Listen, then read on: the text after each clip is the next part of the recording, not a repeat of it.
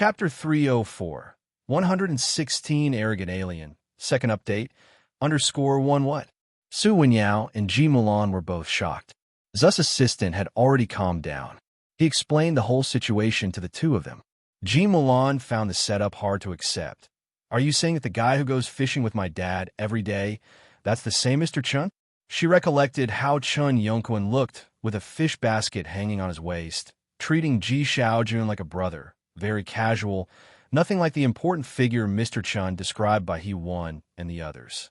Yes, Zu's assistant explained to Su Wenyao. Mr. Chun has already taken over the investigation. Don't worry. Ji Mulan sat to one side, drank a glass of cold water, but still couldn't settle her feelings. Her own father had become fishing buddies with Mr. Chun. That is, the same person she often saw in Ji Hang's courtyard. Su Wenyao didn't expect it either, only having heard from Zu's assistant about the Ji family right before they came. He seized the key point. Didn't you say the Ji family was just an ordinary family from Shanqing? How could they be in contact with foreign labs? And Mr. Chun as well? Is this really just a Shanqing family? I only just found out myself that Mr. Chun and Ji Hung are close fishing friends. But it's true that the Ji family has always lived on Pure Street. Ji Xiaojun is a teacher, and they even have a son who has entered the Ren family. Zu's assistant reflected on by Lian's carefree demeanor. Truly an astonishing stroke of luck. Everything seemed so ordinary, except Mr. Chen's presence was quite illogical. Zu's assistant thought for a moment, and then lowered his voice, murmuring, "Young master, there's going to be a change in the winds in Shanqing. And Bai Lian wants to apply to Jiangjing University. It seems she'll be heading to Jiangjing in the future. That is, it's going to be a bit difficult for her to get into Jiangjing University." Remembering this, Zu's assistant asked, "How many days can you stay? And when will you start tutoring Miss Bai?" Physics is Su Wenyao's strongest subject, and that's also his current research field. He had been admitted to Jiangjing University as one of the top 10 in his major during the entrance exams. Zu's assistant felt that tutoring by Lian would be a challenge even for Su Wenyao. Monday, chemistry class. Although the chemistry teacher was aloof, her hair was always sticking up. It was because of Bai Lian's chemistry test paper. From scoring 100 points, she had dropped to 40. Although this test was simple, looking solely at Bai Lian's score, it was still at the bottom of her grade, but it had been less than 2 weeks since the last joint exam, and she had scored 0 then. After school, Pu Xiaohan and her friends chattered about Bai Lian's 40 points. Wen Qi, with the loudest voice, announced, "Alien, you have to treat us." Bai Lian listened to them calmly as she casually scrolled through her phone. A new friend request popped up on her mobile. "Hello, this is Hewen." This was the person Jiang Fulai had mentioned to her at noon. She accepted the request. Hewen replied quickly. Screenshot. It was a mathematical model. Hewen, "Thank you, Bai Lian." One Jiang Fulai had not told Hewen specifically who Bai Lian was, so Hewen thought she was just another ordinary math genius he had found. Not far away, Director Chun, who overheard the students' conversation, "Should you treat them to a meal for scoring 40 points? How dare you treat Miss Bai this way?" Uncle Chun, Pu Xiaohan, Ning Xiao, and others greeted Director Chun. Because of the Zhang Xiai's incident, the students from Class 15 were very familiar with Director Chun. "Uncle Chun, you're off work so early." It's all right, Director Chun said with a smile as he waved to the students. Then he walked with Bai Lian and the others towards the Zhang family's place. Ning Xiao and the others went to move the flowers first, and Director Chun, trailing a step behind Bai Lian, updated her about the investigation. "We've discovered a lead and are currently gathering evidence. It's unclear how they've been trading." After contemplating for a moment, Director Chun found the connection with He Wan very odd, hard to trace. "I understand," Bai Lian nodded slightly, without expressing any further opinion. Director Chun had always found it difficult to fathom what Bai Lian was thinking or trying to do. Her thoughts are more inscrutable than Jiang Fulai's. He helped the Zhang family move a couple of pots of flowers, then suddenly got a call about new developments in the case, which prompted Director Chun to leave. "Are you heading to the martial arts hall?" Having moved the flowers, Pu Xiaohan took a camera out of her backpack. Bai Lian, head down, was carefully pruning a bunch of iris flowers. She was going to sign a contract with Jean Kai. He'll come with you. Let's take an overall shot of the courtyard first, and then we can film another one after the renovations. Pu Xiaohan estimated the timing. Such renovation videos were popular. This was Pu Xiaohan's new idea, to film all the shops and artisans on that street. Once the tourist route was established, the number of visitors for check-ins would likely increase as well. Xiangqing Culture and Tourism had contacted Pu Xiaohan, hoping she could help with the promotional activities for Xiangqing Culture and Tourism. Upon finding out that Pu Xiaohan was a high school senior, the Bureau quietly set aside the plan for the time being. Chapter 305, 116 Arrogant Alien, second update. _2 students are the foundation of a nation, and they wouldn't disrupt the studies of high school seniors at such time. 6 o'clock. Xingyi Martial Arts School. By the abandoned dried-up well, Bai Lian and Jean Kai stand with one holding a document, as Jean Kai looks down, examining the content seriously. Heiress, some water for you two students. Madame Jean offers water to Bai Lian and Pu Xiaohan, then brings out some fruit. Bai Lian had already finished reading. Sitting across with her school uniform unbuttoned, she took the water and smiled at Madame Jean. Thank you. Auntie, yes, that's the right move. Let me just add a scene to that. Pu Xiaohan was filming Jean Kai's daily surroundings, and at that moment, the camera was aimed at Madame Jean. Bang! The door to the backyard suddenly got kicked open. Pu Xiaohan got a fright, her hand shaking for a moment, almost dropping the camera. Upon seeing the group of people who had just arrived, Jean Kai, who had been reading the document, looked up, his expression changed, and then he instinctively glanced at Bai Lian. Pu Xiaohan didn't recognize these people, but she knew Qin Wei in the crowd and involuntarily took a step back, standing behind Bai Lian. The students of Xiangqing No. 1 Middle School were extremely fearful of the powerful and domineering school bully Qin Wei. Jean Kai, I was wondering why you kept refusing to sell the Xingyi Martial Arts School. Zhou Jian entered with a bunch of people, his face all smiles, but his demeanor carried a sly softness as he glanced at the three people present. His gaze finally settled on Bai Lian, hinting meaningfully, so it turns out you have someone powerful backing you up. That's why you're so bold. Mr. Zhou, Jean Kai stood up, looking at Zhou Jian, said coldly, I've already said, the Xingyi Martial Arts School left by my ancestors is not for sale. Please leave. Zhou Jian was wearing the black practice uniform of Jingfeng Martial Arts School. All the people behind him were dressed the same. Pu Xiaohan's gaze lingered on Qin Wei, her voice lower as she said to Bai Lian, the academic god wasn't wrong. She really does practice Muay Thai, truly deserving of the Chun family. Madame Jean frowned, recognizing Zhou Jian and knowing that Jingfeng Martial Arts School had backing. But she didn't know who it was. All she knew was that the sudden closure of Xingyi Martial Arts School years ago was related to Jingfeng. Hearing Pu Xiaohan speaking with Bai Lian, she asked, Miss Pu, do you know who these people are?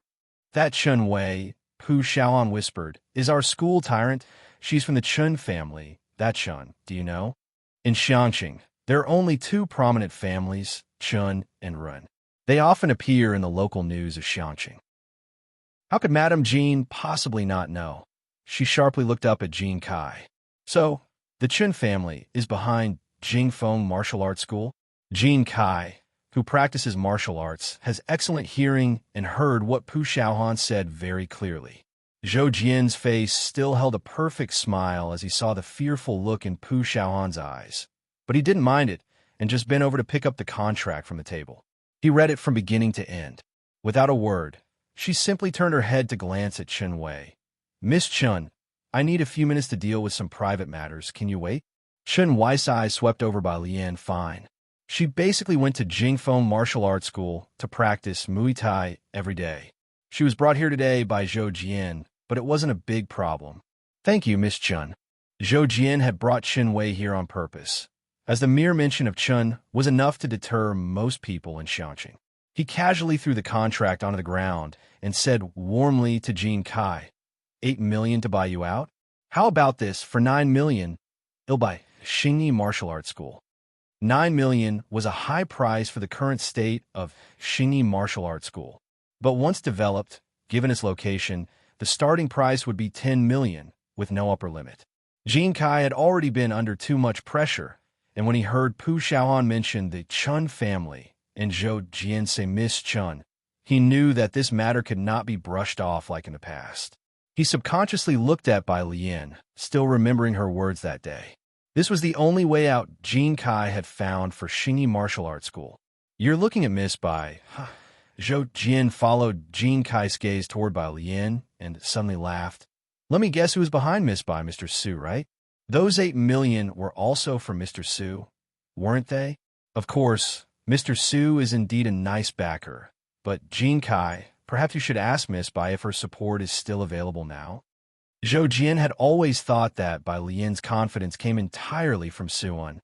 Therefore, once Su-in left Xiangqing, Bai Lian would have no cards left to play. Hearing Zhou Jian go on, Jin Kai's face finally changed. He slammed the stone table fiercely, his eyes fiercely fixed on Zhou Jian. "Jingfeng Martial Arts School is too bullying. I want to sell Xingyi Martial Arts School." "Don't be so hostile. I'm just having a proper discussion with you," said Zhou Jian, looking at Jin Kai. "This area is going to be planned as a tourist route. If you don't sell, do you think it's possible that the tourist route might just pass through Xingyi Martial Arts School?" Jin Kai's body trembled as he looked at Zhou Jian. With those words, he realized that the power behind Zhou Jian was even greater than he had imagined, even capable of altering tourist routes.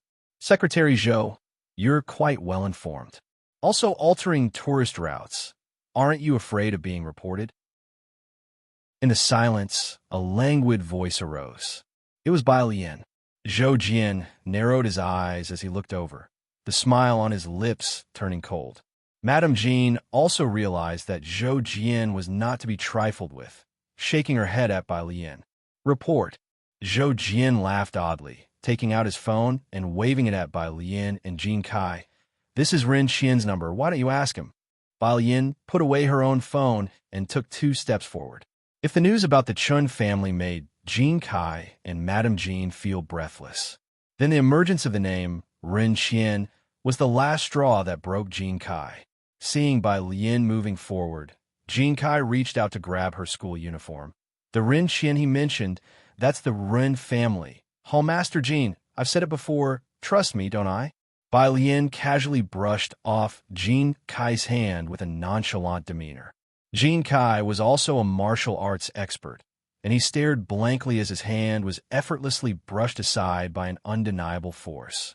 Bai Lian slowly approached Zhou Jian, and she reached out to take Zhou Jian's phone. The dim light of the courtyard cast a hazy shadow on her face. "Secretary Zhou." Bai Lian tilted her head slightly, her lips curving into a lazy smile, her black eyes dark as ink. "How would telling Ren Qian be enough?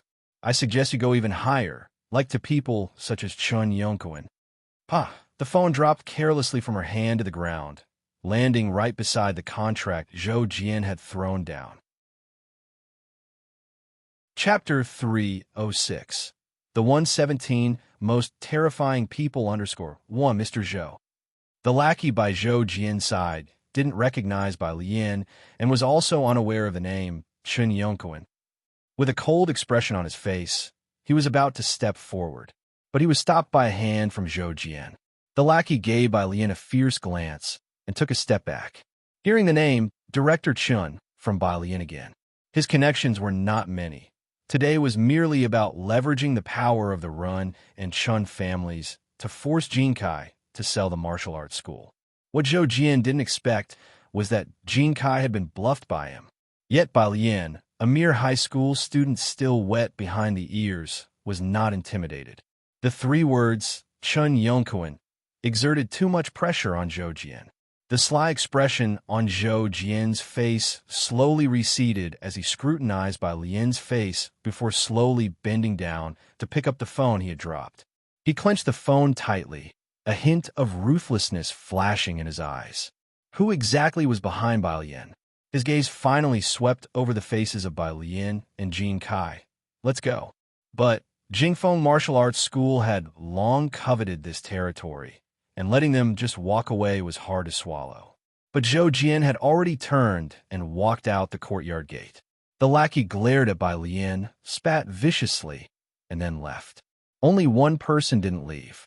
The energetic and optimistic little angel Pu Xiaohan clung to Mrs. Jean's arm, not daring to look at Chen Wei. Chen Wei naturally didn't look at her either, just crossed her arms and said to Bai Lian with a grim voice, "Bai Lian, what's the deal with Zhang Xi's?" She naturally had also caught a lot of people at school to ask, but everyone in class 15 shook like chaff at the sight of her. It was a conversation that was going nowhere. As for Bai Lian, the class 15 teacher treasured her as the apple of their eye, keeping Chen Wei away as if she were a malign tumor. Other times, Bai Lian did nothing but study. Bai Lian also bent down, picked up the contract with nonchalance, and blew on it lightly without looking up, her tone casual. Zhang Xi's was detained in a righteous cause. Her words were light as a breeze. Chen Wei was naturally unsatisfied with such an answer. She took a step forward. "Hey, Chen classmate." Pu Xiaohan threw the camera into Mrs. Jean's embrace. She stood between the two, putting on a brave face as she said to Chen Wei, "We Lianjie don't know about these kinds of things either, right? How could the police let common folks like us know about their investigations? Why give her a hard time? Next year, just ask that idiot. Just ask Zhang Xi's himself." Bai Lian stood behind Pu Xiaohan, gazing up as night fell. A lot of people in Class 15 knew about Zhang Shi's case, but because it involved Yin Lu and several other female artists, the case was not made public, and Zhang Xi's himself didn't explain. Although Yin Lu had already self-exposed to Zhang Shi's friends, the Class 15 students chose to keep it secret in solidarity. As for those from other classes who might gossip, no problem, Bai Lian would suppress them with violence. Xiangshan No. 1 High School was very peaceful. Chen Wei was too dangerous. Pu Xiaohan and the others wouldn't reveal Yin Lu. Knowing she couldn't get any answers, Chen Wei left anyway. After everyone had left, Pu Xiaohan slumped onto the stone bench, patting her chest. "That lady is too scary." The Jin Kai beside her, with a tanned face, looked somewhat puzzled. "Isn't it? Don't you think your classmate is scarier?" The high-level expert had just been brushed off with such a light flick of the hand. Speaking of which, Jin Kai's gaze turned towards Bai Lian. Bai Lian raised an eyebrow and held up the agreement to him. "No more disturbances. Let's continue signing." "Oh." Jin Kai reined in his curiosity and sat back down. "About the travel route he mentioned, change the travel route?" Bai Lian tapped the pen at the signature spot lightly, finally leaving behind two flamboyant characters. She looked up, her tone leisurely. "For that, head need to be alive to change it." Jin Kai, Pu Xiaohan took a quick glance. That was not Bai Lian's usual by-the-book handwriting. After signing, Bai Lian took out her phone and sent a few words to Director Chen. "Xiangqing Hospital, 7 p.m. A bunch of people were waiting downstairs. Many passers-by watched this scene. What's going on? So many doctors? Don't know. Was there some kind of mass traffic accident? A consult for multiple traumas?" The discussions buzzed around. Su Wenyao stood behind Dr. Li and the dean at 7:05 p.m. A black commercial vehicle stopped at the entrance. The CN antidote had finally arrived. After confirming the license plate number, Dr. Li hurriedly stepped forward. The driver's window rolled down, and the fierce, cold man passed a silver case to Dr. Li. There was a tiny MTR logo on the bottom left of the silver case's front. Dr. Li carefully accepted the case. The moment he took the case, the car window closed with a swish, and with a rev of the engine, the driver sped away, leaving as if what Dr. Li had received wasn't medical supplies from MTR, but a bomb. Dr. Li didn't think too much of it, while everyone else's gaze was fixed on the antidote in his hands. "Dr. Li, is this the medicine that can save my dad?" Su Wenyao asked. Dr. Li walked into the hospital. The dean followed Dr. Li. "Let me handle this case for you. They'll go and call a few experts from neurology over." Since Dr. Li had been communicating with Bai Lian from the beginning, Suan was under his care, and naturally the medicine was also managed by him. Although Su Wenyao and Ji Mulan were the family members, at this moment they were squeezed aside by a group of doctors and interns. In Su In's ward, Dr. Li eagerly stared at his thesis. No, at his patient. He recorded the physical symptoms, then took out the CN antidote, withdrew 1/3 of the transparent liquid with a syringe, and injected it into Su-un. The dean took over the medical record from the nurse's hands and personally noted the changes in vital signs. Outside the ward, Su Wenyao, Ji Mulan, and assistant Su were also anxiously waiting. 8 o'clock. Su-in finally woke up, and the ventilator was removed from him.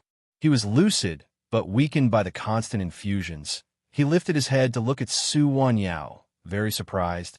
"How did you come enchanting?" Assistant Su recounted the events to Su-in. So much had happened during the 2 days, he was unconscious. Su-in weakly lifted his hand. "Wenyao, you go ask the Ji family for help on my behalf first." Due to Bai Lian's request, it was inconvenient for Su-un to show himself right now. "I know." Su Wenyao had already arranged it. "Also, keep an eye on your grandmother.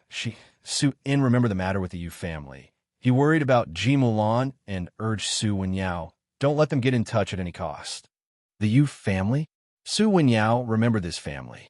They're prone to being a target, and their character, Su-in paused thoughtfully, is bound to be agitated by people stirring trouble and malicious flattery.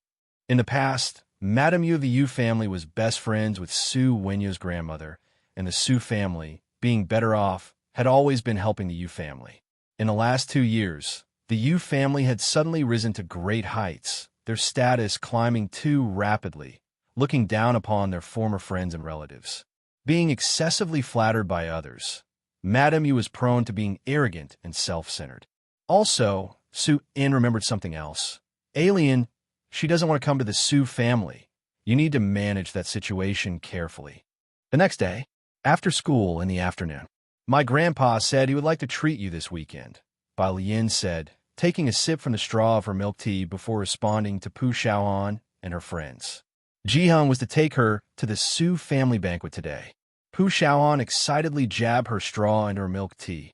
Then, okay. She couldn't pierce through, and the sharp end even crumpled. This straw is just like a math exam paper.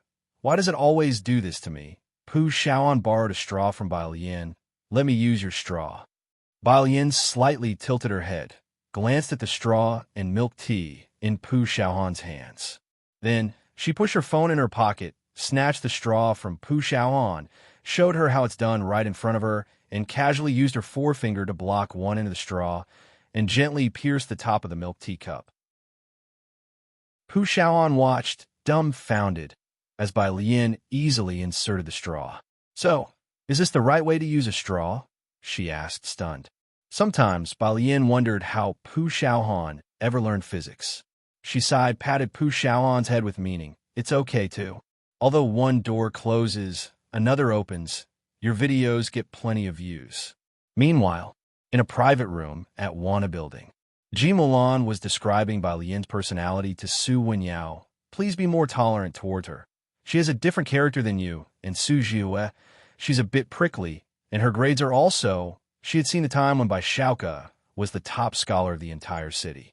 The Bai family brought Bai Shaoke home with much fanfare, and at that time, every newspaper in Beijing was featuring this news. Bai Kaiming's 2 illegitimate children were indeed outstanding, so much so that Ji Mulan doubted herself. After divorcing Bai Qiming, she met Su-in, and Su Wenyao was also a student at Jiangjing University. And Su Jiue, he was the second best at the affiliated high school, a contender for the national top scholar. Both of them were not only excellent, but also very modest. Having met so many outstanding individuals, Ji Mulan sometimes wished irritably why Bai Lian couldn't be like Bai Shaoke. Su Wenyao had been listening to Ji Mulan attentively.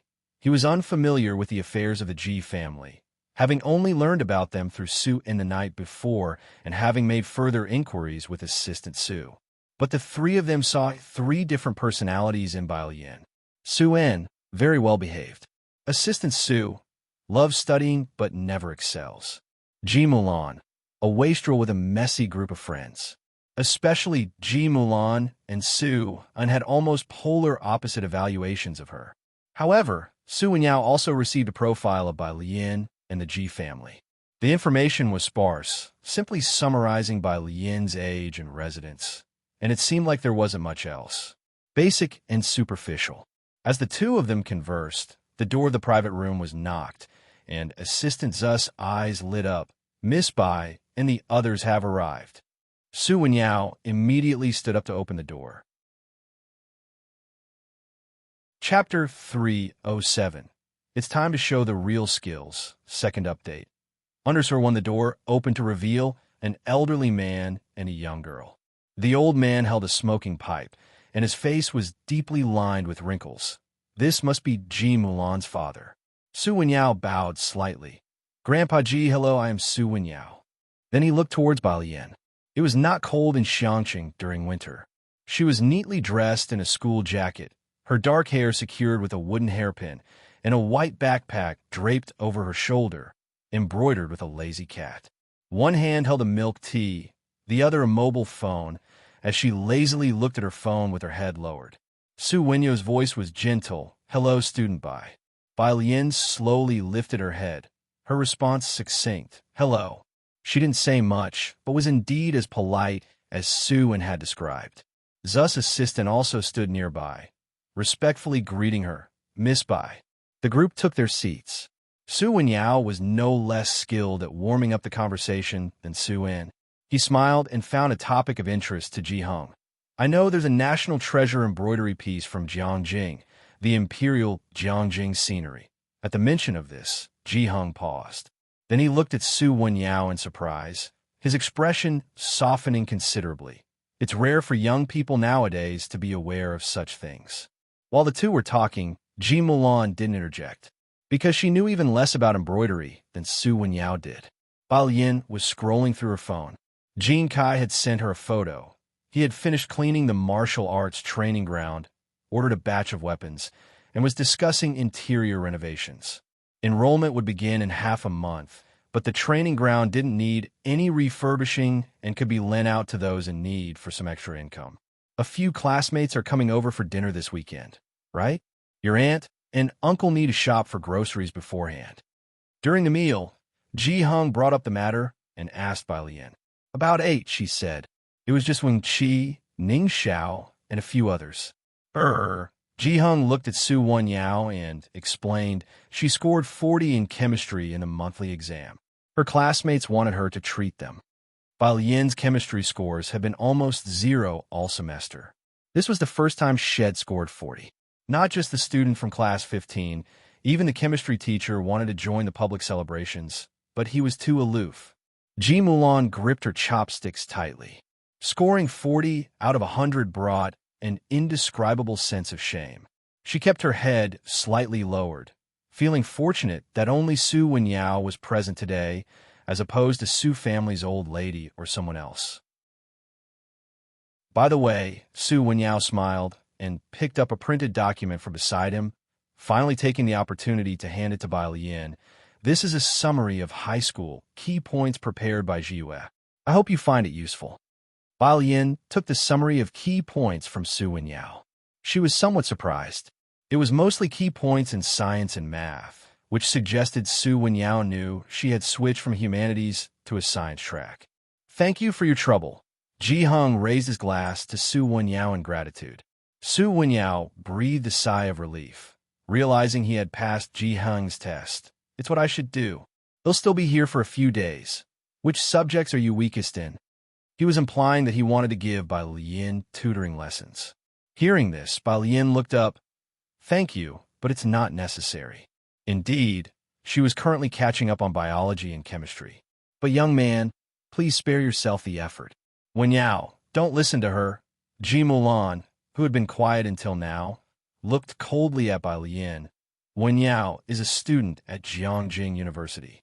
Having him tutor you is something many people can't even ask for.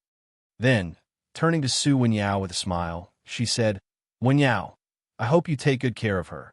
If you really have nothing to do, Bai Lian crossed her legs, lifted her head slightly, and looked at Ji Mulan with a half-smile.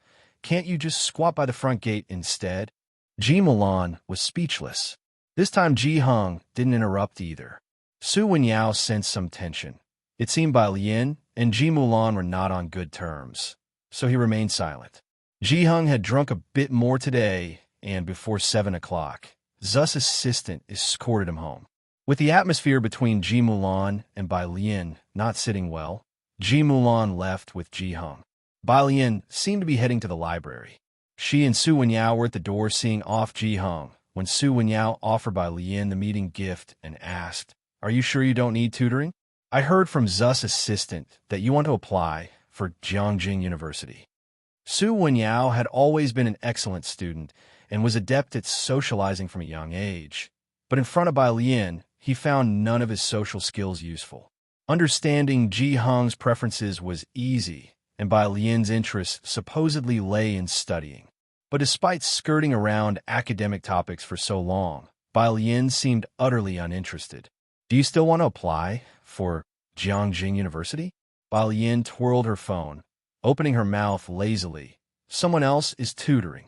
As she spoke, a car slowly came to a stop across the street. Chapter 308. It's time to show the real skills. Second update. _2 Su Wenyao still wanted to inquire about Bai Lian's tutoring arrangements. Bai Lian waved at him. She walked to the other side and got into a car. A black business car, pretty luxurious. Su Wenyao stared at the vehicle, taken aback. He remembered that the Ji family's information indicated they had always lived on Pure Street. Without changing locations, was the driver a friend or a relative? Su Wenyao took out his phone and snapped a photo of the license plate. Then he opened WeChat, the account of Bai Lian he had just scanned. She hadn't accepted it yet. In the car, Jiang Fulai sat in the back seat, his computer on the table, and his slender fingers tapping on the keyboard. The light from behind shone on his face, casting a cold, jade-like curve that seemed unapproachable. "Where's Jiang He?" Bai Lian didn't see Jiang He. She held her phone and, seeing Su Wenyao's request, accepted it. Jiang Fulai closed his laptop nonchalantly, honestly complaining to Bai Lian, "He's like a mushroom." Bai Lian. Jiang He had been in self-isolation all day, because of the ink dot on his face. When Bai Lian arrived at Jiang He's room, he was still crouched under the small drawing table. He must have heard the door open. He covered his ears with his hands, head bowed. Jiang He was relatively easy to care for considering his autism. He neither screamed nor harmed himself or others. He truly personified the term self-contained. Mushroom, mushroom, mushroom. Bai Lian couldn't stop thinking. She rid her mind of the young master Jiang thoughts and then squatted beside him, reaching out and flicking the back of his head. Sensing who was nearby, Jiang, he slowly relaxed his hands and looked towards Bai Lian. "Have you eaten?" Bai Lian asked softly, rubbing his head, her drooping eyes unusually gentle. Jiang He shook his head. Bai Lian tilted her head slightly. Then, "Shall we go out to eat?" Jiang He nodded slowly. Jiang Fulai leaned in the doorway, hand casually in his pocket, watching Jiang He and scoffed. "You go ahead and get busy." Bai Lian flicked Jiang He's forehead again and said to Jiang Fulai, "We'll take him downstairs to eat." Mondays were the busiest for Jiang Fulai, with team meetings, summaries, and setting tasks for the upcoming week. He had been at odds with Jiang He all day. Only now did he have time to go to the study to take care of lab affairs and hold an online team meeting. Jiang Fulai returned to the office not very pleased. Bai Lian took Jiang He downstairs to eat. Ming Dongheng had already set the meal and then sat on a sofa nearby, ready to take orders. Bai Lian had eaten at Wanha Building and was now pulling out her homework, sitting next to Jiang He and beginning to work on problems. She casually placed her phone aside. Jiang He nibbled on white rice and glanced over just in time to see a message displayed on the screen. "Do you really not need me to tutor you? I'm from the physics department." Jiang He paused, checking carefully to make sure he wasn't misreading the characters, as the WeChat on the table didn't show names. He began to eat faster. Chief Chen had heard that Bai Lian was here. After finishing his work late at night, he rushed over to report to Bai Lian on the progress of the case. "Miss Bai, the person you asked me to watch had some movements tonight." Bai Lian looked down and finished a problem. She nodded in acknowledgement. As expected, the progress was swift, and Chief Chen also took the rare opportunity to relax. He sat down next to Ming Dongheng and suddenly remembered something. Mr. Ming. Ming Dongheng looked up at him. I was listening to an internal meeting at the Chun family today. Because Bai Lian was doing her homework, Chief Chun lowered his voice. Chun Jingyu passed the preliminary application and is about to be officially assessed. Did you know? Also, her senior brother seems to have a recommendation quota too. Ming Dongheng's eyes narrowed. He'll ask for you. Chief Chun pondered slightly. He was aware of Ming Dongheng's current situation. Jiang Fulai's identity was sensitive, and his safety was highly valued by those above. Ming Dongheng was officially placed by Jiang Fulai's side. If Chun Jingyu entered Dongwu for Jiang Fulai's safety, they would also squeeze Chun Jingyu into Jiang Fulai's side. Chief Chen knew in his heart. This information must have been deliberately leaked to him. He took his phone and went outside to make a call. He was fairly familiar with Chun Jingyu. Can you inquire about the current recommendation system at Dongwu? Are you asking for Ming Dongheng? Chun Jingyu hit the nail on the head. Chief Chun was rising with the tide within the Chun family. He also had some understanding of the Yu family, and Yu Hongyi now had a high call within the Chun family. Yu Hongyi was quite renowned within the Chun family. Some people admired her like Chun Jingyu did, while others were not so friendly towards her. Chief Chun, however, saw through this quite clearly. Yu Hongyi knew her circumstances. A small shrimp like the Yu family had to try their best to showcase their abilities to stand out, or they would never be noticed. The Chun family valued martial prowess, and resources were allocated accordingly. But being lifted too high could make one float away. Yes, Chief Chen didn't hide which side he was on. I don't remember you being so close with him. Chun Jingyu frowned. The situation is different now, and moreover, Bai Xiao. Chief Chen wasn't familiar with Ming Dongheng before, but the situation had completely changed now. Hearing that Chief Chun was about to bring up Bai Lian again, Chun Jingyu cut him off directly. There's nothing I can do about this matter. Of course, unless he's willing to apologize to Master Yu. Apologize? Chief Chen recalled the last incident. Pu Xiaohan had spoken out first, but Pu Xiaohan had also apologized afterward. As for Bai Lian, Chief Chen really didn't think Bai Lian said anything, and he didn't understand why Master Yi reacted so strongly. Is there really no other possibility? Chief Chen was not quite ready to give up. No.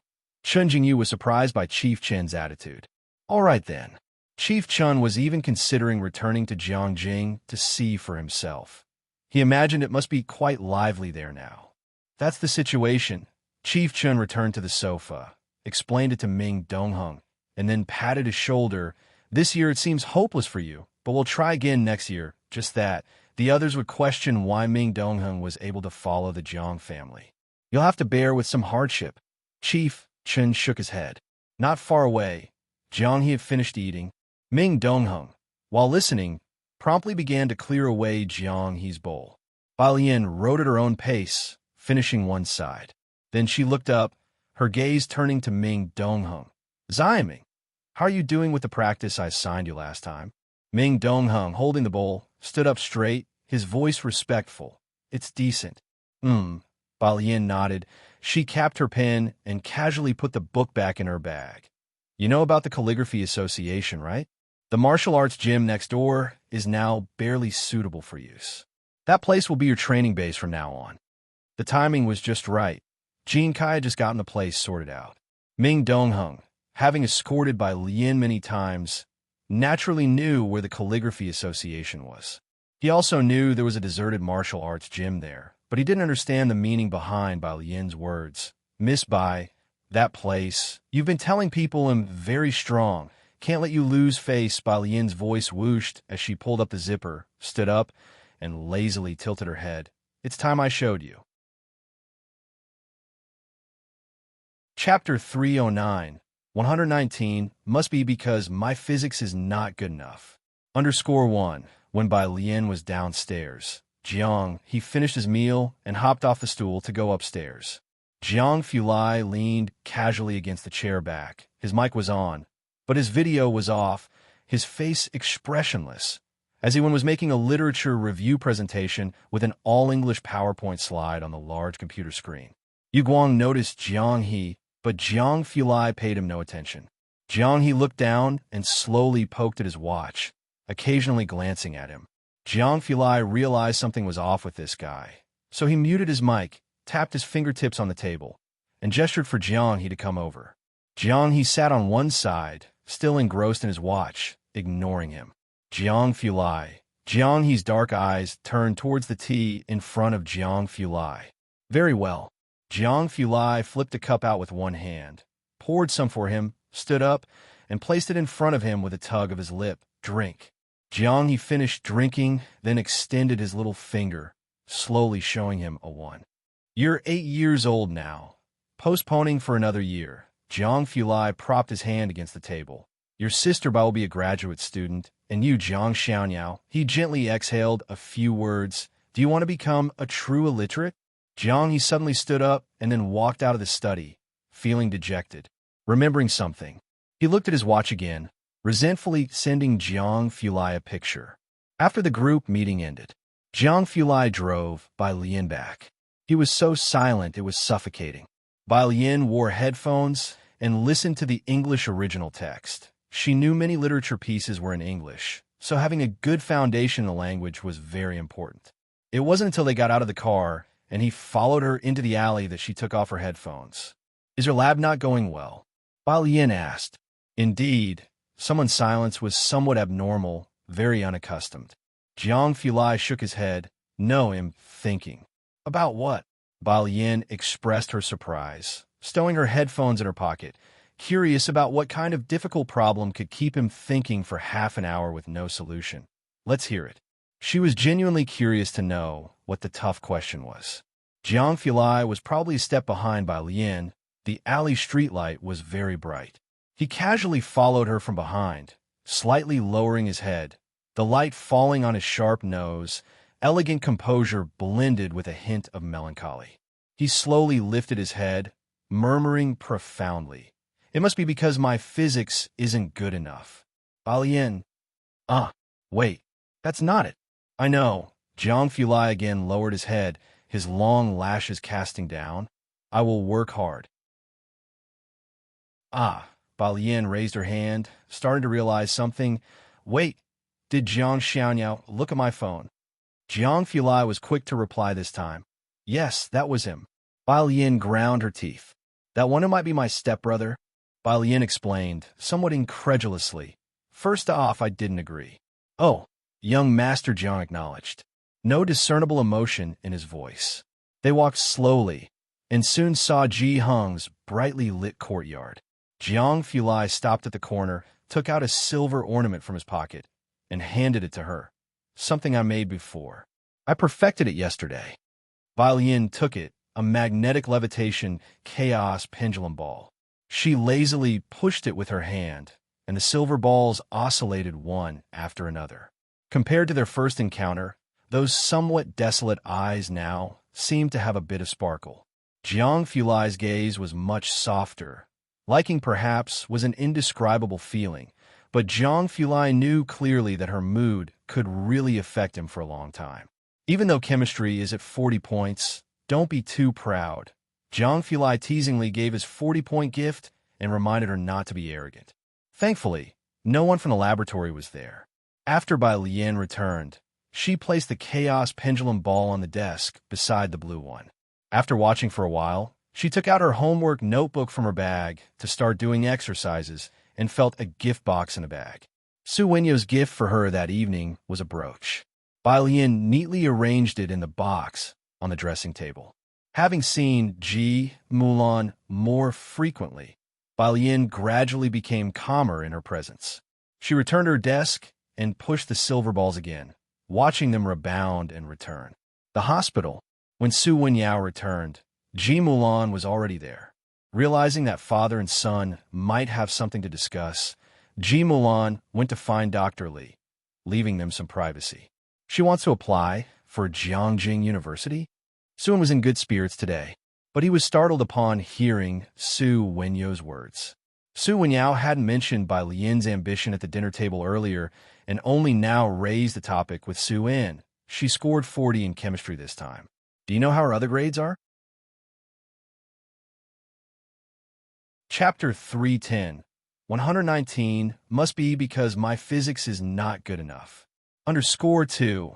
I remember it was over 400 once. Su In recalled the first parent-teacher conference Ji Hung had with Bai Lian, Jiangjing University. Might be tough.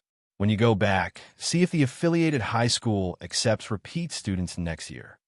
Bai Lian's current scores were indeed not enough to get into Jiangjing University. The two of them were discussing where to repeat the year next year. When Yu Guang saw Ji Mulan coming back, Su In shifted the topic and didn't mention Bai Lian's situation in front of her anymore. How is your exam preparation going? Whose research do you plan to pursue? He figured that Ji Mulan must disapprove of the idea of Bai Lian trying to get into Jiangjing University. Su Wenyao was in his junior year and didn't yet qualify for direct recommendation for postgraduate studies. He had only participated in 2 projects in the physics department and was preparing to take the postgraduate entrance exam next year. It's about getting in first. I remember you always talking about the dean of your physics department, academician Ma, Su In said. He didn't understand physics academia, but he had heard a lot about academician Ma from Su Wenyao. Beside them, Ji Mulan was silently listening to their conversation. She understood physics academia even less than Su In, and she didn't know much about Jiangjing University either. But most people inherently respect scholars. She was no different, offering a compliment. Wenyao, you're so smart you'll definitely be able to study under academician Ma. Do you even know who he is to apply to his research group? Su Wenyao responded to Ji Mulan's words by shaking his head and sighing. Annie, just being able to participate in one of his projects would be a glorious achievement on my resume. His team members are all postdoctoral researchers from Jiangjing. Su-in was hearing about this for the first time. Is it that difficult? Of course, as you also know, Su Wenyao said softly, who is behind academician Ma. Su-in was well aware of this. The two were speaking in riddles, and Ji Mulan only understood half of it. She didn't know who was behind this so-called academician Ma, but she understood they were not someone they could aspire to reach, especially since even Su Wenyao found it difficult to enter academician Ma's lab. This was simply not their circle. For Ji Mulan, the Su family itself was already a circle hard to access, and for someone whom even Su Wenyao struggled to meet like Dean Ma, that was the stuff of legends. Out of reach. The next day, after school in the afternoon, Xiaoqi waited at the entrance of number 1 high school with an effortless grace. His face still youthful at 17, he looked more like a high school student than the actual students, despite not wearing a uniform. Who is this? Pu Xiaohan and others were seeing Xiaoqi for the first time. With a polite and shy smile, Xiaoqi said, "Hello, elder brothers and sisters, just call me Xiaoqi." "Xiaoqi, little brother, my name is Wang Qi." Wang Qi's eyes lit up. He stepped forward to put his arm around Xiaoqi's shoulder, feeling good about being able to act as an older brother. Xiaoqi responded with a light and breezy tone, "Brother Wang." The group of youngsters laughed and joked as they made their way to Zhang Ma's flower shop, where Xiaoqi finally found the chance to talk to Bai Lian about finding partners for the solid element paste.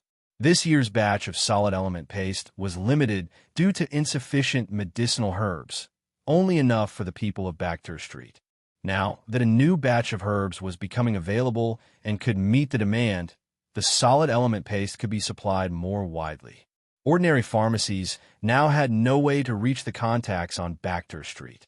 So the families that were now able to get in touch with Xiaoqi were famous and influential at home and abroad. In planning to hold an auction at the bar and have the boss present, he'll invite several competitors, and Xiaoqi said with a sense of justice, the highest bidder will win. He hadn't even attended personally, leaving it to Mao Kuan to sit in for him. Mao Kuan didn't even have to say much, just maintaining silence and mystery, and quoting a number at the end was enough. That was the image Xiaoqi had crafted for Mao Kuan. Chun family. Bai Lian heard the surname and had always known that many people approached Xiaoqi for partnerships. Bai Lian didn't understand these matters, leaving them all to Xiaoqi. However, she did pay attention to the surname Chun, since Director Chun made it to his side in the first step because of his surname. Right? A friend of yours? Xiaoqi asked Bai Lian. Bai Lian smiled. It's nothing. Follow your own pace. I don't really understand these things. Although she said so, Xiaoqi took note of the surname Chun.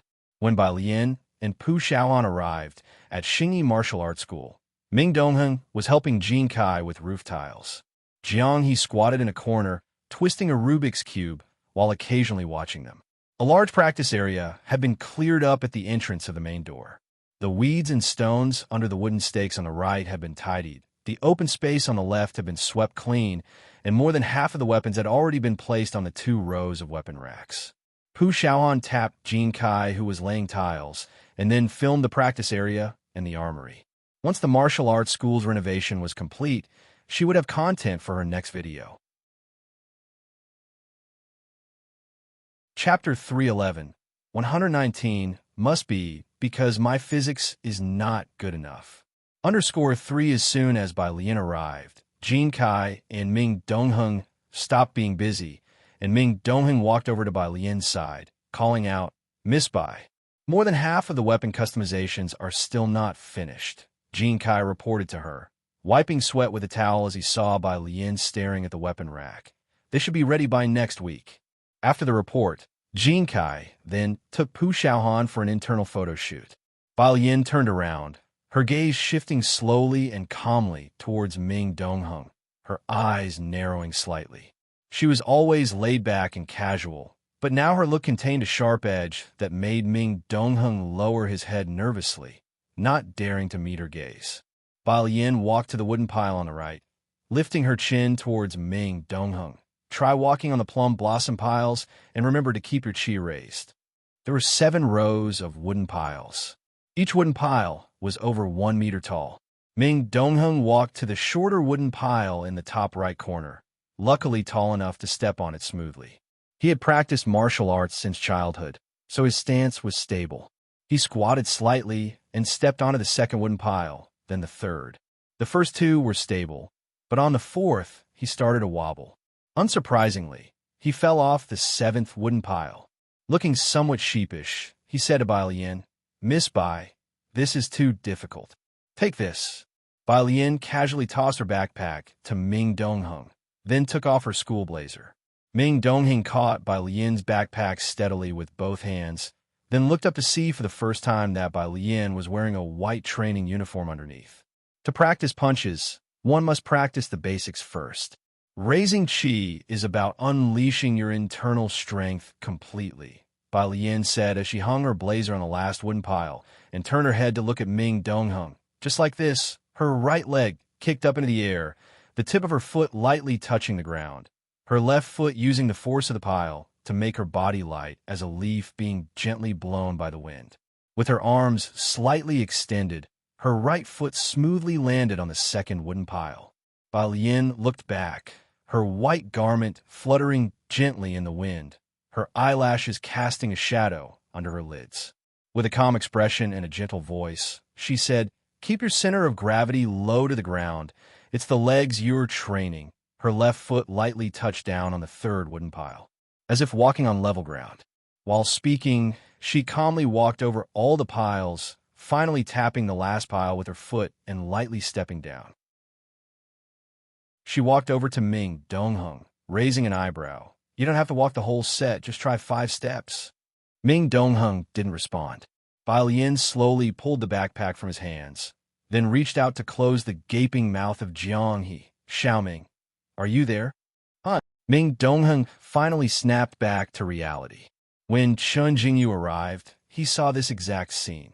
Ming Dongheng standing on the corner wooden pile, staggering like a drunkard. Miss Bai. Chun Jingyu's mouth twitched slightly before he approached Bai Lian with some information. Heiress, some material we've found. Bai Lian took the material he provided. It was about Zhou Jian. He has had 5 contacts with the trafficker, the first one 17 years ago, the most recent one yesterday. Chun Jingyu explained as he handed over the material. With such a span of time, our people are still interrogating him. Chun Jingyu had done a good job keeping this investigation secret. monitoring all of Zhou Jian's social media accounts until finally locating the trading place and records yesterday. Nearly 20 years of industry chain, this fact was unexpected to Chun Jingyu, involving many people, and now nearly half of the middle management in Xiangqing has been taken down, all under investigation. At the lightest, they would lose their position, but the heaviest penalty was over 3 years in prison. Chun Jingyu's third major action in Xiangqing burned too fiercely, raising his performance and merits through the roof, making many people in Jiangjing wary of his methods. Ren Xian was found to be clean, but now he too was trembling with fear, not daring to make a single move. After all, Zhou Jian used to be his chief secretary. Bai Lian finished reviewing the material before handing it back to Chun Jingyu. Chun Jingyu took the material back, and then looked at Ming Dongheng, who was still practicing on the plum blossom piles, raised his voice and said, "Mr. Ming, in that case, he'll take Miss Bai home. Take your time practicing."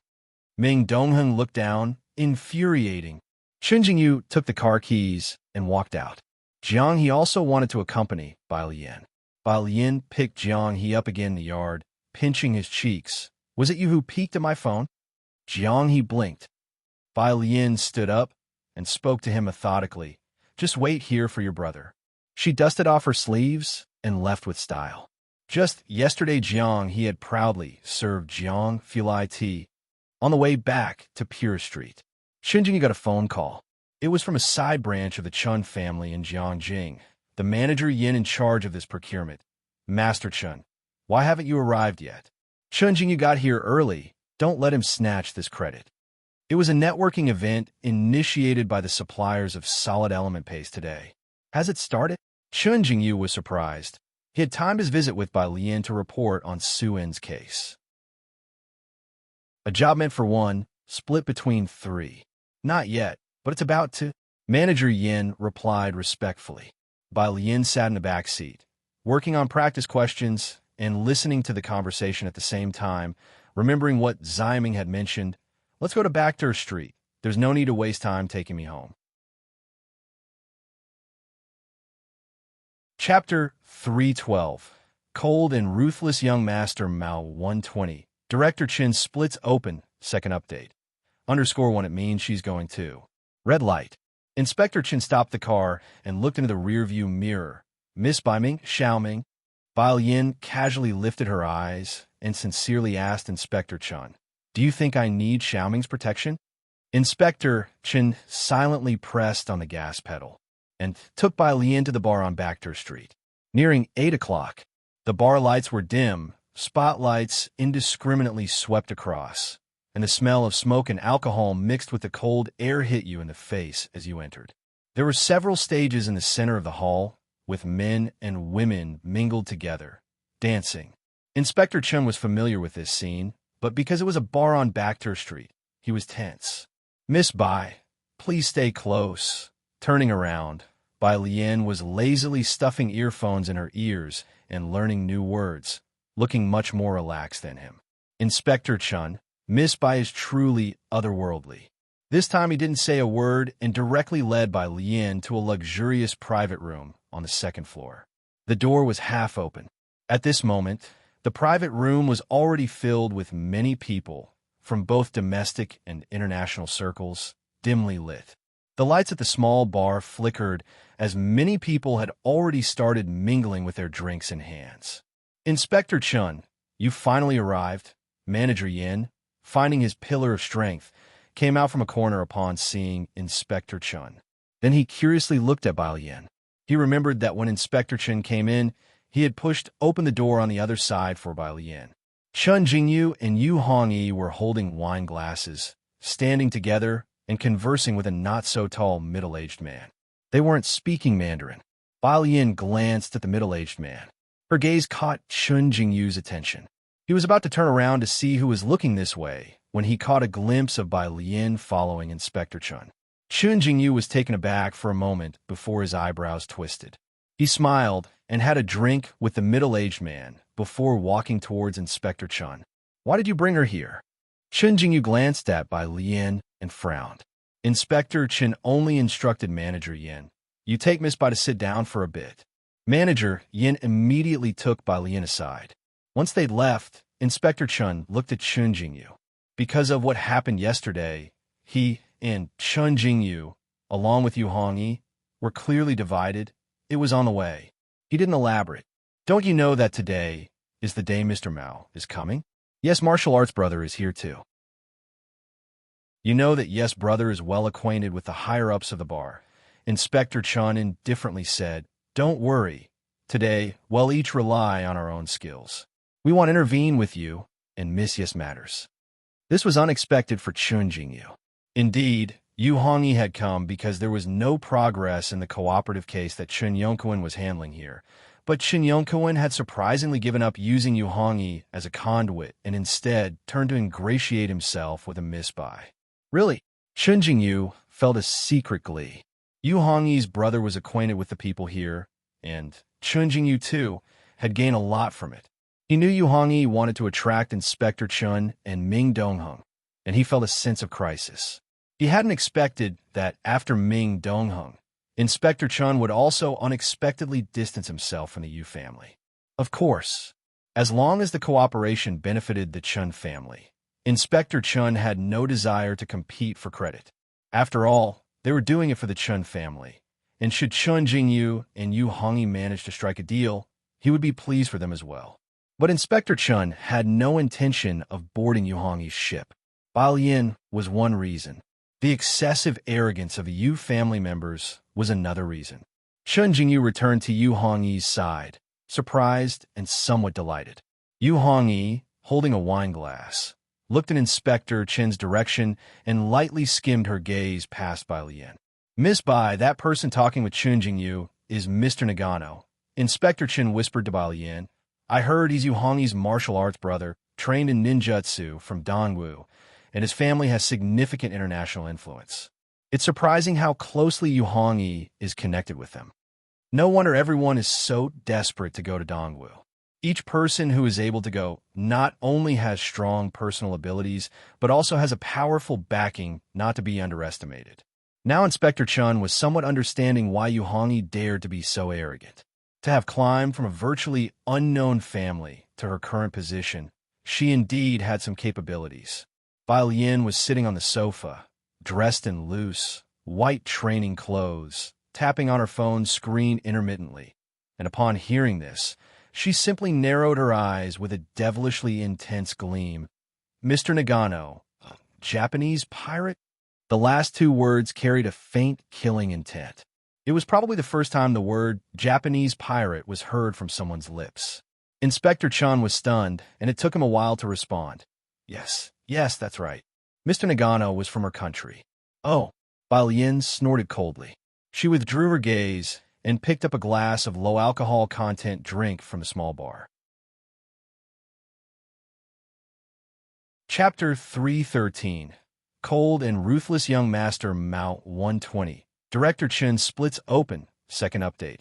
_2 this attitude. Director Chun couldn't help but think of Jiang Fulai. He was okay with people from other countries, but his hostility towards people from the island nation was famous. Everyone talked about cultural exchange and the global nature of science, and many domestic critics used this to discredit Jiang Fulai behind his back. But the young Master Jiang only had one cold response. What? They want me to help them alleviate poverty. This retort not only overturned the domestic academic world, but also reached the ears of people like Director Chun, who Jiang considered to be illiterate. Bai Lian fell silent. She lazily tapped the bar and calmly ordered, "A glass of iced milk for me." Manager Yin hurriedly whispered, "Miss Bai, this is a bar we don't have." The bartender had already changed, and before Manager Yin could finish speaking, the new server magically produced a glass of room-temperature milk, then took out some ice cubes and placed them in an empty glass, flipping it over seamlessly. He carefully added the ice cubes to the milk with tongs, performed a cool trick, and then respectfully made a please gesture. "Your milk." Bai Lian. She picked up the milk and then looked at Manager Yin. "What were you saying?" "Nothing." Manager Yin fixated on the glass of milk in her hand and quickly looked away. "Nothing. Please drink." Bai Lian took a sip of milk before taking out her homework from her backpack. Manager Yin and Director Chun went to recognize people together. 8 o'clock on the dot. The door to the luxury private room opened. People huddled in small groups, chatting in low voices about collaborations, all stood up, their gazes turning towards the door. Director Chun and Manager Yin moved back towards Balian. Director Chun, Manager Yin whispered into Director Chin's ear, explaining, "That's their person in charge for this time. Have you met him before?"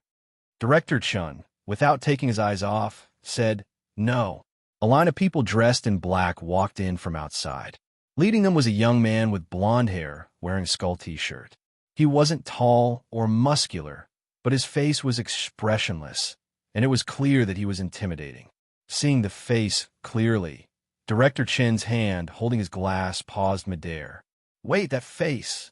It looks just like Xiao Mao, the guy he competed with for washing dishes." Mr. Nagano by Yu Hongyi's side promptly, smilingly stepped forward, young Master Mao. He spoke in remarkably pure Mandarin.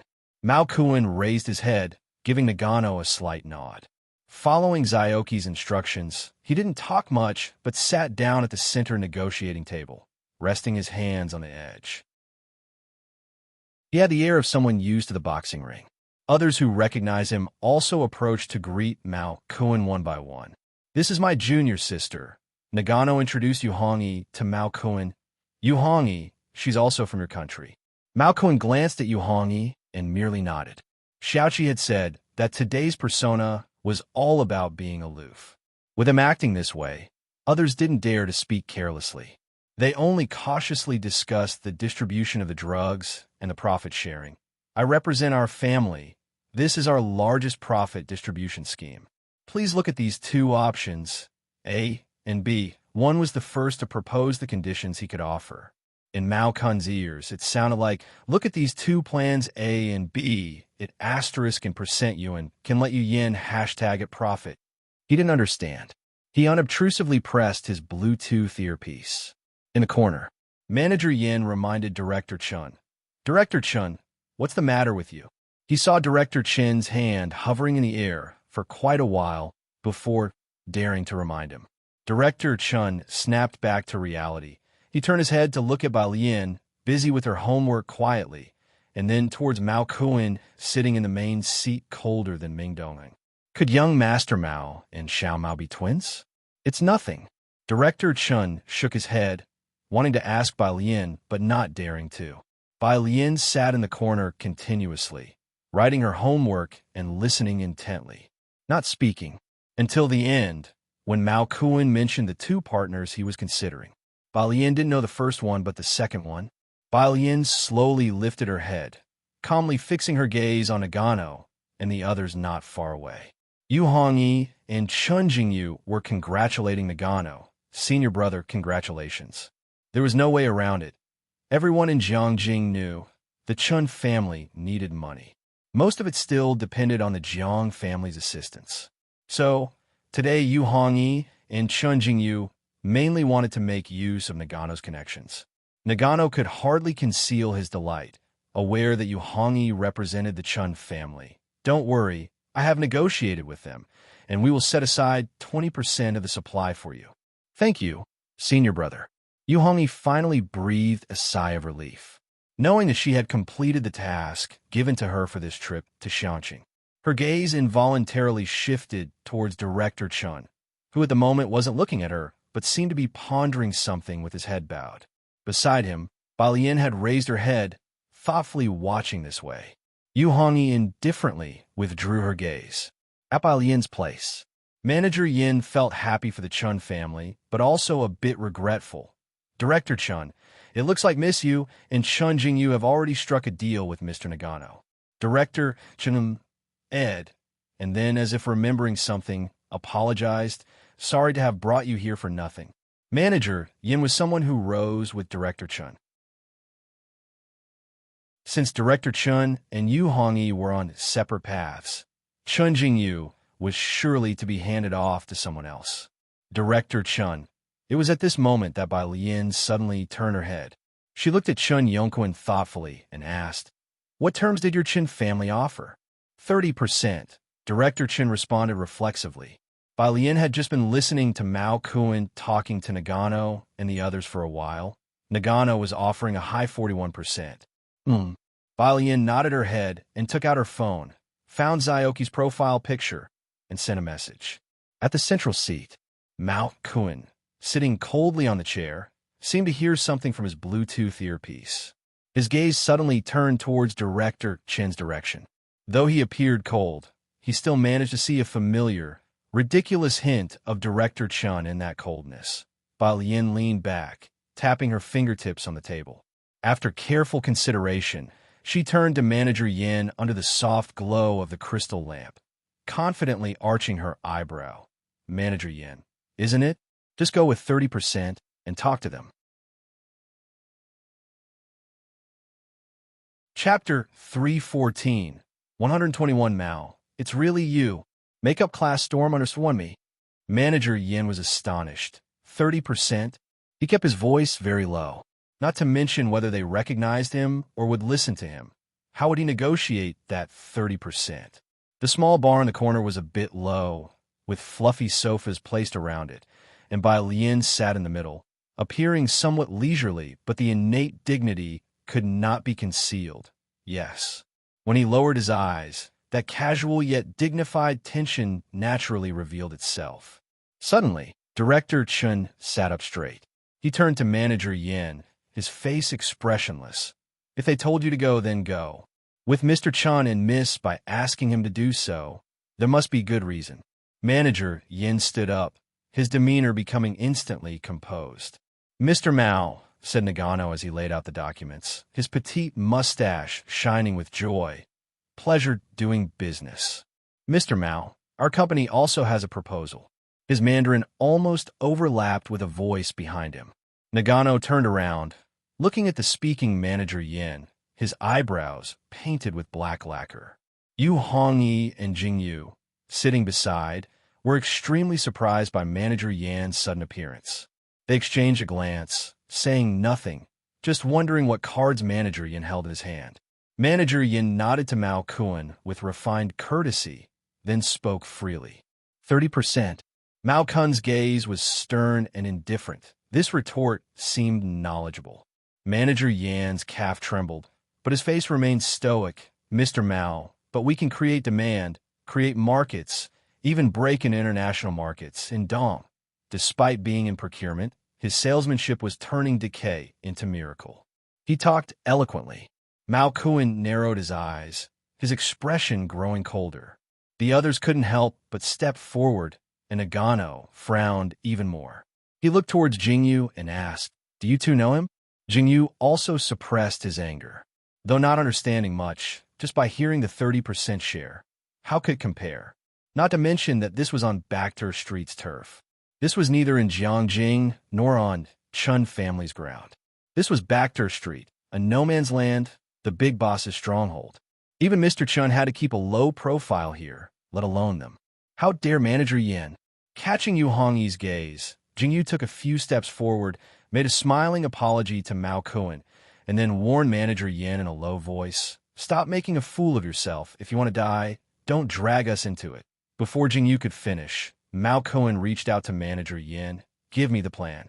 Manager Yin spoke as if he were ready for death, waiting for Mr. Mao to throw him out, but unexpectedly, the latter extended his hand to him. Did he believe his pie in the sky? He stiffly handed over the document. Mao Kuan sat upright, looking through the document from beginning to end, slowly, and then looked up. Sustainable. He paused for a moment, said nothing further, stood up, and reached out to Manager Yin. "Pleasure doing business." Manager Yin extended his hand in astonishment. This was a gesture of collaboration. Bang, Mr. Mao. Nagano's eyes were like icy stars as he slammed the table with such force that he cracked the granite surface. "Are you saying you do not wish to cooperate with us, Dongwu?" Whoosh! Everyone took several steps back.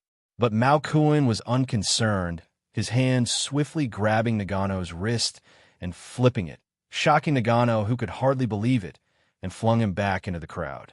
Before this, no one knew the depth of Mr. Mao's skills. Only then did Mao Kuan lean back in the boss chair, pull out a cigarette, put it in his mouth, and smirked at Nagano. What thing do you think you are, to dare threaten me? He smoked the cigarette, cocked his head, and pressed his Bluetooth earpiece. Drag him out. The rules of the road should be followed. There's no way around it. They didn't like Japanese pirates. Mao Kuan clicked his tongue.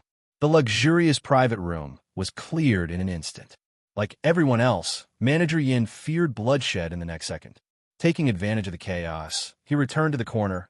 Mr. Chun, Miss Bai, we shall leave. Before Yin could finish, someone tapped him on the back. Buddy, make way. That voice. Manager Yin turned around, only to see Mao Kuan, who had just been bloodthirsty and cruel, grinning at him with a lit cigarette in his mouth, looking very much like a punk. Manager Yin stiffly moved aside, revealing Director Chun sitting on the sofa. Director Chun looked up at Mao Kuan. Hey, Mr. Chun. Mao Kuan waved at Director Chun, and then went to speak to Bai Lian. Sis, how did I do just now? Not bad. Bai Lian was doing homework and did not look up. Chapter 315. 121 Mao. It's really you. Makeup class storm _2 Mao Kuan chuckled. I think so too. He then looked around. How do you do homework when it's so dark here? Where's the light? The bartender was showing off his ice handling skills and served Mao Kuan a cocktail, replying, Miss Bai said it's brighter here than downstairs. No need for lights. As these people were talking, not to mention Manager Yin, even Director Chun couldn't help but wipe his face, thinking in shock. Ah, it's really you, Xiao Mao. Once Bai Yin finished writing a test paper, she went downstairs. Manager Yin silently followed behind Director Chun. Director Chun, why didn't you say earlier that Miss Bai knows Mr. Mao? Director Chun, how was he to explain that he had even competed with Mao Kuan to do the dishes? Friday evening, in a courtyard in a purest street alley, an elderly person with snow-white hair coughed several times before lifting his head. You cough. You're going to a classmate's house for dinner? His voice was unusually happy and curious. Ning Xiao patted his grandmother's back, poured her a cup of warm water, and frowned. Granny, I better not go. We'll take you to the hospital instead. When people get old, it's like this. Grandma Wang smiled and patted his arm, her wrinkled face resembling a Buddha statue. You go and have dinner at your classmate's place, and invite them to come over for dinner sometime. It was evident she felt reassured. Ning Xiao really didn't like it when she talked about being old all the time. He watched her take her medication and reluctantly left the house, not entirely at ease, reminding her, call me or your uncle if you need anything. Ji Heng's yard was bustling with activity at the moment. When Ning Xiao arrived, all the others were already there. Some were playing Go, some watched Ji Heng and Ji Xiaojun cutting vegetables in the kitchen, and some were admiring the cabbage Ji Heng had yet to stitch on his embroidery stand. Shen Qing came out holding 2 plates of fruit. Kids, fruit time. Thank you, Auntie. Thank you, Auntie. Upon seeing Ning Xiao, Wen Qi hopped down from the tree. Top student, give me the insider scoop. Who among you 3 will be first in the final exams? Apart from issues like not liking their food or having no fun, the only other worry for students was grades. Wang Qi, Tang Ming, who was vexed and playing chess with Jiang He, looked up and said earnestly, Can you not drag me into their war? It depends on the difficulty of the exam. Ning Xiao knew about Bai Lian's depth in studying chemistry.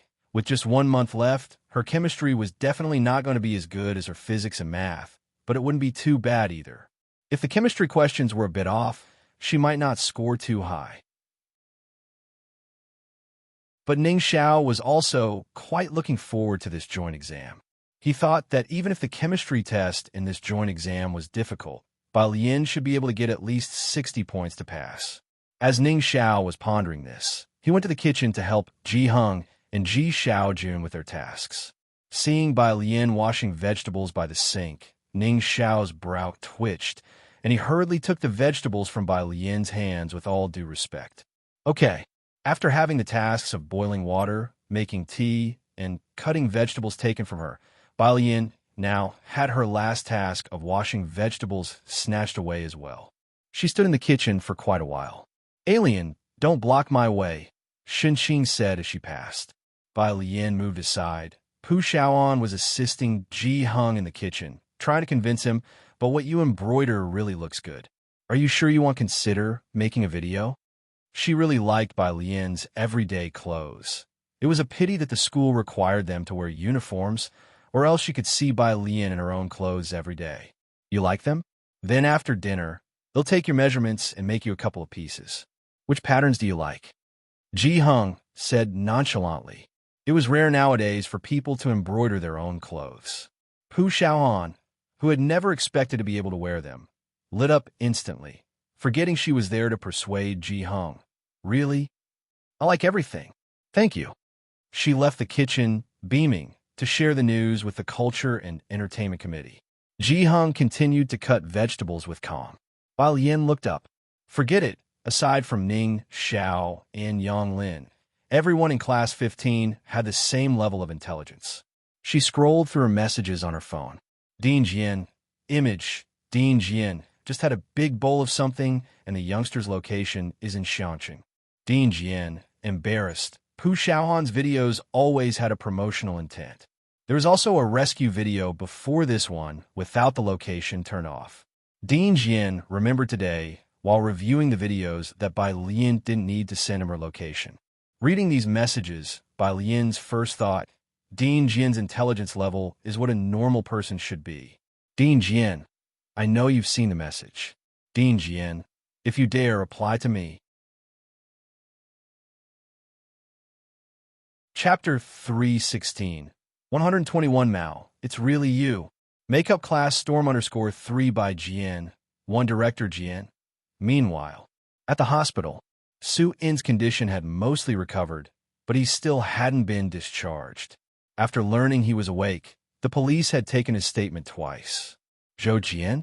I don't have any conflicts of interest with him. Su In was pondering over any conflict he might have had with Zhou Jian. He's in cahoots with that Mr. Liu. Assistant Su reminded from the side. That was the only explanation. Of course, they couldn't have known that Zhou Jian always thought Su On was Bai Lian's backer.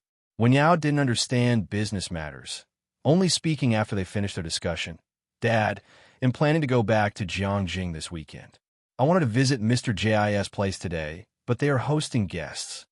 Wen Yao initially wanted to stay a couple more days to tutor Bai Lian, but Bai Lian didn't need it, and Wen Yao, who was also focused on his studies, didn't plan to waste his time here.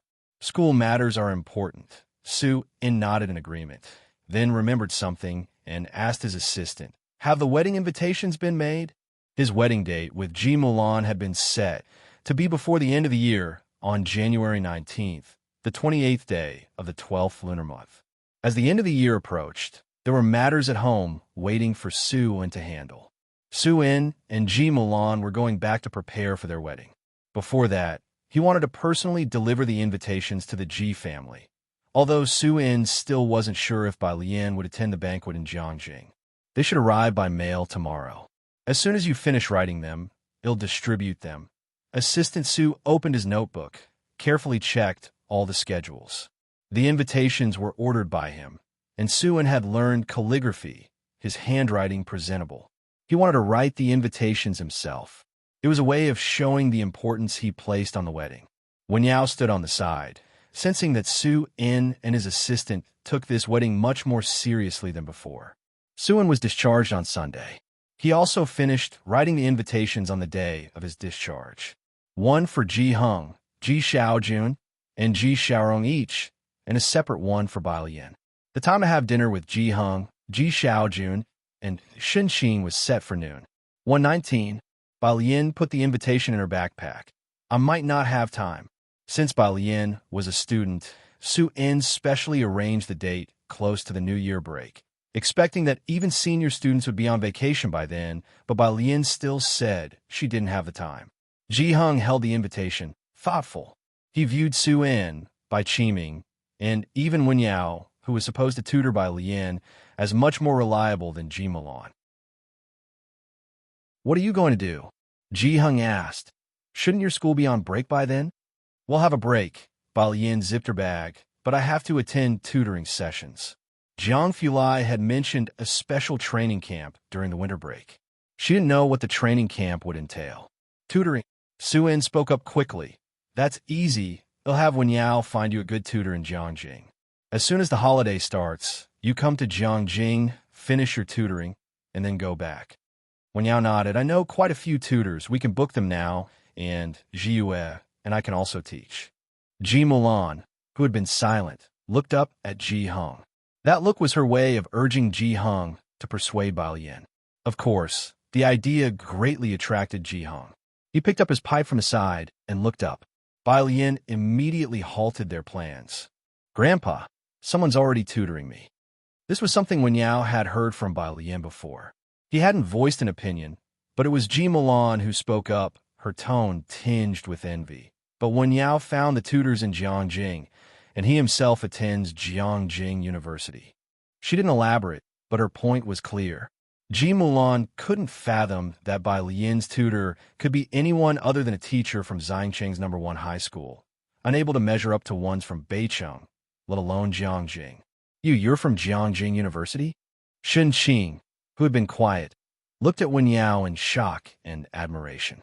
This was her first time meeting a Jiangjing University student. Wen Yao smiled politely at Shun Qing. Yes, Annie. Ji Mulan looked down on Shun Qing's embarrassing reaction and interrupted the exchange to say to Bai Lian, you should learn from Wen Yao and aim for, oh, that's a pity, Bai Lian, holding her chopsticks unhurriedly, interrupted, I only want to be a street rogue. Shun Qing nodded. Being a street rogue is good too. If you're a street rogue, you also have to work hard. She stopped herself when she realized what Bai Lian meant. Ji Mulan gripped her teacup tightly, at that moment lacking the courage to see the reactions of Su-in and Wen Yao. With such an attitude, she was already imagining the reaction of Mrs. Su upon hearing about this.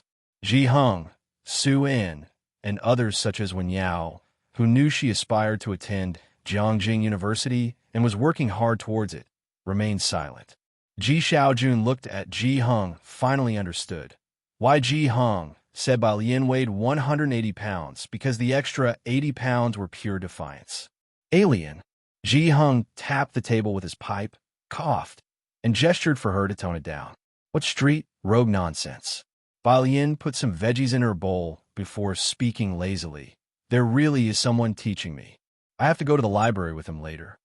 After the meal, Bai Lian was off to the library. This time, Su-in had invited Bai Lian and the others to his temporary residence for a meal, an individual bungalow, which was somewhat distant from the library. He's coming over? Wen Yao was surprised. He was eager to find out who was tutoring Bai Lian. So, after the meal, Wen Yao went out with Bai Lian, curious to see who it would be.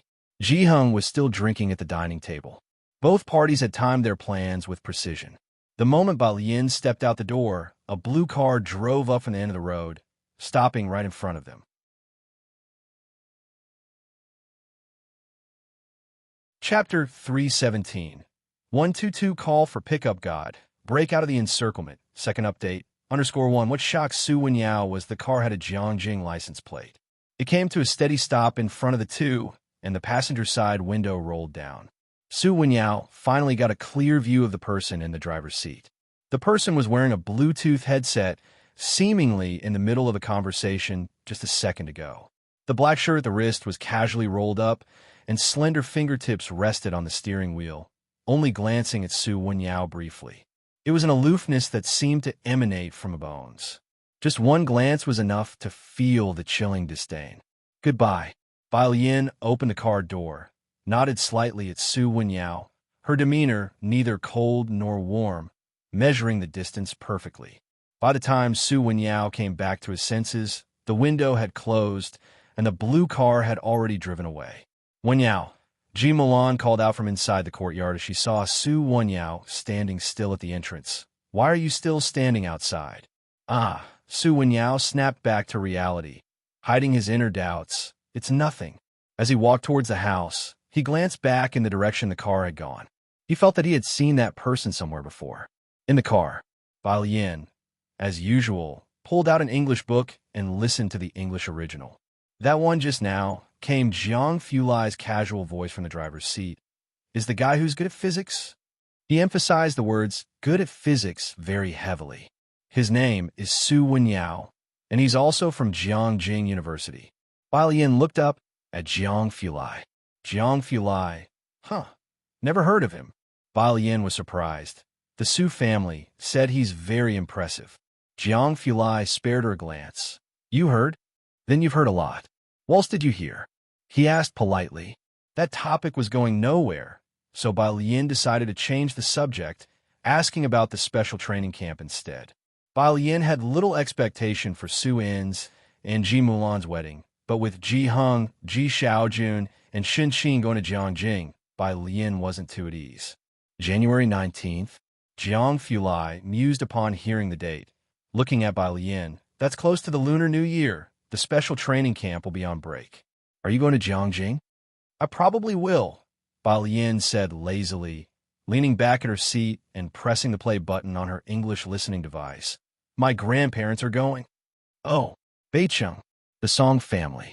Madame Song received the wedding invitation from Ji Mulan. Ji Mulan was quite well known at Beicheng University back in the day, and Madame Song, who hadn't made it into Jiangjing University, also attended university in Beicheng and was Ji Mulan's roommate. When Ji Mulan married into the Bai family, and she into the Song family, the two of them could be considered close friends. Later, when Bai Qiming had an illegitimate child, Ji Mulan left Beicheng in disgrace, becoming the butt of many jokes. Now Ji Mulan was remarrying, and to someone from Jiangjing again. Of course, Madame Song would not be omitted from the invitation list. The Su family? Madame Song was also quite surprised by the invitation. Her luck. It was remarkable that she could remarry so well.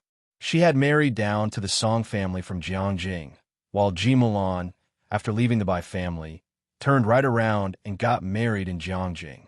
Looking at the gilt-edged opulence of the wedding arrangements, it was still a renowned hotel in Jiangjing. It indicated that the Su family regarded Ji Mulan with no small measure of esteem. Mr. Song, not being from Jiangjing, didn't know much about the Su family, so was our last annulment too hasty? Hearing this, Madame Song glanced towards Song Min and Bai Xiaoqi, who were sitting not far away on the sofa. Not really hasty, Madame Song weighed the pros and cons. To the Su family, she's still a stepdaughter. Whether or not they'll allow her into the family shrine is another matter. Moreover, Bai Xiaoka has reportedly been successful in entering a lab, and Xiaoqi has caught the eye of Dean Jian.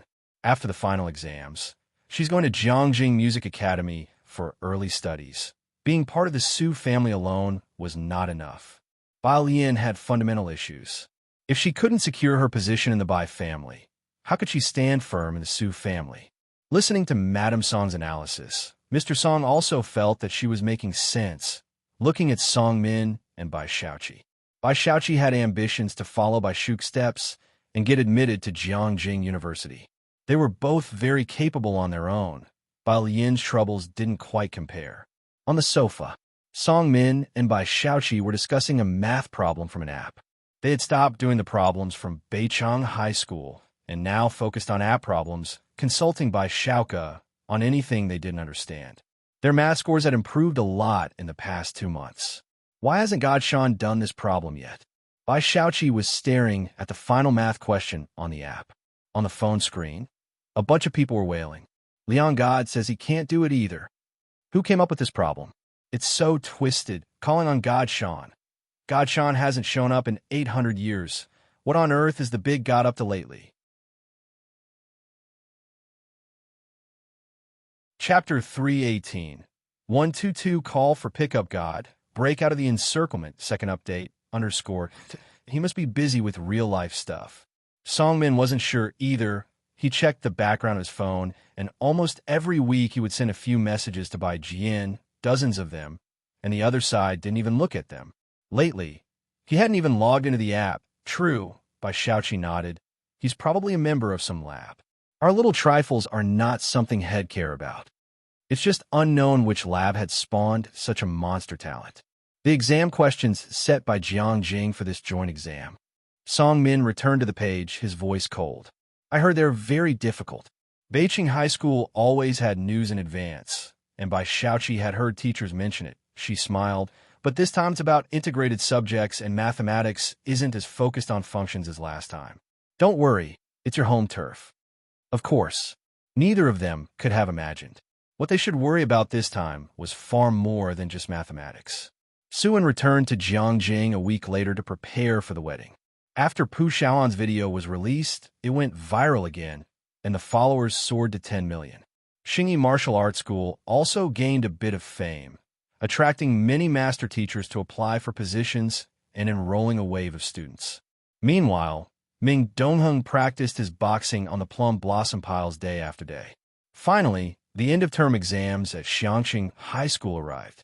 Each year, students looked forward to and were nervous about them. Everyone quiet down. Lu Lingxi stood at the podium, speaking seriously. Tomorrow's exam will be very difficult. If you encounter questions you can't answer, just skip them so as not to affect the next test. It will determine whether you have a good year or not. Got it? Got it. The students from Class 15 dragged out their response. Without Zhang Xi's, Class 15 had lost some of its vitality, and Wang Qi and the others barely played basketball anymore.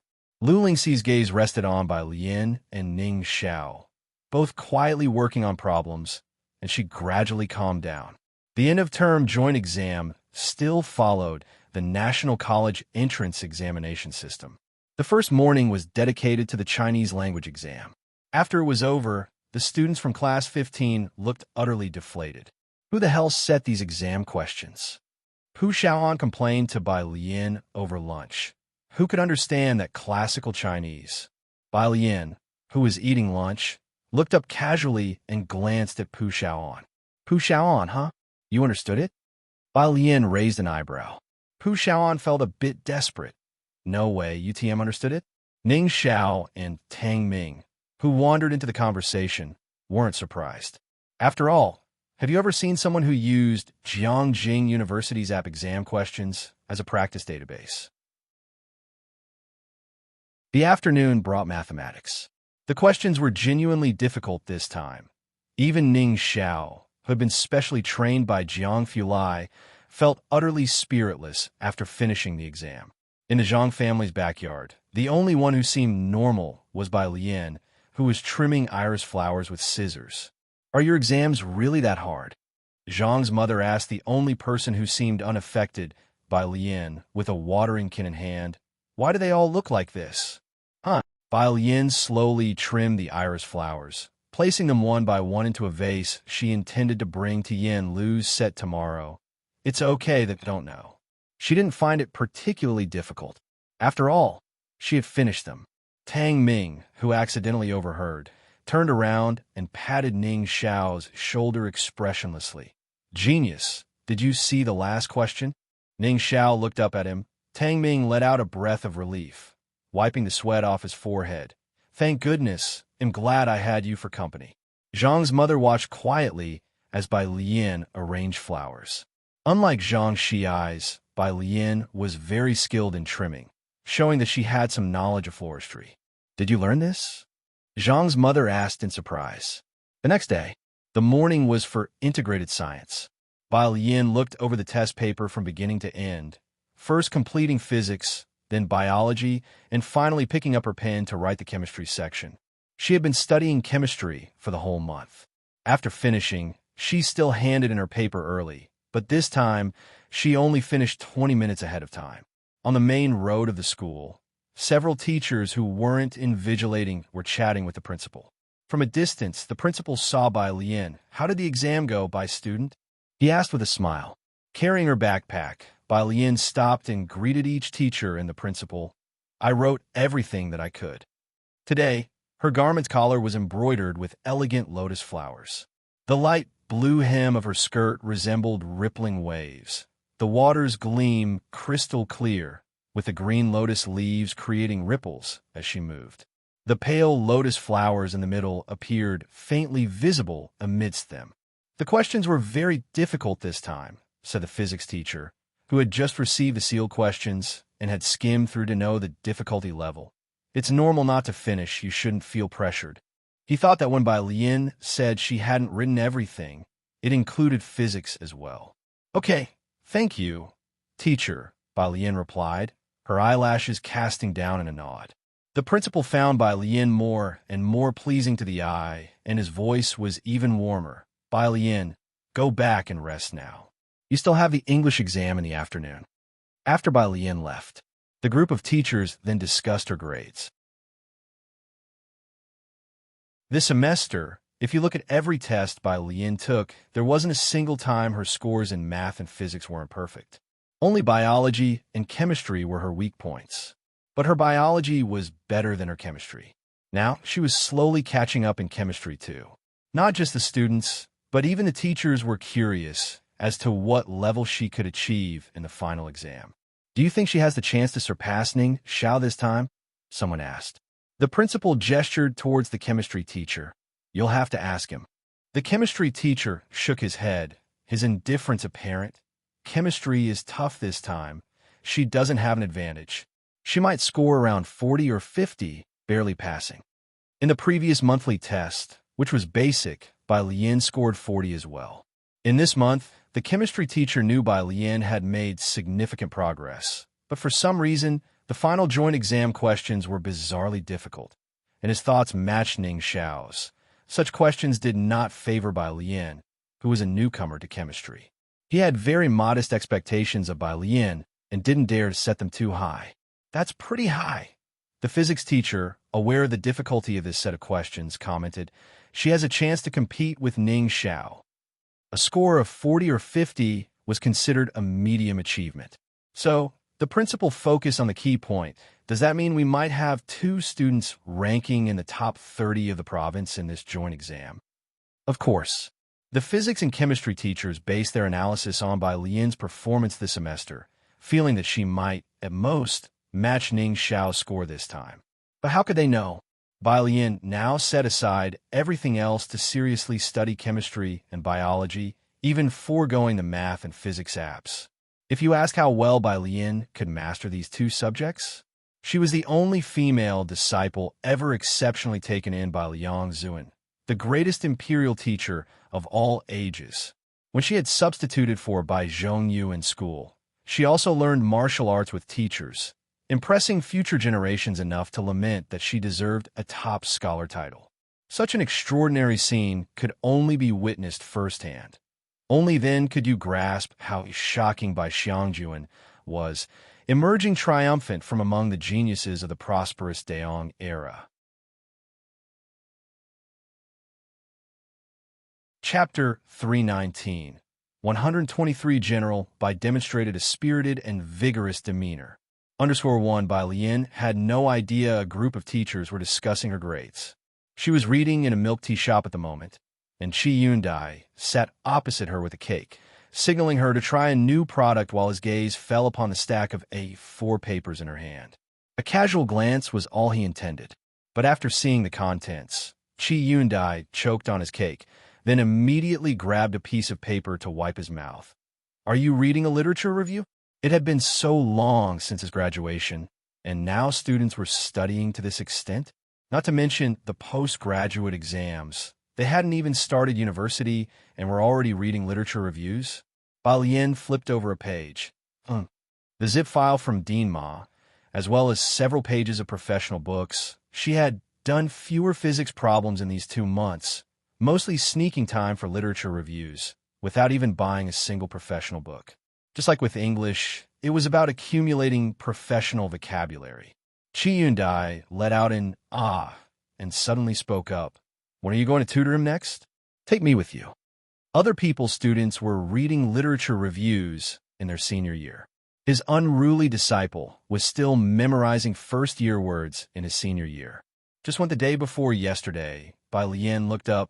We're both going to take a break for a few days. She would be leaving Xiangqing for short while after the final exams, and Jiang Fulai was having someone from the lab take over for a few weeks for Zhang Shi's work. Qi Yundai took out his phone to carefully ask Jiang Fulai a few questions, then bit fiercely into his cake as if it were Zhang Shi's.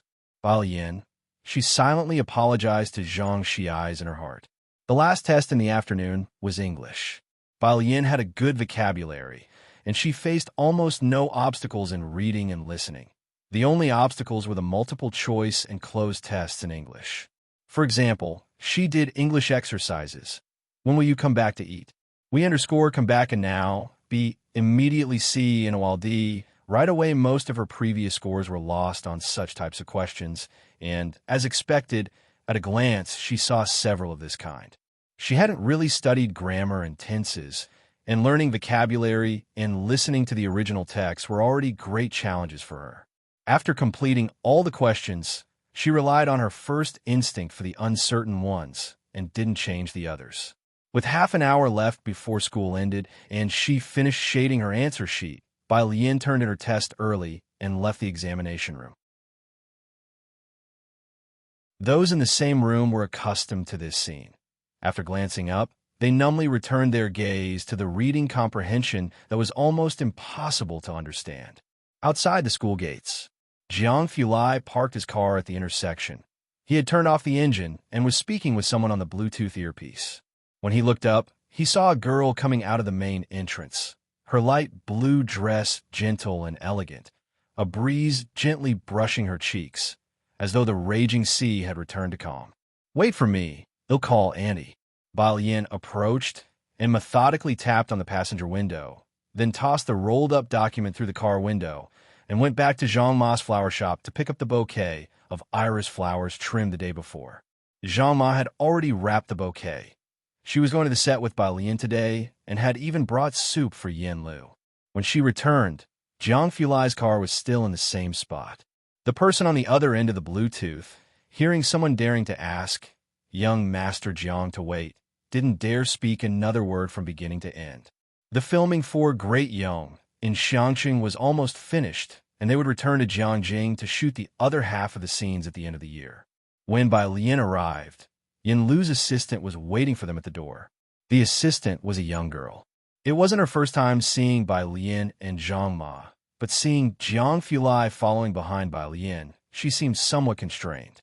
Jiang Fulai put on a mask and a baseball cap, his hands in his pockets as he casually followed behind Bai Lian. He had a strong presence, but fortunately, the cap and mask helped him blend in. Once on set, he stood in a corner waiting for Bai Lian and Yin Lu to interact, not looking at or speaking to anyone, less noticeable that way. Bai Lian didn't wear a mask. Her face was so striking that as soon as she entered, a crowd of people looked at her. Some were eager to add her contact information. But once they knew that Bai Lian was just visiting the set and not a celebrity, they withdrew their gazes. Being good-looking was useless without the backing of a powerful company, let alone being a newcomer, not worth the need to network. Yin Lu had just finished filming a scene. "You've lost weight again." Zhang Ma squatted on the ground, opened the insulated pot, and poured a bowl of soup for Yin Lu. Yin Lu massaged her shoulders, her face showing obvious signs of fatigue. She had many scenes in Xiangqing, all involving horse riding and fighting, and without any use of stunt doubles. Every day was filled with intense performances.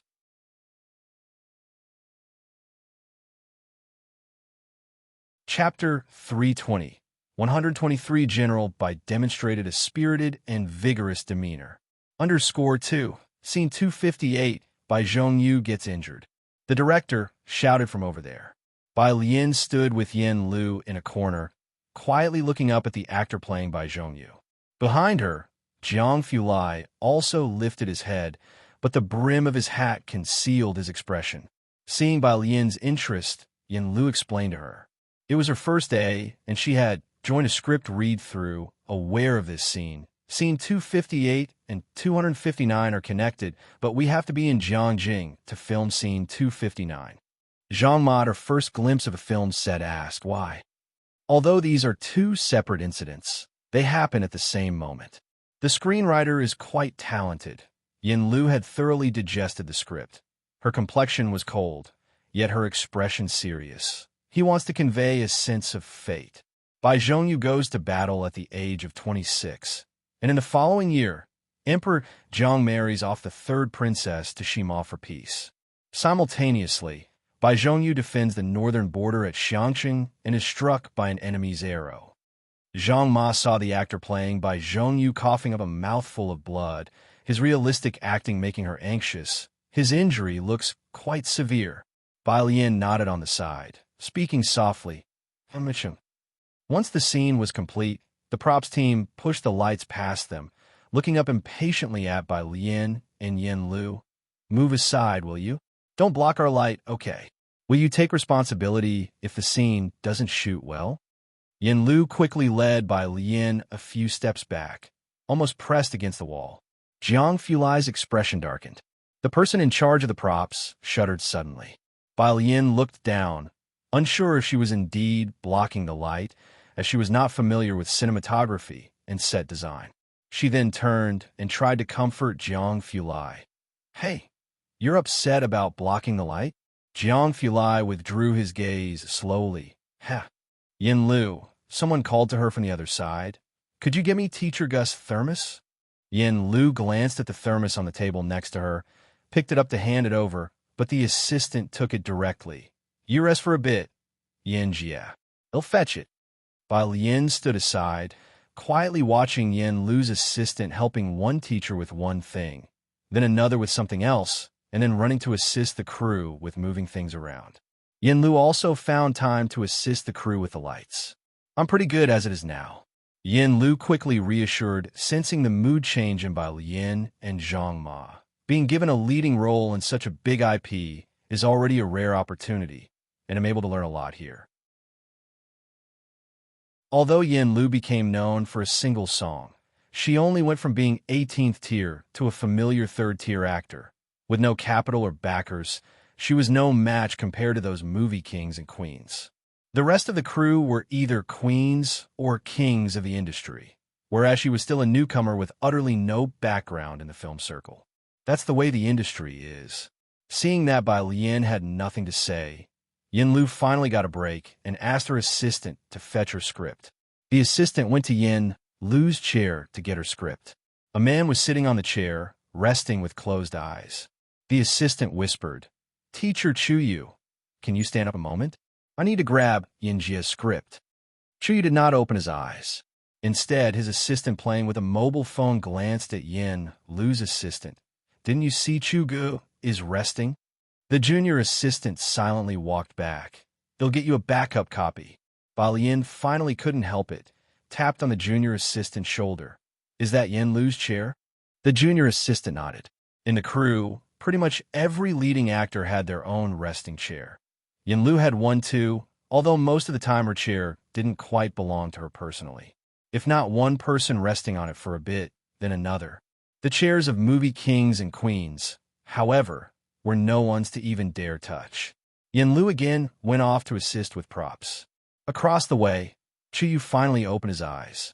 He sat up and the junior assistant went over to negotiate for the script. Chuyu's agent took a photo after bringing over a cup and a packet of medicine, then looked around, his eyes landing on Bai Lian. Hey you, yes, dissolve this cold remedy for Chugu. He placed the medicine and the cup in Bai Lian's hands. Bai Lian held the cold medicine and the glass cup. Jiang Fulai leaned on the wall lazily, glancing down at the items in her hands, his arms crossed, his voice dangerous and cool. Are you going to make it? Make it for his ancestors. Bai Lian frustratingly set down the cup on the table. Her gaze fixed on Chuyu, who still hadn't moved a muscle, pressing Yin Lu's script beneath him on the chair. Jiang Fulai raised his eyebrows lightly, his gaze lightly sweeping over Chuyu.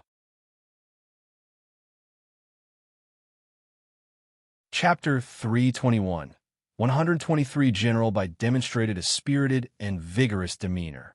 _3. When Chuyu's assistant came over from behind, he saw the medicine on the desk still untouched and glared fiercely at Bai Lian. The next scene involved a fight between Yin Lu and Chuyu. Yin Lu had to fight Chuyu while on horseback, but since Chuyu couldn't ride, he sat on a shorter prop horse, wielding a spear for the combat scene with Yin Lu.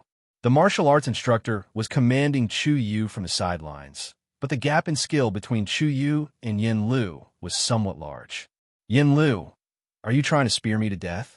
Stuck in the middle, Chuyu's face darkened, and he said coldly to Yin Lu, Can you stop waving that spear around? My eyes hurt. The people nearby did not dare to speak. The martial arts instructor was also silent. Anyone with a clear eye could see that the problem was with Chuyu. Chu Yu was currently a popular traffic star, a celebrity under the nation's largest entertainment company, Tianhuan. With merely average acting skills, Wan Xiaoshan had made an exception for him to join the crew owing to Tianhuan's influence. He was playing a male character number 5, a role that didn't require much acting and had recently joined the crew. Such a traffic star, known for a big temper and making trouble, often acted out. Wan Xiaoshan couldn't afford to offend Chu Yu and could only turn to Yin Lu. Yin Lu, make your expression a little better. Take 291, Scene 5, while Lien stood on the side, remembering Yin Lu's lines and positioning perfectly. In contrast, Chu Yu either messed up his lines, his facial expressions, or his movements. Be careful. On the 5th take, Chu Yu's spear almost poked the horse's eye. The steed, startled, reared up high. Since the martial arts instructor was near, he quickly went to grab the horse's reins. However, a figure in light blue was even quicker. The martial arts instructor and the director stared blankly in front of the camera as the girl in blue with ink-black hair grabbed the bridle with her pale, delicate fingers, gently patting the startled white horse, which suddenly calmed down. Her eyes and brows lowered. The moment she grasped the bridle, there was a languid strength that was hard to articulate. Yin Lu, can you actually ride a horse? Chu Yu's face darkened. He was handsome, but at this moment, he was a bit angry with embarrassment, blaming Yin Lu for not knowing how to ride. Being supported by strong backing and enjoying popularity, no one in the crew dared to challenge him. Wan Xiaoshan was also visibly displeased. Are you all right? By Lian's expression unchanged, she looked up only at Yin Lu on the horse's back. Yin Lu shook her head. Only then did Bai Lian nod. You come down. Yin Lu, with her cold and exquisite appearance, never refused Bai Lian, not even asking why, and directly leaped off the horse. Bai Lian took over her spear, then caught hold of the reins, lifted her left foot into the stirrup, casually pressed her right hand against the back saddle, pushed off the ground lightly, and with a leap, she gracefully straddled the horse's back, sitting steady. With the reins in her left hand and her body upright, she held the long spear at an angle with her right hand, the blue hem of her dress fluttering in the breeze. Her dark eyes slowly lowered, her spear pointed at Chu Yu, exuding an imperial contempt. She doesn't know how to ride. I'll demonstrate it for her. Casually, she looked over at Yin Lu, watched closely. Having said that, she tightened the reins, and the horse, as if understanding her command, burst toward Chu Yu with a wild rush. The speed of the charge lifted by Lian's dress hem, sleeves, and the orange light that reflected from her hair in the sunset.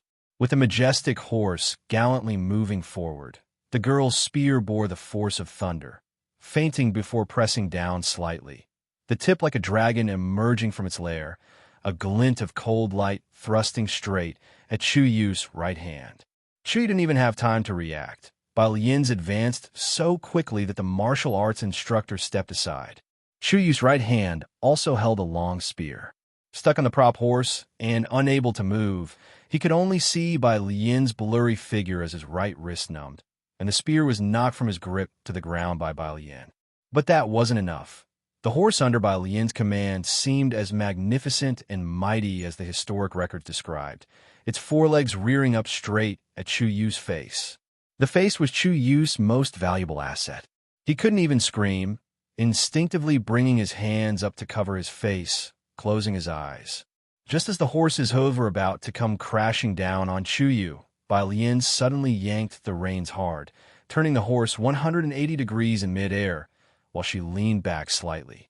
Chu Yu had just breathed a sigh of relief, feeling as if he had just saved his own life. Bai Lian and the horse stopped abruptly, and then she thrust the spear behind her with her right hand.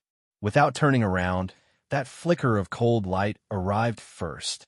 Bai Lian's left hand still hadn't released the reins. Before anyone could process the scene, Chu Yu watched as the spear aimed straight at his throat, and before Bai Lian even turned around, he paled and fell backward with a bang, tumbling off the prop horse. Jiang Fulai didn't speak, still standing in the corner with a mask and a black cap, his demeanor clearly conveying an effortless authority. The crowd quieted down, perhaps then noticing the innate sense of command around him. Wan Xiaoshan suddenly stood up from the director's chair with a thud. Only then did Bai Lian leisurely turn around. She ran her fingers through the reins and methodically retrieved her spear, twirling it in her hands, causing her dress and the red tassel on her spear to sway with the breeze. She cast a casual smile toward Chu Yu, who had fallen to the ground. Do I need to demonstrate for Yin Lu again? Wan Xiaoshan felt that this was the kind of spirited dignity he had envisioned. Even in the face of a sudden storm, she could ride the wind for 90,000 li.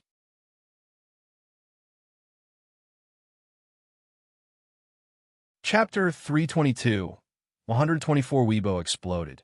Yin Lu's backstage _1 ever since the day the script was acquired, thousands of netizens had started discussing why it shouldn't be adapted into a film. No one could bring to life the heroic spirit of bloodstained sands and decisive swordplay amidst the clouds, especially the role of Bai Xiangjuan, the woman who went to war. The historians who recorded her story did not skimp on their adjectives. She bore her spear in salute to the mountains and rivers, her sword's shadow fierce, as she alone charged through thousands of troops. There were even rumors on the forums that when the historian wrote about the Bai family, Chun Ye's knife was at his throat. When Wan Xiaoshan was casting the role, he left this character for last. He truly was stunned by Yin Lu's audition, as if parting the clouds to see the bright sky of tomorrow. He couldn't find a single fault with Yin Lu. But now, Wan Xiaoshan felt that flaws were all over Yin Lu. For instance, her spear work was not as effortless as desired, neither fast nor fierce enough. Her expression lacked the flirtatious heroism. Even her every gesture failed to casually show the confidence of someone who could command the land. No one present spoke. After filming for so long, everyone in the crew had become an expert on the Great Yong era, knowing well the legendary youth from just the recorded merits of history, let alone when that historical figure stood before them. The whole performance lasted a mere 2 minutes. Bright garb, noble steed, an air of dashing elegance. Their blood was almost bursting from their bones. At this moment, the crew understood why the histories by family's troops were unstoppable and would rather die than kneel, earning both the dread and respect of their enemies and the wary speculation of their king. With a strong leader, there could be no weak soldiers. Chu Yu was swept to the ground by the gust of the spear, not even touched by Bai Lian's spearhead. Sitting on the ground in terror, he looked at the cold spear pointed at him, his face and body covered in dust, in a sorry state. Bai Lian glanced at him. Such a type would be scorned even by the lowliest soldiers in the rear camp. If enemies were all the likes of Chu Yu, there would have been no need for the 3,000 warriors of the Xuanjiao army. Coward, she judged. Then she plunged her spear into the ground and dismounted, carelessly handing the reins to Yin Lu. Her gesture was casual and slovenly, clearly not sharp, yet her presence was immense. The decisiveness seen through her visage hinted at a fierceness as cutting as the east wind. Since Chu Yu had appropriated Yin Lu's chair, up to now, his little head remained on his neck, not hanging on her spearhead, solely because the new era had saved him. This comment shattered the silence on the set. Mr. Chu Yu's assistant hurriedly emerged from the crowd. Are you all right? Are you injured? At this point, he should have glared at Bai Lian. A current popular celebrity like Chu Yu was always coddled wherever he went, and if his fan group found out, they might berate the crew, daring to treat their idol so rudely. But right now, Chu Yu's assistant didn't dare to glare. Have you learned? Bai Lian merely raised an eyebrow towards Yin Lu. Yin Lu nodded her head. At this moment, Wan Xiaoshan also coughed. Everyone, take a break. He lightly glossed over the matter of Bai Lian demonstrating for Yin Lu. Chu Yu, his pride wounded, stood up with a darkened face. Seeing that no one apologized, and Bai Lian couldn't be bothered to spare him a glance, he left the set without saying a word. Yin Lu watched Chu Yu leave, somewhat concerned. Bai Lian tossed her spear to the excited martial arts director beside her and turned to ask Yin Lu, Haven't taken a single day off in 2 months. There's nothing else, and I can learn for Director One while on the set. Yin Lu withdrew her gaze from Chuyu. Other artists had taken several breaks for various reasons, like shooting other shows or personal matters. Only Yin Lu had stayed on set the entire time. Right, go ask the director for 3 days off, Ba Yin said as she walked away. Jiang Fulai was still standing coolly in the corner with his hands in his pockets, seemingly lost in thought. Under the gaze of many, Ba Yin walked over to him. Jiang Fulai snapped back to reality. As others' gazes followed Ba Yin towards him, his inhospitable coldness was still evident despite his restraint, deterring prolonged stares. He promptly averted his gaze.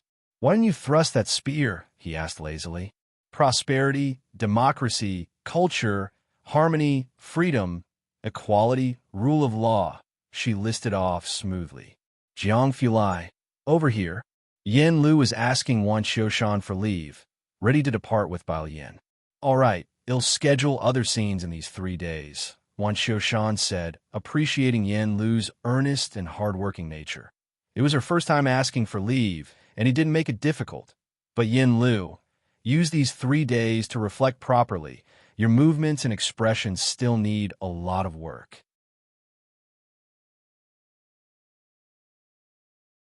Chapter 323, 124 Weibo exploded. Yin Lu's backstage _to Yin Lu. "But director, just 2 months ago you used me as an example for others to demonstrate. And after the performance, you would say perfect, beautiful, that's the way. And now it has become, Yin Lu, you still have a lot to work on." Yin Lu couldn't help but laugh and cry. "Director Wan, I'll work hard. Keep it up," Wan Xiushan encouraged her. Yin Lu nodded gravely, aware in her heart that to reach Ba Yin's level, she was far from ready. In this lifetime, it would be impossible, considering her presence alone was greatly lacking. She walked outside. Yin Lu's assistant followed behind her, trembling with fear, her eyes dark from worry, murmuring, "Sister Yin, what should we do? Great Yong's production team won't replace you. Will they? Even if they don't, Chu Yu's fans will boycott you." Tianhuan is the largest entertainment company in the country, with its headquarters in Jiangxing. Backed by a big tree, compared to them, Starlight is just a little shrimp. The young assistant hadn't witnessed much of the world and was genuinely scared. Jiang Fulai glanced at the two. "What exactly are you two scared of?" The clueless assistant mumbled. "Tianhuan Entertainment, who in the circle isn't afraid of them? Remember this while you're playing this role. I want you to toughen up." Jiang Fulai passed by Yin Lu, paused, and casually glanced over. "As for that Chuyu," he let out a light sneer. "Not even worth commenting on." Jiang Fulai continued walking forward. These two, one inside the prison bearing humiliations, the other outside the prison doing the same. Yin Lu calmed down. She was the person with the least backing and connections in the entire crew. The crew had been testing Yin Lu from the first day, leading to today's blatant oppression.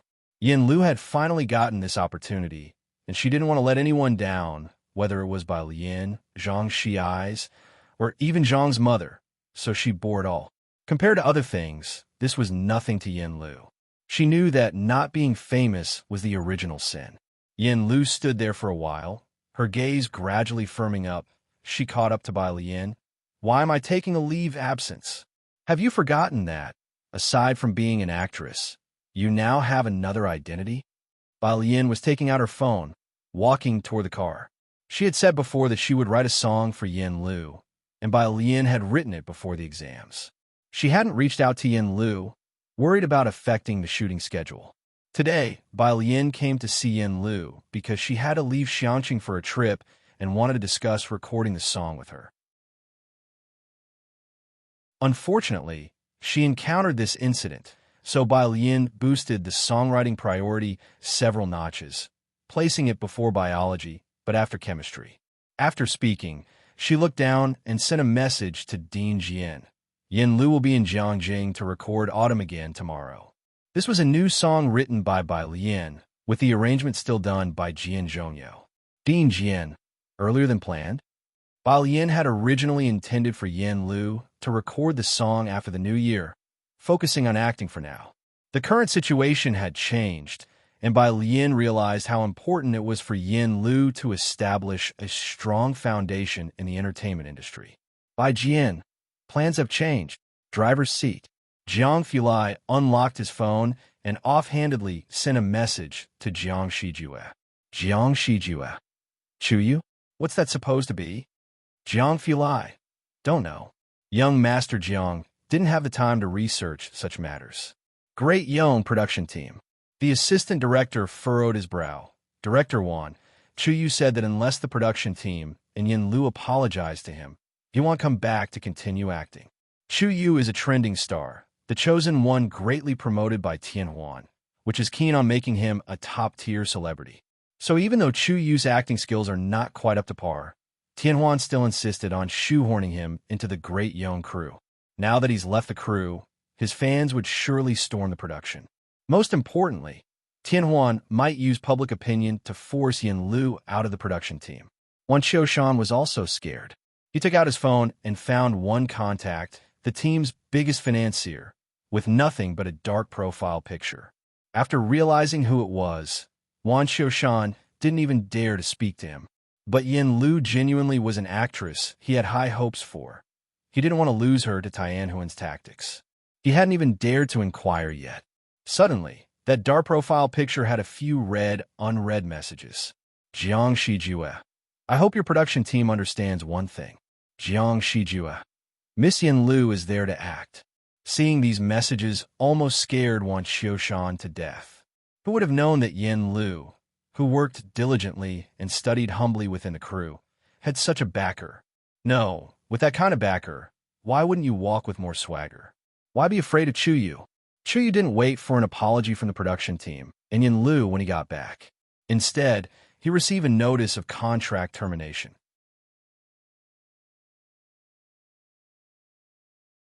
Chapter 324, 124 Weibo exploded. Yin Lu's backstage _3, he was now the favored talent of Tianhuan, the anger in his agent's eyes flickering as phone call after phone call was made. Is Wan Qiushan an idiot? To drive Chuyu out of the crew for a newcomer who's nothing? The news that Chuyu would play the fifth male lead had already been released, and leaving the crew at this point would inevitably lead to criticism from haters. Tianhuan's PR team was not to be trifled with. Chuyu's agent sneered and posted a message using Chuyu's Weibo account.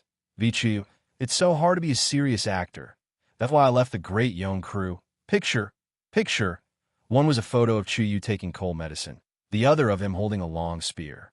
The comments below were all controlled by fans. My brother works so hard. Looking forward to my brother's new drama next summer break. Why did you leave the crew? Insider info, a certain 18th-tier actress who became the female lead right away doesn't respect her seniors. My brother was driven away by her, finger heart, at Daeong official Weibo. Are fans' lives not lives? We will never watch Great Yong if you don't replace Yin Lu. I really don't know what kind of people like Yin Lu smile. Debut for 3 years with only one popular song. Has the crew gone mad to sideline our brother for her? Hashtag boycott Yin Lu hashtag slowly started trending. Chuyu had many friends in the circle, and everyone knew he was being pushed by Tianhuan. Quite a few people stood up for him. Meanwhile, at Xinguang Entertainment, Sister Xin was negotiating with the PR department. Sister Xin was also caught off guard, only learning now that the Great Yong crew had actually let Chuyu go, and she was currently urging the PR department for an emergency response. Xinguang Entertainment was aware that Yin Lu was the female lead in Great Yong, and she had songs to release afterwards. Therefore, the PR's troll army was also working overtime through the night, but Xingwang's PR was no match for Chuyu. The comments section was dominated by Chuyu's troll army. On Manzai's side, she was between takes for a variety show. Her agent nearly laughed when looking at the trending searches, their mind calculating. I hope Chuyu's side pushes harder if Great Yong can't handle the pressure and changes the female lead. The role will be yours. Man, she appeared pensive. Could Yin Lu turn the tables? Do you think Tianhuan is all bark and no bite? Even Xingwang's PR can't suppress it. Her agent scoffed. It was a showbiz tradition to step on some while elevating others.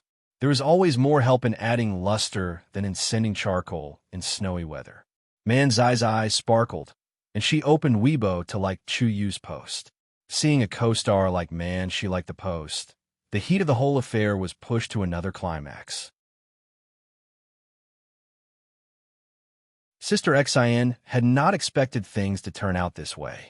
Great Yong was directly confronting Chu Yu, who in turn pointed the finger at Yin Lu. The only good news was that Great Yong had no intention of replacing Yin Lu. Otherwise, Xinguang Entertainment might have given up on her. Sister Xin, what do we do now? The team members were also anxious, unable to overpower Chu Yu's PR. And Yin Lu's popularity was no match for Chu Yu's. Let me think some more. Sister Xin pressed her forehead. The only thing to do now was to wait for the storm to calm and for the drama to air next year.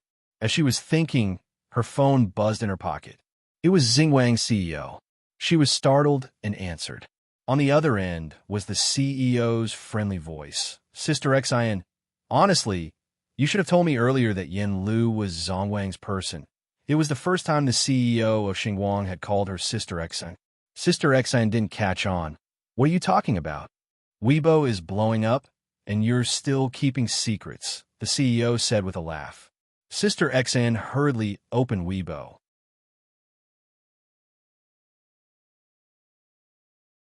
Chapter 325, 125 bursts, enough to be recorded in history, second update. _1 She saw the top trending topic on social media had changed from Chu Yu to Zhongguang Group. The Zhongguang Group.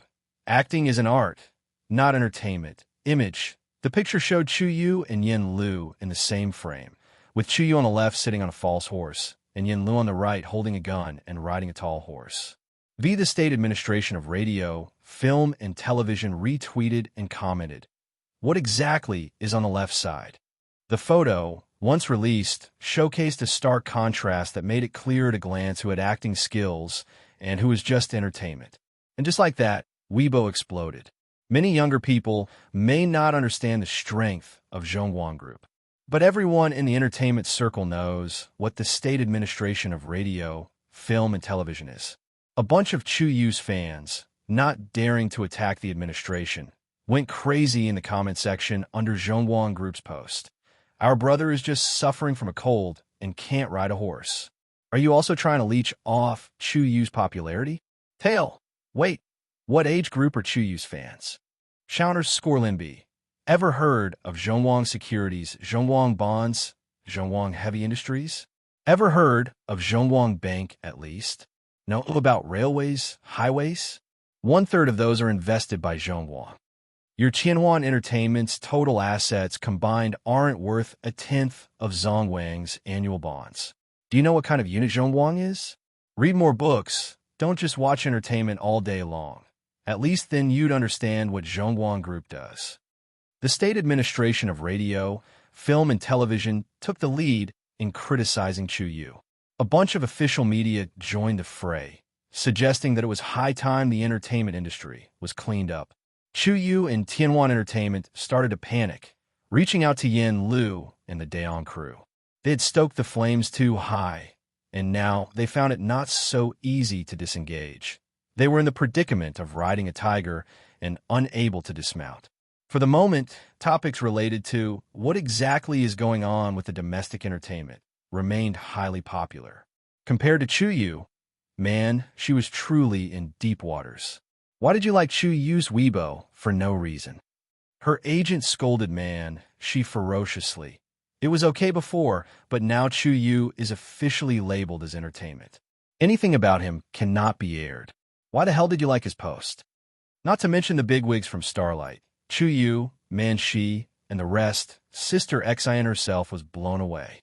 No, Sister Xin thought about Bai Lian and then about Jiang Fulai. She always felt she understood them completely, yet the two kept expanding her worldview. Just who exactly are these two? At this moment, the untouchable giant in the entertainment industry, Tianhuan, seemed like a tiny shrimp. Sister Xin was utterly confused. Balian didn't go online and was unaware of what was happening on Weibo. In the class group chat, Wang Qi was going berserk. Wang Qi. At everyone who understands, guys, am devastated. Pu Xiaohan. Haha, Qinwen. Are we still going hiking tomorrow? Wang Qi. At everyone, how could she be such a person? Su Guangming. I just want to lie down. Pu Xiaohan. At Qinwen, I'm in. Wang Qi. At everyone, why is no one paying attention to me? I'm so heartbroken. Is there nobody to drink with me? Wang Qi. At everyone, Wang Qi. At everyone, a bunch of ungrateful jerks. By Lian, who was constantly listening to English readings, got continuously interrupted by the mentions. Who keeps mentioning me? Pu Xiaohan. At Wang Qi Qinwen. At Wang Qi Su Guangming. At Wang Qi. The response formation was curiously unified. Ba Lian. See you when school starts. Wang Qi was about to kneel for this group of brats. Sis, I was wrong.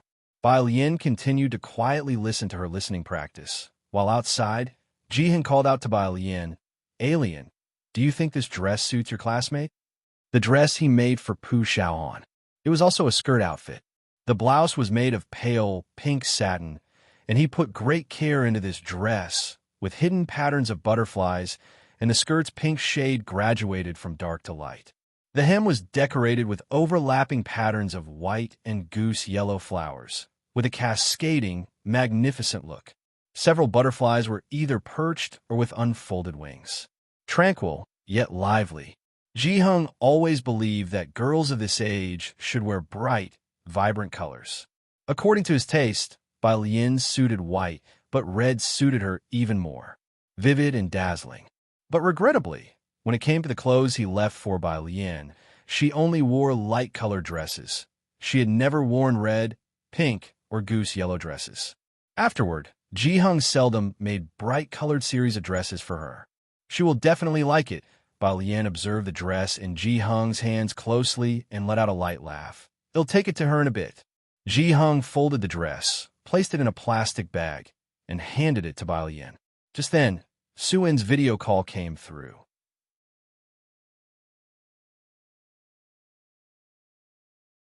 Chapter 326, 125 bursts, enough to be recorded in history, second update. _2 Uncle, Su-in must have been busy, but as soon as he saw Jiheng's face, he quickly greeted him. You guys should come over earlier, Mulan, and I will show you around Jiangjing University, museums, and the like, he discussed with Jiheng. Jiheng, holding his smoking pipe, thought for a moment and did not refuse. All right. Suin had planned on asking anyway, but he had not anticipated Jiheng's agreement. Up until now, he still wasn't sure if Jiheng would attend his wedding to Ji Mulan. He couldn't figure out anyone in that family, from top to bottom. To his surprise, Jiheng actually agreed. Suin was overjoyed. Then get ready. They'll book the plane tickets and arrange the schedule. Bai Lian hadn't expected the special training camp to be in Jiangjing as well. Tang Ming and Ning Xiao both went back with Jiang Fulai. But Bai Lian turned down Jiang Fulai. She chose to take the plane with Jiheng, Ji Xiaojun, and Shenqing instead. When young Master Jiang heard this, he was also quite explosive. This airport, it's so big. This was the first time Shenqing took a flight, and Suin had bought them first-class tickets. After getting off the plane, stepping on the ground in Jiangjing, Shenqing felt a sense of unreality. Very dreamlike. However, Jiheng looked calm, and Ji Xiaojun was also composed. He frequently took students out for art exams. Uncle Ji, you've arrived. Suin had been waiting at the boarding gate early. Seeing Bai Lian, his eyes lit up even more. Alien, are you joining them? Not this time. Bai Lian took out her phone, powered it on, and waited for the signal. Jiang Fulai took a private plane and had arrived much earlier. Jiang teacher, where are you? They'll come find you. Are you accustomed to the flight journey? Suin sounded a bit disappointed, but still led the way while asking. Jiheng, holding his smoking pipe, nodded his head. Shenqing felt quite uneasy. It's my first time flying, I'm not used to it. Bai Lian was frank. The seat was a bit cramped. She herself was okay, but Jiheng, who sat in the same row, was elder, and sitting for embroidery every day was already hard on the spine. At home, it was possible to stand up and move around, not so much on a plane. Suin was surprised. He turned to the butler. Was it possible that they did not purchase first class? Suin's butler, following behind him, cast a fleeting glance at Xin before turning to Bai Lian with a smile. Miss, you might not understand. Airplane seats are inherently small, and you were already in first class. His tone was mild, without any intent of mockery, just stating the facts. Alien, it's just how planes are, Su In thought for a moment and then explained to Bai Lian, when you go back, it'll switch airlines. Miss Bai, who had been on young Master Jiang's private plane, indeed didn't know that a normal plane seat is considered spacious. No need, she replied lazily, staying put. You go ahead, I'll wait for my classmate. Ji Heng and the others knew Bai Lian was going to the special training camp with Ning Xiao and the rest. So they went ahead with Su In first. All right then, Su In said with regret. The butler beside him glanced at Bai Lian. He was indifferent to whatever she was going to do. He didn't even know why Su In valued this Ji family member so much, putting aside his own affairs to personally receive them. Jiangjing Airport. In the VIP room, Bai Xiaoqi was talking to Bai Qiming. Bai Qiming's attitude toward Bai Xiaoqi was getting better by the day. Despite his busy schedule at the end of the year, he still took the time to send Bai Xiaoqi to Jiangjing for orientation. Why hasn't Song Min arrived yet? Song Min was attending the special training camp, while Bai Xiaoqi was temporarily not qualified. The joint exam results came out today. He probably boarded after checking them. Bai Xiaoqi was very familiar with Song Min speaking of their results. Bai Qiming's face showed even more pride. How did the term-end exams go? In recent times, there's been a lot of news about Ji Mulan and Beicheng, as she is about to marry into a wealthy Jiangjing family. It would be impossible for Bai Qiming not to feel a ripple in his heart over this. Fortunately, he had a pair of good children. Thinking of Bai Lian along with Bai Xiaoqi and Bai Xiaoke, any dissatisfaction in Bai Qiming faded away. Just as before, Bai Xiaoqi replied, that means still within the top 3. Bai Qiming was very reassured and then sighed with emotion. It's a pity to be in the same grade as Song Min. Otherwise, the Bai family might well have produced a second top scholar. Siblings both so acclaimed, how rare that would be. Bai Xiaoqi took out her phone and opened the conversation with Song Min. Bai Xiaoqi, did you get your score? Song Min hadn't replied yet. Uncertain of the situation, Bai Xiaoqi casually looked up. Suddenly, she spotted a familiar figure outside the door. She was taken aback. What's wrong? Bai Qiming noticed her expression. Bai Xiaoqi furrowed her brows. She felt that the silhouette looked a lot like Bai Lian.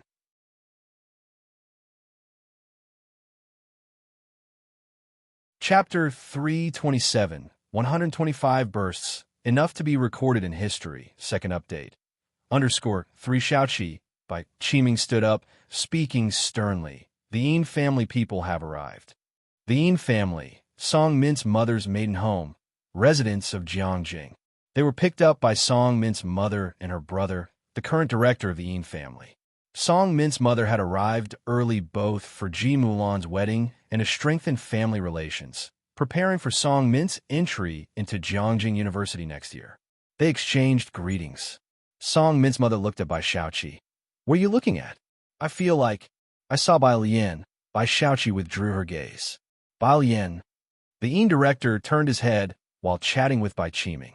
Her, said Song Min's mother indifferently. Amin's ex-fiancée. Her mother is about to remarry in Jiangjing. Seeing her here isn't strange.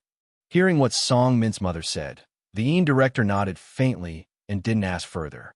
Clearly uninterested in Bai Lian, he just smiled at Bai Qiming and said, I've heard that your young master is interning in a lab at Jiangjing University. To them, personal strength was what mattered most.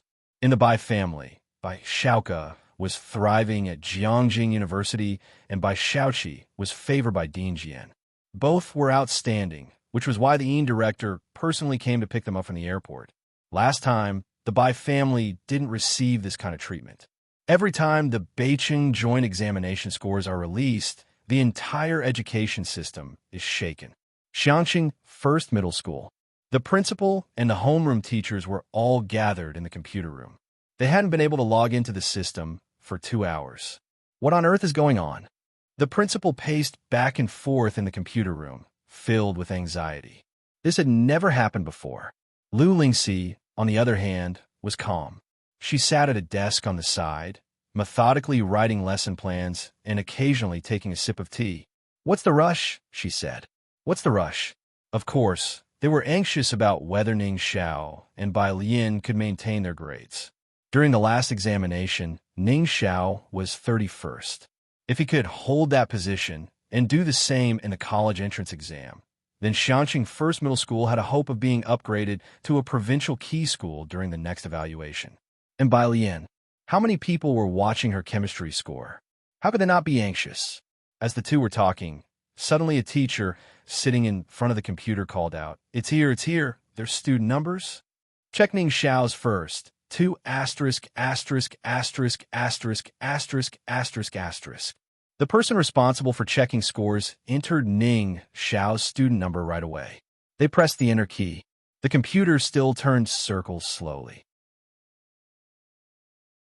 After a moment's lag, the scores appeared. Name: Ning Xiao. Subject: Score: Rank Chinese, 120, 71 Mathematics, 135, 3 English, 127, 67 Science Comprehensive, 279, 1 Total Score, 661. 6. I must be seeing things. The teacher responsible for checking scores rubbed his eyes. No way. Damn, is this really Ning Xiao's score? This is absurd, right? Ning Xiao barely made it into the top 100 on his first monthly exam, and then 31st on the second. The teachers all thought that last performance was Ning Xiao at his best, and were concerned if he would make it into the top 30 this time. Now he's ranked 6th in Beicheng, 1st in Science Comprehensive across the province. That's just 2 months of time. This first place in Science Comprehensive is a bit too exaggerated, right? Lu Lingxi was also taken aback, truly shocked this time. The office erupted into a long discussion because of this result. 6th place, 1st in Science Comprehensive, what significance does that hold? Ning Xiao's science score was even higher than Song Min's. After the excited discussion, they finally remembered Bai Lian. Don't say anything. The school principal had already ordered banners.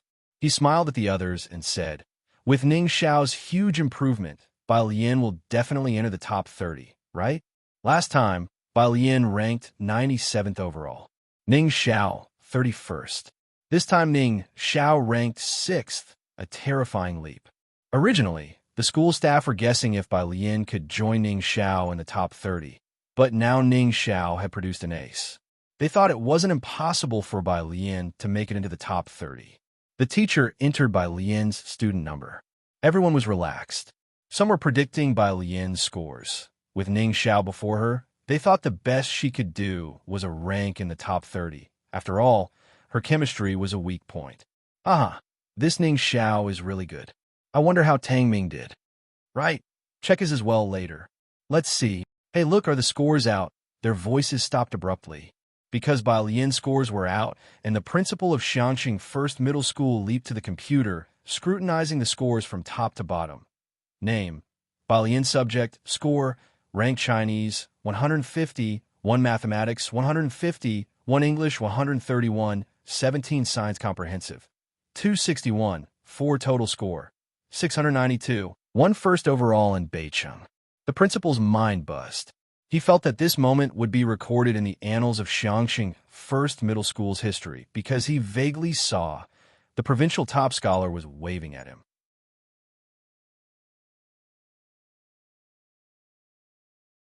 Chapter 328, 126, Refusing the Principal of Beicheng, Who is the First? Part 1. Underscore in the quiet office was almost motionless, apart from the occasional breeze that drifted through.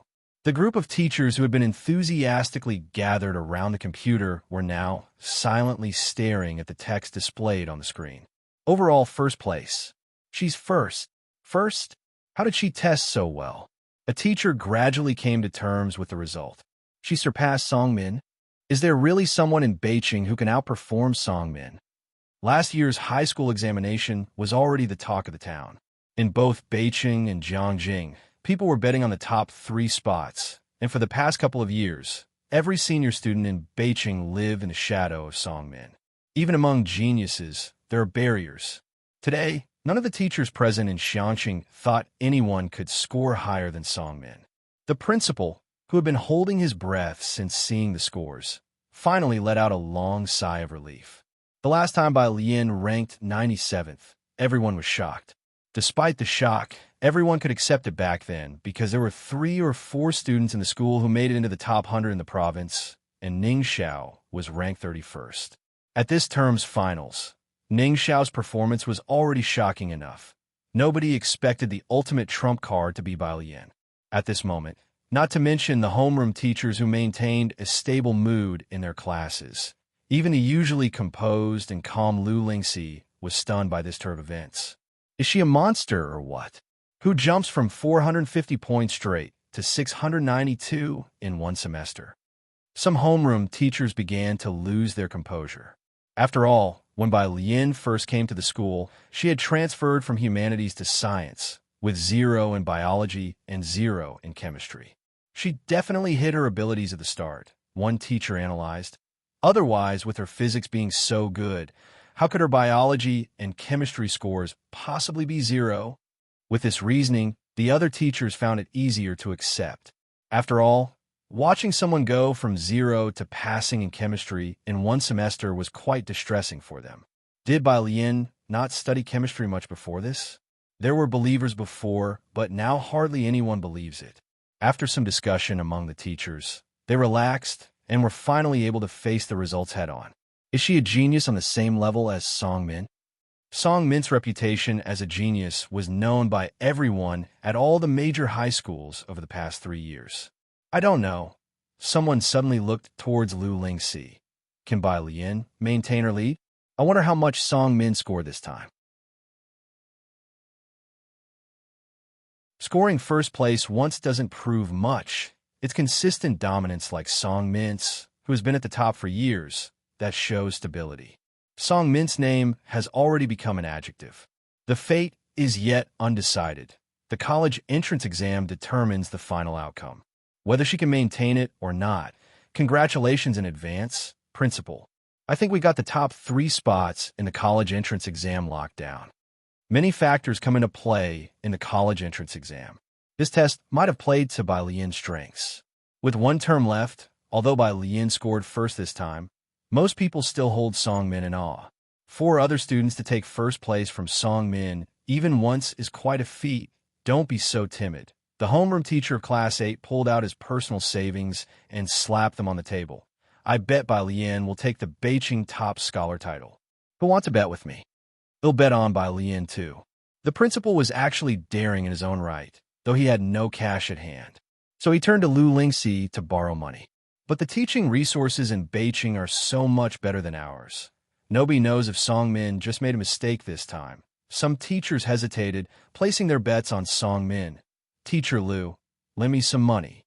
The only person in the room who controlled the financial power, Lu Lingxi, Beijing High School. The homeroom teacher of the international class also found it hard to believe the news. He looked at the 2 names on the list by Lian, Ning Xiao. Indeed, from the moment it was known that Song Min wasn't first, the school was abuzz. 692 points, 1 more than Song Min. The homeroom teacher turned to the principal, with a perfect score in mathematics.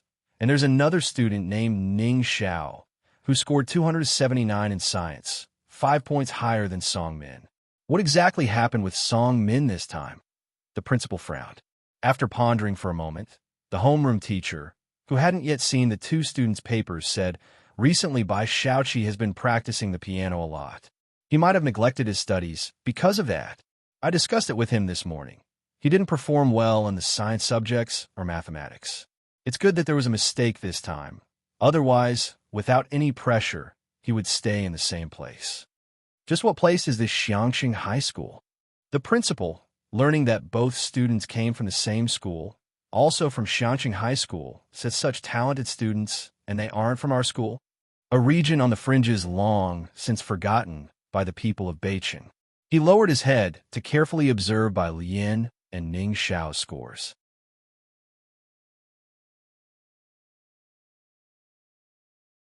Chapter 329, 126 Refusing the Principal of Beijing.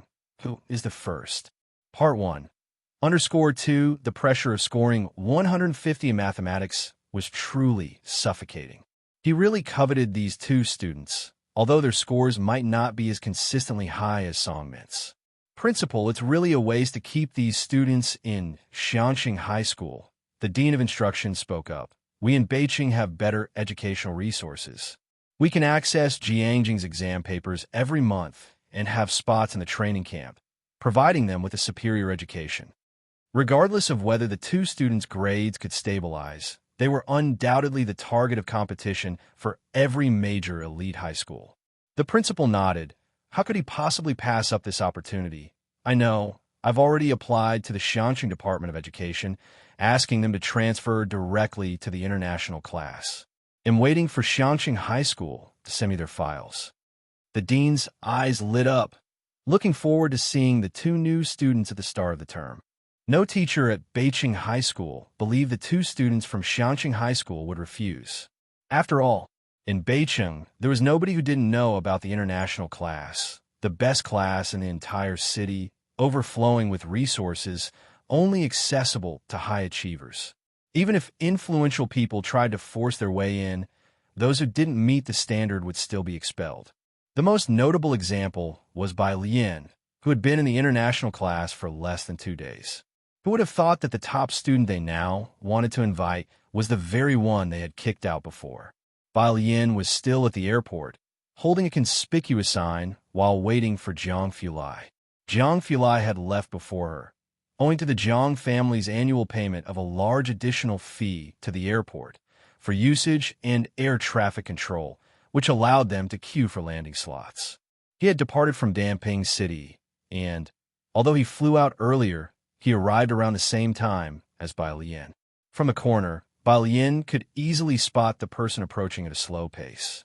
His aura was cold, and his face was exceptionally handsome, but his expression was indifferent, his pale eyes as bloodless as ice, deterring anyone from staring. Compared to him, Bai Lian, who was leaning lazily against her suitcase, seemed approachable enough that several people dared to come up and chat. The boy who just stepped forward wanting Bai Lian's WeChat noticed a deathly glare and couldn't help but turn his head, only to meet those deep and chilling icy eyes. He shivered. With a swift change of direction, he walked briskly towards the luggage claim area. "Let's go," Jiang Fulai said as he went to help her with the suitcase. "They are waiting for us in the parking lot." Today they were headed to the training camp, where food and lodging were free for the entire winter training session. The course would last for roughly 20 days, with Ning Xiao and Tang Ming also attending. "I've got nothing but books here," Bai Lian said. The airport was warm as Ji Heng had provided her with a white down jacket that she didn't wear, handing it to Jiang Fulai. "You help me with the jacket." Bai Lian's suitcase had very few clothes, but was filled with books. It was quite heavy, yet she didn't let Jiang Fulai carry it. She just stuffed the down jacket into his hands. Jiang Fulai, he had something to say, but Bai Lian didn't give him the chance to retort as a call from Xianxing came through. It was from Lu Lingxi. "Teacher." Bai Lian gripped her suitcase tightly, gave Jiang Fulai a look, and signaled him to lead the way. Jiang Fulai looked at the suitcase in her hand somewhat sullenly. Then he started walking ahead. Bai Lian trailed a step behind him, slowly, chatting with Lu Lingxi. "Do you know your total score this time?" Lu Lingxi threw out a bait. Bai Lian knew her own score well enough, she sighed. Less than 700. After their exams, Jiang Fulai had inquired about their results and reviewed the papers. Ever since he knew Tang Ming ranked 3rd in the school, Jiang Fulai had been telling them not to limit their vision to Xianxing High School. In Beijing's final exams, there were not a few who scored above 700. Bai Lian, Ning Xiao, and Tang Ming were all well aware of this. Unknown to Lu Lingxi, detecting a hint of regret in Bai Lian's voice, the teacher was puzzled. There was little point in continuing this conversation. "Beijing High School wants you and Ning Xiao to transfer to their international class next semester." Lu Lingxi brought the topic back, speaking seriously. "Beijing High School?" Bai Lian almost didn't have to think about it. "Oh, I'm not going." "You're not going?" Lu Lingxi was surprised. She had discussed with the principal, And although he wanted Bai Lian to stay at Xiangqing High School, they both understood that the best teaching staff was in Beijing. The principal and I both suggest you go there. It would allow you to maximize your potential to the fullest. Bai Lian, please consider it carefully once more. You can still keep your enrollment at Xiangqing even if you go to Beijing. Lu Lingxi hoped Bai Lian would reconsider seriously for another couple of days.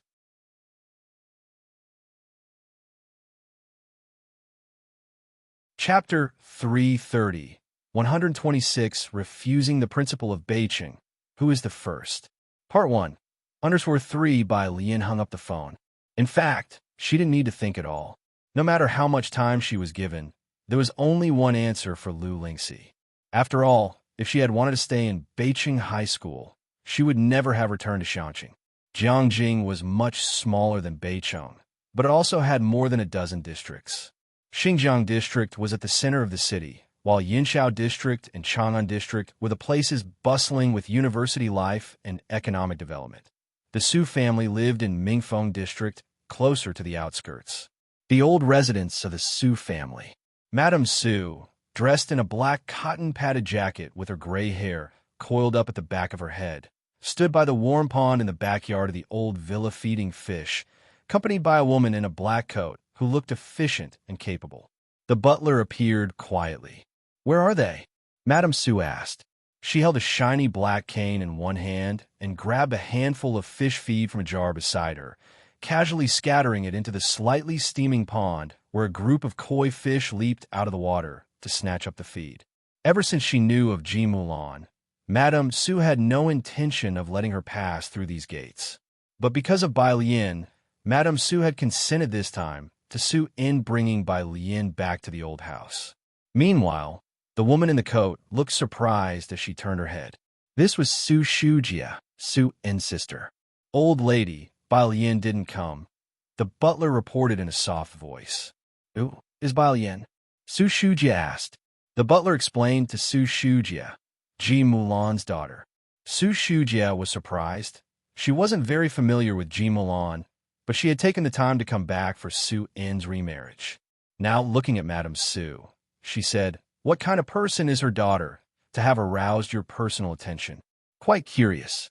Madame Su spoke indifferently. "A person from the border town, nothing special about her. Just good-looking." She had, by Lian's information, it was said that she barely made it into college. "That's so." Su Shujia immediately lost interest. "Why haven't I seen her come here?" "It's her first time in Jiangjing." The butler recalled Shun Qing's performance, and by Lian's words and actions, you can tell she really wants to fit in. Right now, she's probably out having fun. Young people love to go sightseeing and post on their social circles. Never having been on a plane before, and if she had traveled in economy class, she wouldn't have said that first class felt too small. The butler judged that Bai Lian was probably out enjoying herself in Jiangjing University at this moment. Going to check in at the entrance of Jiangjing University, perhaps Su Wenyao even took her inside the campus. After all, she came from a humble background. Madame Su looked up, but that's also good, easy to handle. She had seen all sorts of people like Bai Lian and Shen Qing, as long as they were provided with sufficiently superior conditions, would not be willing to leave. Jiangjing Airport. Mrs. Song and her party finally waited for Song Min. Song Min carried only a backpack, quietly walking out of the VIP exit. "What's wrong?" Bai Shaoqi immediately sensed that Song Min was in a bad mood. The others couldn't help but look over, as Song Min was respected for his status and academic achievements in Beicheng, and he was also learning finance with the Song family, always appearing refined and aloof. Even in front of Bai Shaoqi, he was in no way inferior. The young man had a strong sense of pride. This kind of subdued mood was rare. "Weren't you waiting for your results?" Mrs. Song smiled as she looked at Song Min. Could it be that there was a mistake in math again? Everyone present knew that Song Min had scored second in math last time, which is why he had put a lot of effort into math in the last 2 months. Mrs. Song guessed that Song Min might not have achieved his desired result in math again. "It's nothing," Bai Shaoqi also guessed this, and after asking about the results, Song Min hadn't replied to her messages A temporary slip-up is no big deal. Don't put so much pressure on yourself. You're always first. Why compete with yourself? Mrs. Song and Bai Qiming both nodded in agreement. Song Min had dominated the entire high school scene in Beijing for more than 2 years, never failing to come first in every major or minor exam. Therefore, no one present thought Song Min would fall to another rank. The ever-silent Song Min finally looked up. I'm not the first this time. Then which place did you get? Mrs. Song stopped, incredulous. If not you, then who else could it be? Bai Qiming looked at Song Min, a thought crossing his mind. Could it be Xiaoqi? Song Min, I don't know. I'm also waiting for a message from our class teacher. It was at that moment when the class teacher sent over the results for the first place.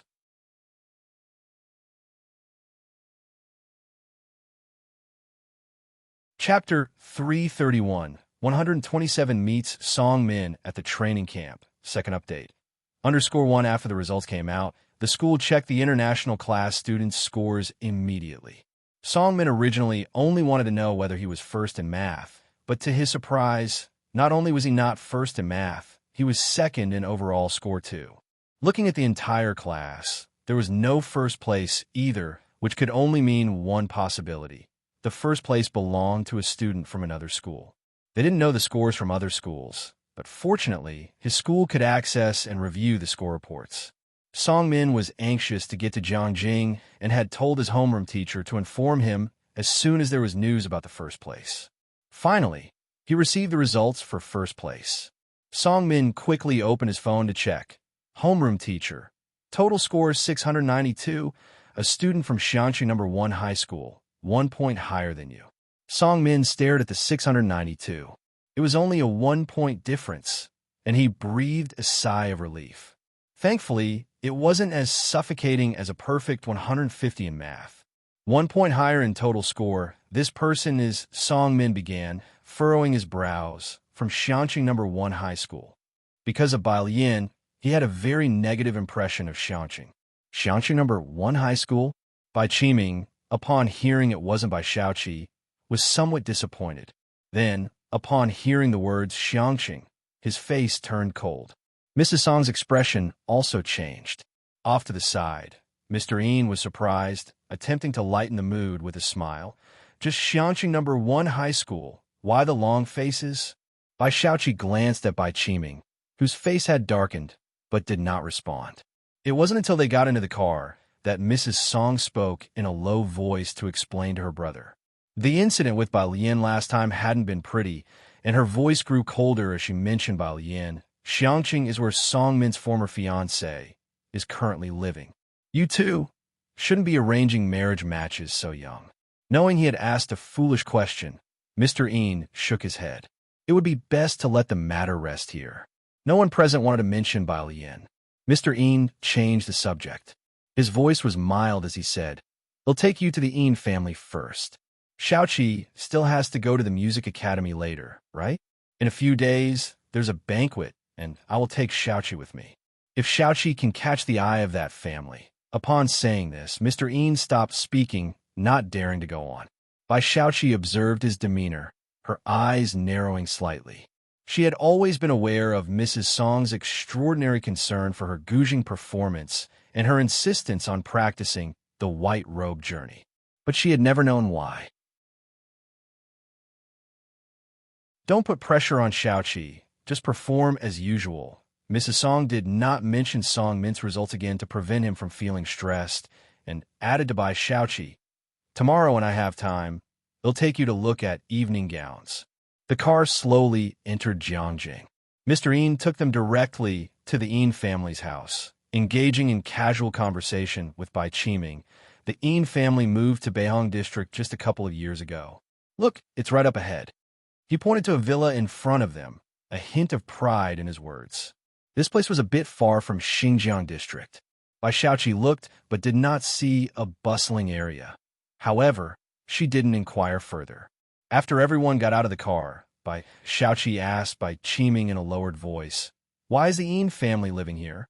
If they can't buy in Xinjiang district, what about Chang'an district?" Bai Xiaoqi had visited Bai Xiaoka in Chang'an district. Jiangjing University and Jiangjing Music Academy are both located in Chang'an District. Shaoqi being able to move into Beihong District is already quite good. Bai Qiming looked at Bai Shaoqi, his eyes profound, having visited Jiangjing many times. For my Bai family to move into Jiangjing, we can't even settle in the outermost areas, let alone Beihong District. As for the Chang'an District you mentioned, at least it should be a place where your brother, a university president and an academician, could reside. Is that so? Bai Shaoqi, who had lived in an ordinary residential area in Beicheng with her mother for over a decade and seldom visited Jiangjing, was hearing this kind of statement for the first time. In Beicheng, as long as you had money, you could buy a house anywhere. She was completely shocked that wealth couldn't guarantee you a home here. If Jiangjing University's president lives in Chang'an District, then who are the people in Xinjiang District? Meanwhile, Bai Shaoqi finally received a message from her homeroom teacher about her own grades. Science Comprehensive, 251. 9 total score, 653. 7 after reading down the list, Bai Shaoqi's face changed dramatically. She had always ranked in at least the top 5, if not the top 3. Even though she had devoted more time to the Guzheng recently, her total score shouldn't have fallen to 7th place. She pursed her lips and sent the scores to Bai Shaoqi to see. In the international class group chat, today was somewhat explosive. Most people's ranks had fallen compared to before, and the rumor du jour was that Song Min wasn't first, a dark horse out of nowhere.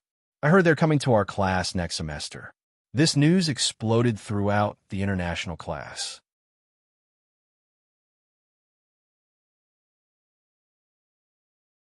Chapter 332, 127 meets Song Min at the training camp. Second update.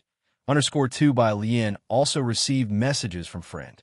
Friend, screenshot, friend, Song Min didn't get first place in the exam. Am dying of laughter. Friend, I've decided to eat 3 pieces of cake today. Friend, I have no idea who the hero was that did it, but am thrilled. By Lian, friend. When the two chatted, they often weren't on the same wavelength. After Bai Lian finished, she went back to her English reading page, while Jiang He, holding a pillow, was drowsy beside her. Today, because Ning Xiao and Tang Ming were there, Jiang Fulai sat in the front passenger seat. Before long, the car entered the Chang'an campus.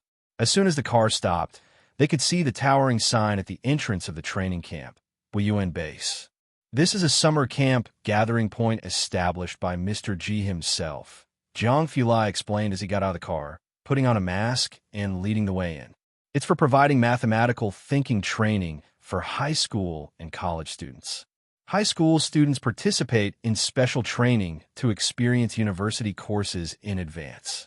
And for college students, it's for guaranteed postgraduate opportunities and also to experience top-tier academia. Of course, no matter which stage, applying for Wuyuan Base is quite difficult. First, you need a compelling resume. Second, you need a recommendation. Jiang Fulai was always brief in speech, keeping his words concise and to the point. His voice was quite nonchalant too. Unknown to him, Ning Xiao and Tang Ming behind him were feeling utterly exhilarated. Wuyuan Base, the foundational base for mathematics and physics established by Zhou Buin himself, affiliated with the Mathematics and Physics College of Jiangjing University, a summer camp base sought after by countless people. As for who Zhou Buyuan was, no one who had participated in mathematics competitions would not know him. The greatest mathematician of modern times. Wuyuan Base's publicity room. At the moment, a middle-aged man was lounging in front of a computer, lazily reading a book in his hands. Hearing the sound, he didn't lift his head. Welcome to Wuyuan Base. Please fill out the form. Take the keys. The dormitory area is out the door to the left. He was halfway through speaking when he suddenly felt the atmosphere was off, an indistinct sense of oppression. The middle-aged man abruptly looked up and saw the tall, slender figure of Jiang Fulai approaching at an unhurried pace. Jiang. The middle-aged man couldn't complete his sentence. Jiang Fulai glanced over at him with a slight nod. I've brought 3 students over. With those words, he bent slightly, and with his pale fingers, He took a form off the table and handed it to Bai Lian, then pulled out a pen and removed the cap. He then gestured for Ning Xiao and Tang Ming to take pens themselves. The middle-aged man who stood up hadn't even closed his mouth yet. He watched dumbfounded as Jiang Fulai naturally passed the registration form and penned to Bai Lian, rubbing his eyes. This world had become fantastical. Only when Bai Lian handed the form back to him did he come to his senses, covertly scrutinizing the girl before him.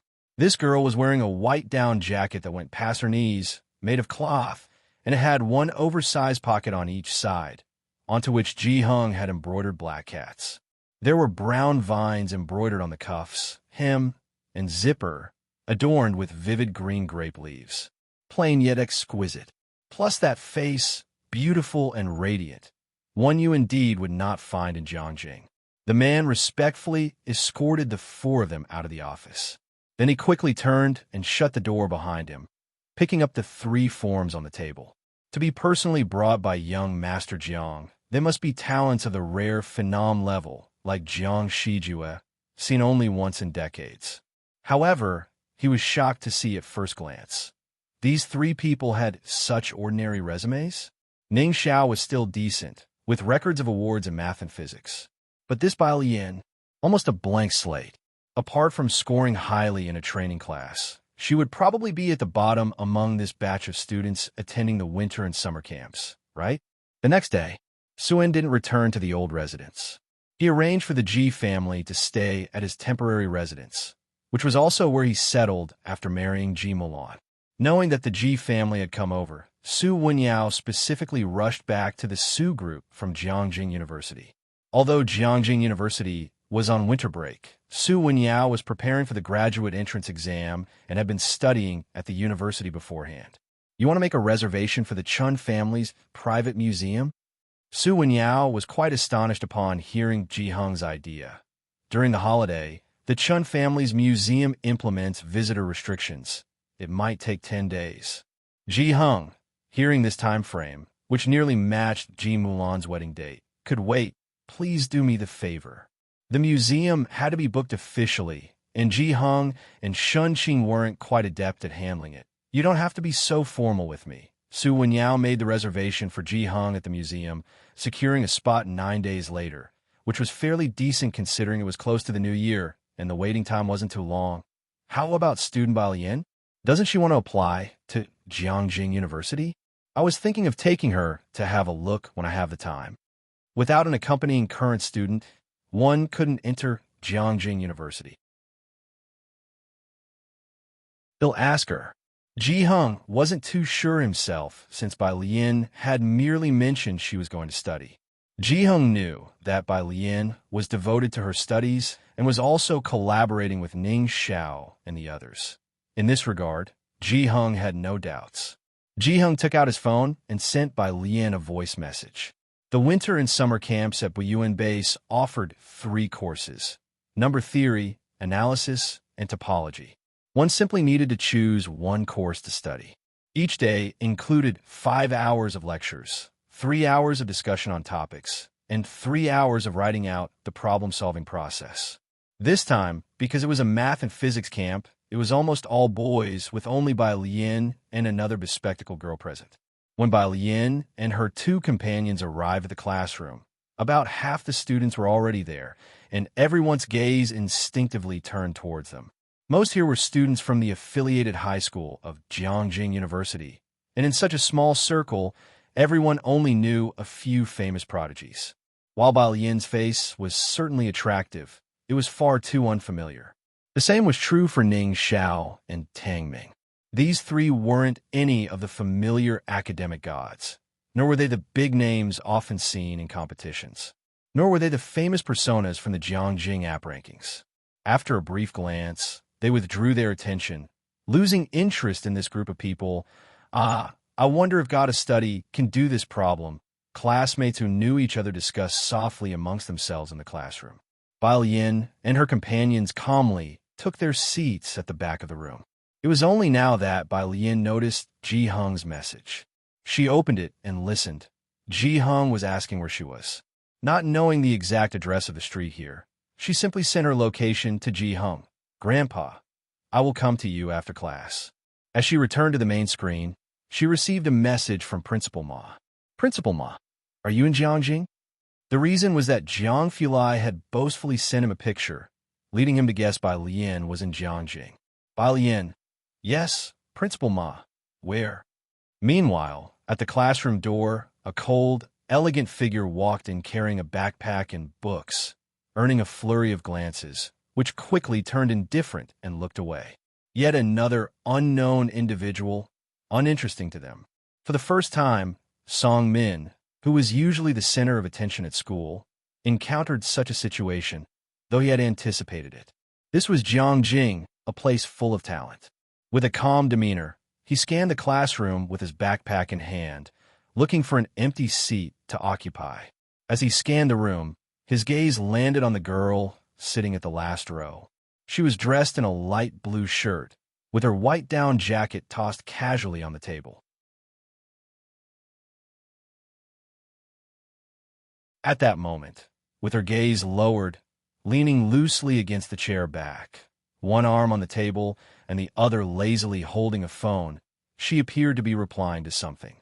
The morning sun poured through the windows, bathing her profile in light, serenity incarnate. Feeling the gaze upon her, she slowly lifted her head, lazily looking in his direction, revealing her face in full view.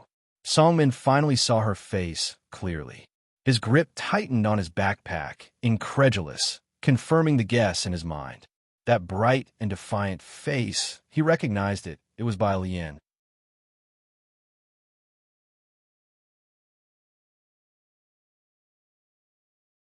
Chapter 333, 128 Genius Gathered _1 The Buyuan summer camp in the country has the highest value. Whether for high school or university students who manage to secure a spot at the Buyuan summer camp during the holidays can basically guarantee themselves a postgraduate recommendation. It's second only to the Ross summer camp, but the Buyuan only admits middle school students from within the country, with international students accepted only at the university level. Even so, there is still significant competition for the limited special training spots available to domestic high school students each year. Each session only accepts 30 to 40 students, almost 30 of whom are from the affiliated high schools of Jiangjing University, with the other 4 major cities only being allocated 4 or 5 spots each. Basically, studying here means you've already got 1 foot in Jiangjing University. Songmin is the only student from Beiqing High School who came to the Buyuan base. But why is Bai Lian also here? Bai Lian glanced at him and immediately shifted her gaze away, continuing to reply to Director Ma's message with methodical slowness. Bai Lian, Buyan. Director Ma was at Jiangjing University not far away. Ji Hung wasn't sure what Buyuan was about, but Director Ma certainly did. Director Ma. Beside Bai Lian, Ning Xiao was seated 1 spot away from her, and Tang Ming was right next to Ning Xiao. Both felt an immense pressure as soon as they entered the classroom and were now buried in their notebooks, working on problems. 8 o'clock. The elderly professor with graying hair entered. He wore a gray, thick cotton-padded jacket and held only a set of 9 linked rings made of iron in his hand. You all know topology, right? This subject's prototype, the 9 linked rings, has a history of 5,000 years. I will give you 3 minutes to untie them. Reporting. A male student entered the classroom just on time, holding a thick book. The professor turned his head and then smiled warmly. "Liang Wuyu, you're just in time. Hand these out to everyone." Whoosh! The entire classroom fell silent. Almost everyone's eyes were on the boy. This was the first time the professor had shown warmth since he entered. After all, the professor himself was a genius. While most students in the classroom were quite smart, he saw so many intelligent people every year, and ordinary geniuses no longer caught his attention. Unless it was a rare genius like Liang Wuyu. Bai Lian also looked up. The heating was on in the classroom. Liang Wuyu took off his long cotton coat, revealing a black knitted sweater, and he held a copy of algebraic number theory in one hand. His complexion was somewhat pale, His thick hair almost reached his eyebrows, and he stretched his hand to receive the 9 linked rings from the professor to distribute them. Liang Wuyu, isn't he in your class? How come you're all looking at him, as if you've never seen him before? We've hardly ever seen him attend class in our grade. He spends most of his time in the lab, and guess what? He scored 739 on the final exam. That's insane. He could be compared to Hewen now, right? And Su Jiue only scored 712. Only? The exam questions were set by the Physics Institute and were that difficult. I scored 669, ranked 5th. Honestly, in any other year, I could have been in the top 3. As soon as Liang Wuyu appeared, he set off a stir in the whole room. Compared to the pressure Song Min placed on the entire Beicheng, Liang Wu's presence at the affiliated high schools of Jianjing was more of a shadow than pressure. Most people didn't even entertain the thought of comparing themselves to him. The gap was too great. Outside, Tang Ming handed out the 9 linked rings to Bai Lian and Ning Xiao, speaking excitedly in a low voice. Damn, that's Liang Wuyu. The professor even knows him. But how do you solve this? He had never played with the 9 linked rings before. Relying on his intuition, he only made it to the 5th ring. To solve which ring, you have to make sure the preceding ring is on top. Bai Lian nonchalantly solved it, speaking slowly and deliberately. With just one sentence, Tang Ming understood. He looked down and managed to solve the remaining rings within 2 minutes. In the class, most students had already solved it, and then the professor started the presentation. This is just the beginning. You all have good spatial imagination. So, we use a point B to represent any spherical neighborhood in this Rn, and now we move on to proving open sets. As the students were all high schoolers, the professor only taught the basics, which were both detailed and humorous. Bai Lian and her companions listened intently. After a morning of classes, the professor brought in some test papers from outside, and scanning the people here, he smiled and said, "You all know that here at the Buyuan base, we have an initial assessment score for each person, based on their abilities. We distribute 3 sets of papers, A, B, and C. Let's combine them, and also from today on, everyone needs to prepare for an academic presentation. Liang Wuyu, Paper A. Su Jiue, Paper A."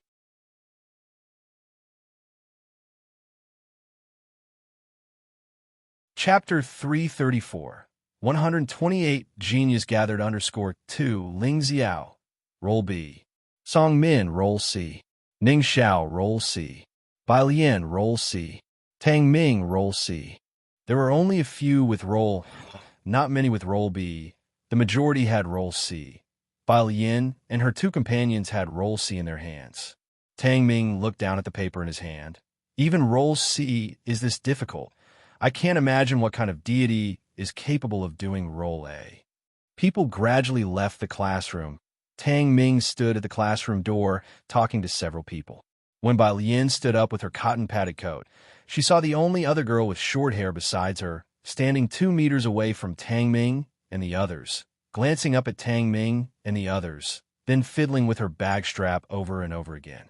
She wore a white mask, glasses, and a hat, wanting to come forward but not daring to. Bai Lian put on her coat and pulled Tang Ming aside. "You're blocking her way." The other boys also stepped aside. Seeing the way clear, the girl quickly lowered her head and walked by, not lifting her head as she went out the door. Luckily, Bai Lian had sharp ears and heard a very quiet "thank you." But Tang Ming only saw a blur, never catching a glimpse of the girl's face. Sis, Ningge, these are all people from the affiliated middle school. Tang Ming introduced these few boys to the 2 of them. Clearly they were from the same class. "This is Ling Xiao. He has Role B. He's very impressive, and I'm a gold medalist." Tang Ming finished with a heavy introduction of the leading boy. Ning Xiao was amazed, staring at Ling Xiao in surprise. A gold medalist could only get Role B? Ling Xiao wore black-rimmed glasses, appearing honest and steady, accustomed to such gazes. He simply said, "Nice to meet you. If you run into any problems during the academic speech later, you can ask me." That was a polite decline to joining Bai Lian and her group for the academic speech team. "Thank you." Bai Lian said thanks. They were thankful, surely, but asking was out of the question. Otherwise, young Master Jiang would remember them for 100 days. Our sister is also very good at math, Tang Ming added. Upon hearing this, Ling Zio's group glanced at Tang Ming, neither agreeing nor disagreeing with the remark. They were different from Tang Ming. This wasn't their first time at Buyuan Base. They saw different students coming here from various places each time. Buyuan Base was a gathering place for geniuses. All these people were top students from their respective places, prideful at heart, but these top students from other places were quite different from them. After today's exam, Tang Ming would start to become introspective and wouldn't be so confident anymore. In the afternoon, there was a 3-hour academic exchange. Those who were here were all favored children of the heavens, and some of them had befriended everyone in the class. Bai Lian and other foreign students from the 4 major cities had fewer ads. After the academic exchange, Bai Lian didn't stay at the base. Ji Heng told her to go have dinner at Suen's place. Bai Lian packed her things and left. Song Min chased after her at this moment, his gaze complex. Bai Lian, how come you're here? He knew about Bai Lian's grades. She was almost clueless in science, vividly remembering when the homeroom teacher had moved her to the liberal arts class. Later, it seemed she had transferred to science, but back then Song Min didn't care much about Bai Lian. He hadn't paid attention. Recently, however, he heard from his mother that Ji Mulan had married into the Jiangjing family, possibly recommended by someone from Jiangjing. But what qualifications did she use to get in? He had many questions. Bai Lian, looking at her phone with her head down, barely lifted her head, her face pale, an expression indolent and cold. Excuse me. 2 words without emotion. The past Song Min was extremely impatient with Bai Lian, preferring to solve a couple more math problems rather than talk more words with her, but the current Bai Lian now felt utterly unfamiliar to him. Song Min subconsciously stepped aside. Bai Lian passed by him toward the Buyuan base gate. At the gate, Jiang Fulai was waiting for her. While buckling her seatbelt, Bai Lian told Jiang Fulai the address. The Su family office building was in Yinshao District. Yinshao District is the economic center of Jiangjing, right across from Chang'an District, with Xinjiang District in between. It is a bit far to cross the districts, but it's not yet 5 o'clock, and the traffic isn't bad. What did you send to Academician, Ma? Bai Lian leaned back in her seat with a relaxed posture, tilting her head to look at him. Jiang Fulai was quite unperturbed. Nothing. The corners of his lips, slightly pursed, appeared extremely aloof. If it were someone else, they wouldn't dare to glance at him at this moment. The only connection Bai Lian had with Academician Ma was through Jiang Fulai, which she didn't believe for a second. It wasn't until a 2-minute red light that she spoke up. Open WeChat. Jiang Fulai. He silently took out his phone to show Bai Lian. Academician Ma. Give me Jiang He too. Jiang Fulai.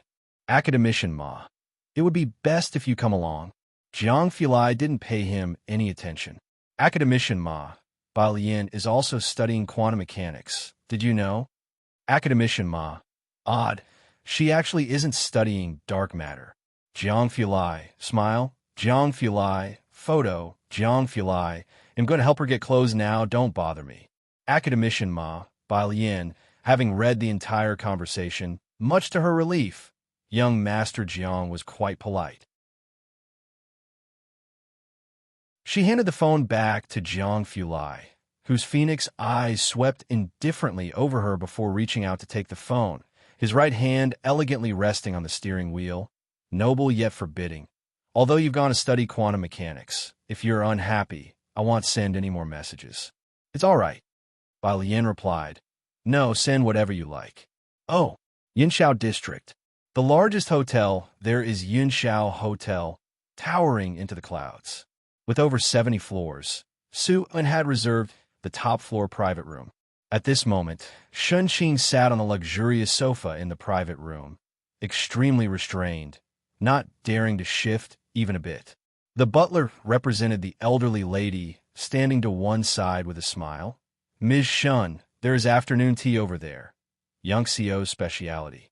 You might like to try some. He pointed to the cakes displayed on the left. Shun Qing eyed the cakes, attractive in appearance, and the various wines, uncertain of how to proceed. I'm not hungry. She picked up a cup of tea. The butler withdrew his gaze.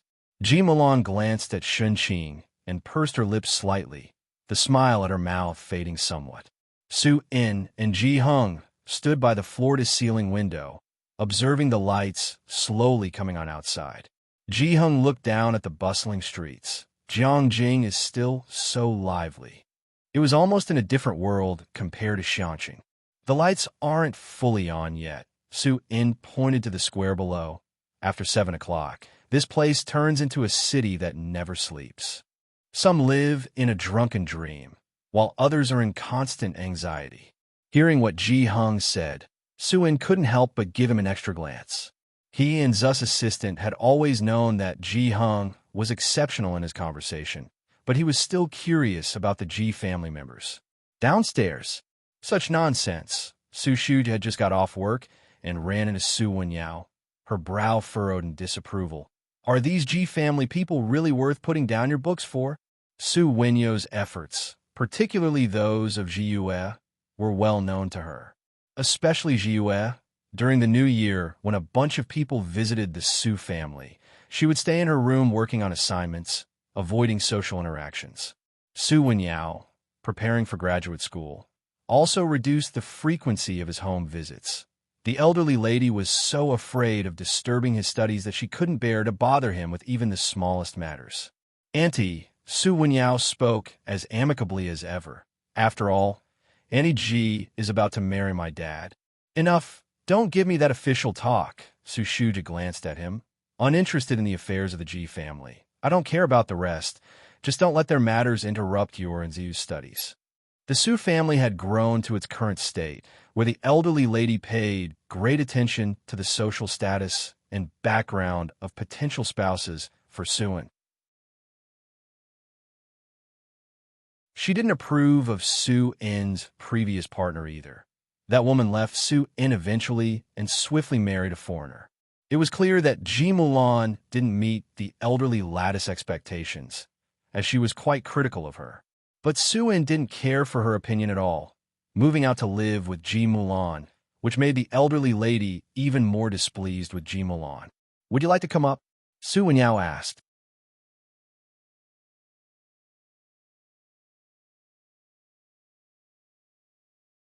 Chapter 335, 129 Show-Off License Plate. Shopping Spree at Buyuan, second update. _1 Su Shuja waved her hand away. She had met Ji Mulan before, a bit arrogant, but lacking in shrewdness and experience. I won't go. She had no expectation for the Ji family, just waved her hand dismissively, then lowered her voice. I heard that the Chun family is moving into the pharmaceutical field. They've just entered the industry. There's a lot of opportunity. Su Wenyao paused at the mention of the Chun family. Then he bid farewell to Su Shujia and went upstairs. Su Shujia got into her car and instructed the driver to head to the intersection ahead. A black Hongqi car passed them by, with every vehicle around it seemingly willing to keep a 2-meter distance. In the back seat, Su Shujia was also shocked to see that car. How could that license plate be in Yinshao District? Yinshao Hotel. As the car pulled to a stop, the valet quickly went up and, before Bai Lian even realized, opened the door for her. Bai Lian casually unbuckled her seatbelt, pondering that young Master Jiang's presence was becoming increasingly powerful, forcing other cars to keep their distance even through the vehicle's barriers. She was completely unaware of the significance of the car's body and license plate. Thank you. She expressed her gratitude to the young man. The valet, seeing her beautiful face, thought it was rare for someone so attractive and polite to be in such a car, and hurriedly shook his head. Young Master Jiang silently watched her leave. He had no choice but to return to Buin Base to give a lecture to those two who he couldn't quite understand. Upstairs, in the private room, Ji Mulan saw how busy Su Wenyao was and felt discontent that Bai Lian, who was yet to arrive, had kept them waiting, especially since Ji Hung and Su Un had been there since 4 o'clock. When Bai Lian finally arrived, Ji Mulan couldn't help but go to the door, her voice low. Where have you been? Why make them wait so long? Any other day would do to see the sights of Jiangjing. Just to see if you'd call the police. Bai Lian glanced at her. Then she bypassed Ji Mulan and walked inside. Ji Mulan, standing by the French window, Ji Hung and Su turned around and took their seats at the dining table upon hearing of Bai Lian's arrival. The two had no complaints about waiting for Bai Lian. They both knew she was dedicated to her studies, especially Su In, who thought she must have been at the library. How come Shuyan didn't come? Su In asked Su Wenyao. Qi Shuyun had been introduced to Su Wenyao by the old lady as his girlfriend quite early on. They had been in the same class since junior high, and the old lady liked her very much. She didn't have time, answered Su Wenyao, looking up. Su In nodded and refrained from asking further. The butler, who was just attending to their drinks, overheard and cast his gaze downward, knowing the old lady would never have let Miss Qi meet with these people. They talked among themselves, while Bai Lian did not join in. She was busy eating and looking at her phone, which displayed a message from He-Wan. He-Wan, boss. Thank you. Bai Lian. He-Wan, why don't you want to be the first author? This was about He-Wan's paper. He was good at physics, and his math was also excellent, but there were few in the lab who could match him. His paper delved a bit into quantum mechanics, which my institute's director saw from the beginning. Further examples needed a particle wave model and the Boltzmann equation. Strong mathematical groundwork was necessary, so Jiang Fulai recommended Bai Lian to He-Wan. After working together on the model, He-Wan realized that Jiang Fulai's recommendation wasn't just any genius. She saw the long-standing issue for him, and he wanted to put Bai Lian as the first author. Bai Lian had asked Jiang Fulai the significance of being the first author and didn't feel she deserved much credit in He-Wan's paper. So she let him list her as the second author. But He-Wan didn't understand. Bai Lian, shut up, she was blunt. He-Wan, okay. After He-Wan's reply, the small group chat between her, Tang Ming, and Ning Xiao buzzed. Tang Ming, Jiang bro is so moody today. Tang Ming, sis, when are you coming back? Tang Ming, crying. Bai Lian. Just be smart about it. At the side, while others were chatting casually, the butler glanced at Bai Lian, who was still engrossed in her phone. Ji Mulan noticed it too. She really wanted to say, don't play with your phone while eating. But she feared Bai Lian might retort with a forthright, I will play, in front of everyone.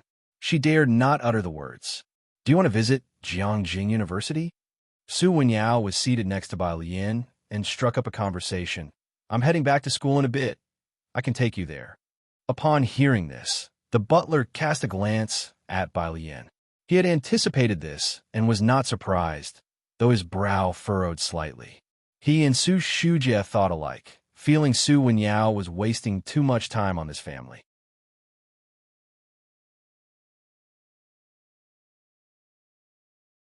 Chapter 336, 129 Show-Off License Plate.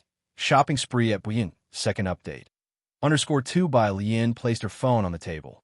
Upon hearing the words, she lowered her eyelashes and responded, not going for now. She said she was not going for the time being. Su Wenyao was taken aback, then smiled. All right, just let me know when you're going. You have my number. Bai Lian stayed at Yinshao Hotel with Shun Qing, returning to Buyuan base early the next morning to take today's C paper. The difficulty of C paper was apparent, and Bai Lian had roughly figured it out during the 3 hours that afternoon. She took a pen and began to write down the process on a blank sheet of paper. She was downstairs early the next morning. She was an early riser, but Jiang Fulai was up even earlier. After Bai Lian got into the car, she remembered what Tang Ming had said last night about the sourness of Jiang Gongzi's demeanor and took another look at him. His expression was cool and detached, no different from before. Jiang Fulai slowly drove onto the main road and arched his eyebrows at her, as if asking why. It's nothing. Bai Lian turned on the Bluetooth and connected to the car speakers. English essays began to play softly inside the car. When they reached Buyuan base, it wasn't even 7 o'clock yet. Bai Lian went straight to the lecture theater. Although it was still early for the 8 o'clock start, most people were already there, making Bai Lian's arrival relatively late. This learning culture added pressure to the people from the other four major cities, except for Ningxiao and Tangming. When Bai Lian arrived, Ningxiao and Tangming gave up their seats inside and introduced her to the others. These are students from the four major cities. This is Pei Qin. This is Song Min. Weiyuan Base did not have a grading system, but there would be an academic presentation. Generally, groups with more than 5 members could research and produce something. Local students from Jiangjing naturally stayed together and did not team up with outsiders. Each year, people from the 4 major cities would automatically form a team, and this year was no different. Song Min sat calmly in front of Tang Ming, not speaking to Bai Lian. The two acted as if they did not know each other. "I'm good at number theory." The boy with the buzz cut raised his hand. "I can handle the number theory part." "Pei Qin, my main research in the competition is on fluid physics," said Pei Qin sparingly. Everyone began to explain their specialties and their roles in the team. All these individuals had participated in similar activities before, so their arrangements were all quite rational. "Physics," said Ningxiao. "Mathematics," said Tang Ming. Last was the only female in their group. Bai Lian sat down, took off her coat, and said, "Everything." Normally, people had their own strengths, but Bai Lian was actually studying both mathematics and physics, so she just compromised. The others were taken aback. In fact, they had all heard a bit about one another. Pei Qin and Song Min were famous geniuses in their respective provinces and cities, each with their specialties. Only the 3, including Bai Lian, were unknown to the others. Studying everything meant there was nothing she excelled in particularly. But the expectations for the only female in the group were not that high. Song Min just frowned and glanced at Bai Lian. The buzz-cut boy laughed. He was the lively sort, just like Tang Ming. "Do you guys know who's coming to lecture us today?" Bai Lian looked down and continued reading her book. The rest were very curious. "Who?" "Gao Jichen, Dr. Gao," the boy said mysteriously. "My uncle by marriage told me. It's a surname Gao. One had to have strong personal capabilities as well as a certain family background to be here, as not just anyone could be a recommender. Hence, they were privy to lots of information. Ningxiao and Tang Ming, unfamiliar with the Jiangjing scene, did not speak up but listened intently. "Dr. Gao." Song Min looked up in astonishment, obviously recognizing the name. Yes, the genius almost as famous as Senior He-Won. Pei Qin also spoke up. "You know about He-Won, right? The elite student of Jiangjing University. It's said that he's now in that lab." Their voices were filled with mystery. This made Ningxiao and Tang Ming curious as well. Xianqing was almost cut off from the world, and their information was far less extensive than that of the others. Upon hearing the name He-Won, Bai Lian was taken aback, then lifted her head up. Though this female student appeared indolent, she gave off an air of being hard to approach. Now that she finally seemed interested, the buzz-cut boy proudly said, "That's right, He-Won, from Xiqing, who got into Jiangjing University on his own merit." He talked on and on. Bai Lian was surprised. "Is he that impressive?" The buzz-cut boy, as the conversation continued, someone suddenly turned around from the front row and looked back at the group sarcastically. "What's Xiqing?" "Senior, He-Won is clearly from our affiliated high school." "Also, stop appraising Senior He-Won. He's not someone you can casually comment on. What dreams are you few chasing? As for whether he's impressive, that's not for you to speculate. Wait until you become elite students of Jiangjing University and have your names engraved on the stone behind the statues of famous people. Then talk." Jiangjing University had a long history, with its founder Liang Xin leading the way, followed by his disciple by Xiangjuan, and then a succession of talented historical figures. Behind the statues was a large stone where only the names of elite students from Jiangjing University could be carved. This was the dream of everyone who got into Jiangjing University. But having one's name alongside the statues of historical figures was exceedingly difficult, and a new student might not even make it in a year. Most of the names engraved were offspring from scholarly families, with He-Won being the only one who rose from humble beginnings to great prominence. A textbook example. Those in academic research revered talents greatly. Hewen's motivational story won him many fans in the academic world. Stop it. Tang Ming signaled to the boy with a buzz cut and Bai Lian to cease their discussion. Bai Lian furrowed her brows, looking towards the person who had spoken. Calm down. Tang Ming's internal alarms went off, and he quickly grabbed Bai Lian's arm. Harmony, democracy, civility, rule of law. Bai Lian withdrew her gaze. Her phone on the table lit up. She glanced at it. Headmaster Ma, location. Headmaster Ma, what a coincidence. I ended up at Buyuan base while out shopping.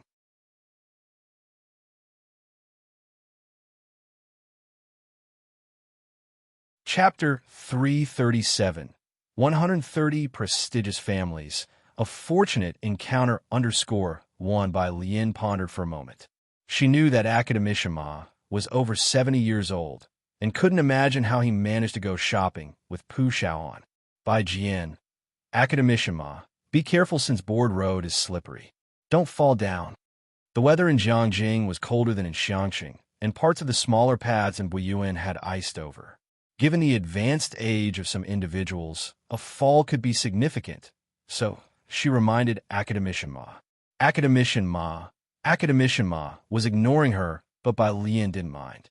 She took out a notebook from her backpack and a black pen, then used her free time to organize the shorthand music score. It was only the second day, and clear cliques had already started to form among the classes at the special training camp. Representatives of the student elite, like Liang Wuyu, sat in the first row, followed by outstanding students from Jiangjing's affiliated schools, like Ling Xiao, sitting toward the middle.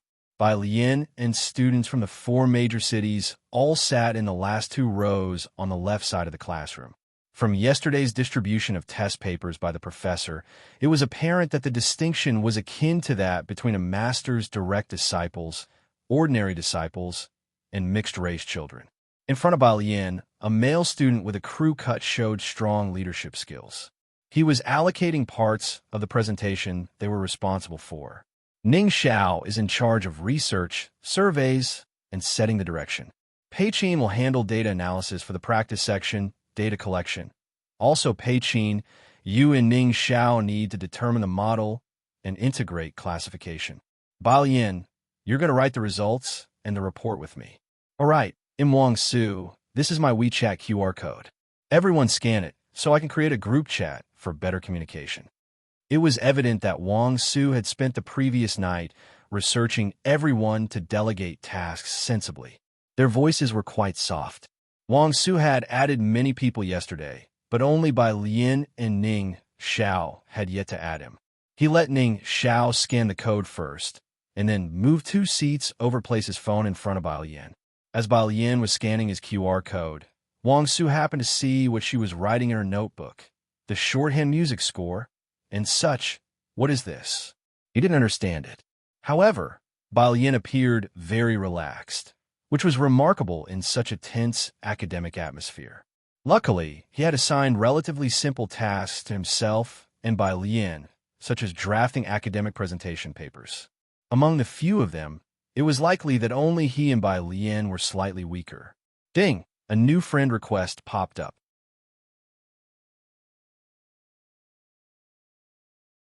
Glancing down, Wang Su saw one from Ning Xiao and another with an ancient city tower avatar.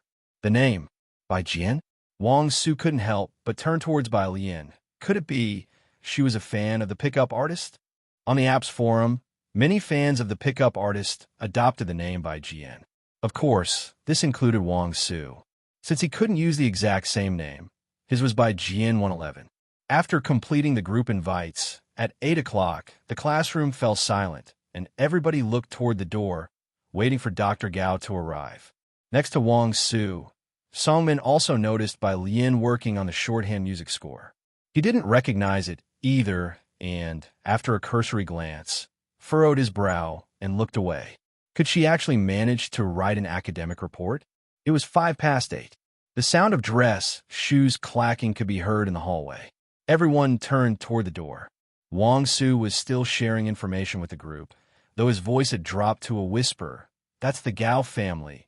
His grandfather is an impressive academician, but it's his aunt who is truly formidable. In short, a prestigious and untouchable noble family.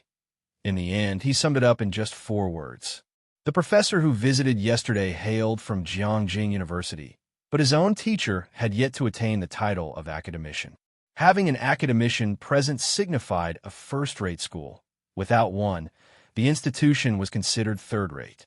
As for someone from a distinguished family like Gao Jiechen, they were at the pinnacle of the hierarchy.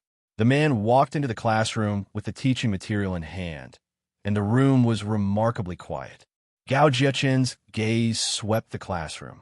Unlike the professor who had lectured on topology the day before, who had been scholarly and mild, his stare was sharp, daunting those who dare to meet his eyes. Today, we're going to talk about whether this world is deterministic or randomized. People like Pei Qin and Wang Su unconsciously looked away from his gaze. Not just them, most of the students from the affiliated schools also dared not meet Gao Jiechen's gaze. When Wang Su averted his gaze, he saw Tang Ming and Ning Xiao seated behind him, who did not look away. He couldn't help but give them a thumbs up. Tang Ming looked back at him, puzzled. Of course, what Wang Su didn't know was that these two had faced Jiang Fulai's deadly stare for so long. Gao Jiechen's influence was like a sesame seed in comparison, and even less oppressive than Jiang He. Compared to yesterday, today's lecture was more profound and difficult to understand. Liang Wuyu from the first row raised his hand to ask a question. Liang, you have a query? Gao Jiechen obviously recognized the widely known Liang Wuyu, as he was a hot candidate for top honor at Jiangjing University. What is your question?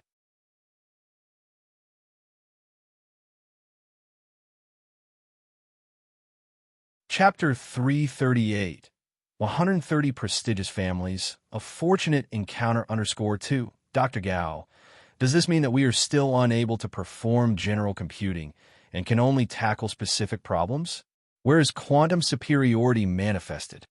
Gao Jiechen glanced at Liang Wuyu, gestured for him to sit down, and said, its principle isn't much different from the photoelectric effect. Dr. Gao, Ling Xiao, in the middle, also wanted to ask a question.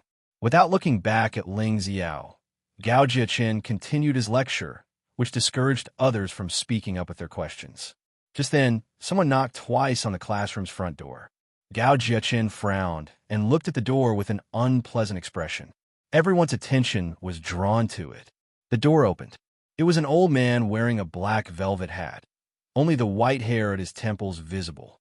His dark eyes bore the weight of years, and his face, crisscrossed with deep lines, exuded authority. Academician Ma? Gao Jiechen recognized the elder. His displeasure vanished, and he was very excited. Are you here to attend my lecture? Upon hearing Gao Jiechen's words, the quiet classroom instantly erupted. As previously mentioned, the highest honor in the country is the title of academician. Having an academician means being a first-rate school, but even among first-rate schools, there are differences. Academician Ma was a standout among them, his achievements not even needing mention. Within the elite circle of academicians, he was top tier. Many coveted the chance to participate in his research projects, but could not.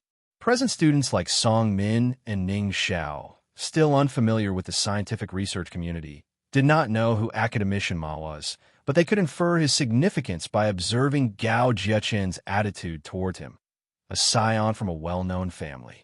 Academician Ma looked at Gao Jiechen. No problem, you keep on lecturing, I'm just wandering over here for a casual visit. As he spoke, his gaze swept across the class. In the entire classroom, there were only 2 female students, one of which was Su Jiue in the middle, wearing glasses and dressed in her affiliated high school's uniform. Academician Ma turned his attention to the second girl. She too was looking at him. In her hand, she twirled a pen, while her left hand lazily rested on a printed document. No need to think, it must be her. Academician Ma took note of the empty seat next to Bai Lian and calmly sat down behind her, under the watchful eyes of everyone. Because of Academician Ma's presence, Gao Jiechen lectured with renewed passion. The 4-hour-long lecture ended swiftly. Academician Ma left 5 minutes early.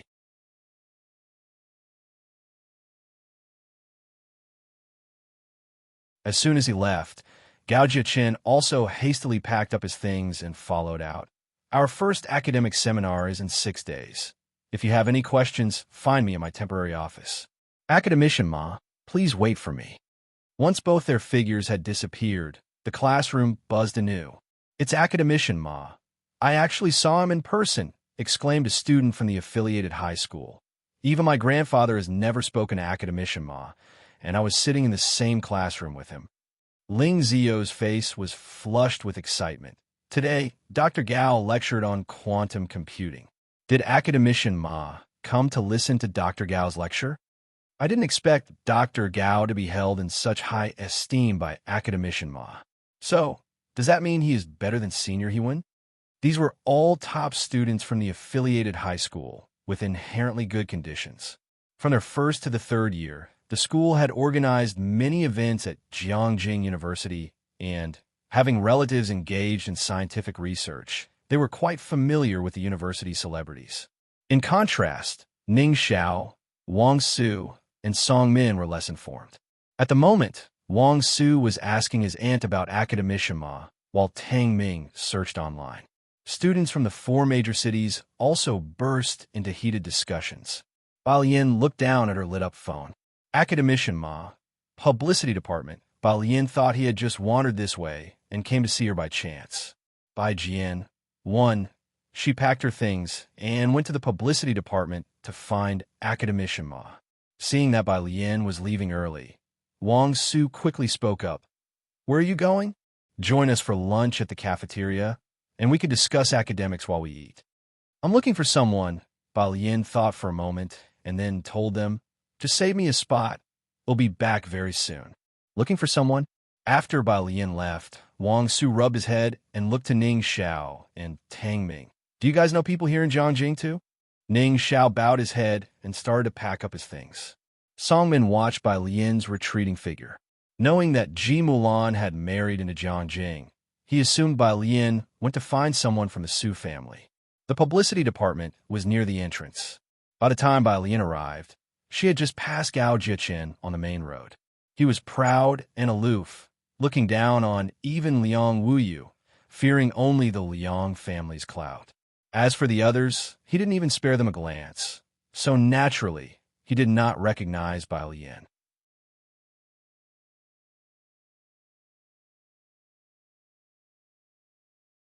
Chapter 339, 130 Prestigious Families. A fortunate encounter _3, just as he brushed past her on the road. He noticed Bai Lian's extremely attractive face and took a second glance. Others often looked bulky in down jackets, but Bai Lian appeared unusually slender in her white cotton coat embroidered with delicate vines and cats. Her tall figure, pale skin, and her face was beautiful without being coquettish, her gaze lazy. Who is that? Gao Jiaqin turned his head to take another look. The staff by his side looked back, probably a student participating in the training camp. Gao Jiaqin nodded. Bai Lian arrived at the publicity office, just as a group of people also reached the school gate, almost at the same time as her. The publicity office. The person in charge and Academician Ma were both there. The room was heated, and Bai Lian went to close the door without thinking. Academician Ma put down his teacup and raised his hand. No need to close the door. Come in and sit. Bai Lian didn't close the door. Seeing that the person Academician Ma was waiting for was Bai Lian, the person in charge of the publicity office wasn't surprised either, having seen more surprising things before. Student Bai, have some tea. He poured a hot cup of tea for Bai Lian. Thank you. Bai Lian expressed her gratitude to him. The person in charge waved his hands in a hurry. Don't mention it. He sat back down and observed Bai Lian discreetly, wondering what was so special about this student that he wasn't aware of, as both young Master Jiang and Academician Ma seemed to treat her quite uniquely. Why don't you study dark matter? Academician Ma was forthright with Bai Lian, as they had been communicating on WeChat for several months. Both were academic elitists. The person in charge complained internally. Academician Ma was as direct as ever, and dark matter wasn't something just anyone could study. There were only 2 dark matter research institutes in the country, and it wasn't easy to get in. Even Dr. Gao couldn't. Bai Lian finished her tea. I'm not interested. The person in charge. What? Not interested? The person in charge, who was blowing on his tea, almost burned himself. That's right, quantum mechanics is more interesting. Academician Ma nodded, obviously very pleased, took a sip of his tea, looked up, saw the person in charge, and directly pointed out the issue with a smooth face. You have some tea leaves there. He pointed at the corner of the person in charge's mouth. The person in charge hurriedly wiped his mouth, embarrassed in front of Academician Ma. I have a seminar on quantum chips in a couple of days. Academician Ma, invited by Lien. Do you have time to come? You'll find quantum mechanics even more interesting. Which day? Bai Lien was considering the time of Su In's wedding. Academician Ma was frank. It was just decided. I need to discuss the timing with my team. I'm occupied on the 19th of January, Bai Lien replied. Then I'll schedule around that. Academician Ma quickly decided. Academician Ma was always busy, and it wasn't easy for him to spend the morning here. After finishing his conversation with Bai Lien, he picked up his coat, and they went out together. Bai Lien escorted Academician Ma to the main entrance. The publicity office was close to the main gate. The entrance to Buyuan Base. Lady Song, wrapped in her fur coat, smiled at Bai Shaoqi beside her. Amin is too busy right now. When he's free, he'll show us around. We'll take you to try on the evening gown you'll be wearing. Bai Shaoqi took a photo of the Buyuan Base on her phone. She had spent the whole previous day at the Jiangjing Music Academy and had finally found a chance today to come out with Lady Song to find Bai Shaoke and Songmin Buyuan Base. A sacred place in the hearts of students across the country would make it a little easier for her to commit to a volunteer position or find a lab in the future. But Bai Shaoqi had no connections to get a recommendation, and Bai Shaoke was still a freshman. Just catching a glimpse of Buyuan Base was quite an achievement for Bai Shaoqi. She looked down, opened her moments, and selected 4 photos. One of the gate of the music academy, one of herself practicing piano, one of the gate of Buyuan Base, and one of Songmin's silhouette, with the caption, "Keep it up." Right after posting, a bunch of comments popped up. Jiangjing Music Academy. Buyuan Base. It's really just you guys. We mortals can only look up. The white figure in the bottom left corner of the third photo seems a bit familiar. Damn. Of course you guys would find it familiar. Doesn't it resemble the one who was driven out of your class? Class rep of second year. Now that you mention it, it does look like her. Damn, it's so unlucky. Ever since she left, our class atmosphere has gotten much better. Comments like these were endless, and Bai Shaoqi saw them too. She had the original picture, which was clearer than the one in the moments. She enlarged the original, and the figure in the picture wasn't very clear. Only the side face was captured, but the person's temperament and appearance stood out so much that she was noticeable in a crowd. However, the difference from the dissolute Bai Lien in Bai Shaoqi's memory was too great. She wasn't sure. Bai Shaoqi turned back and looked in that direction, where she could still see that white figure that hadn't gone far. By her side, seeing her suddenly stop, Lady Song was somewhat surprised and turned to look as well. Is that? Lady Song was stunned by Lien.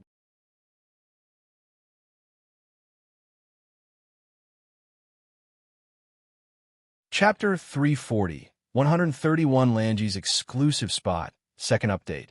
_1 Lady Song had met Bai Lien once before in Shanqing.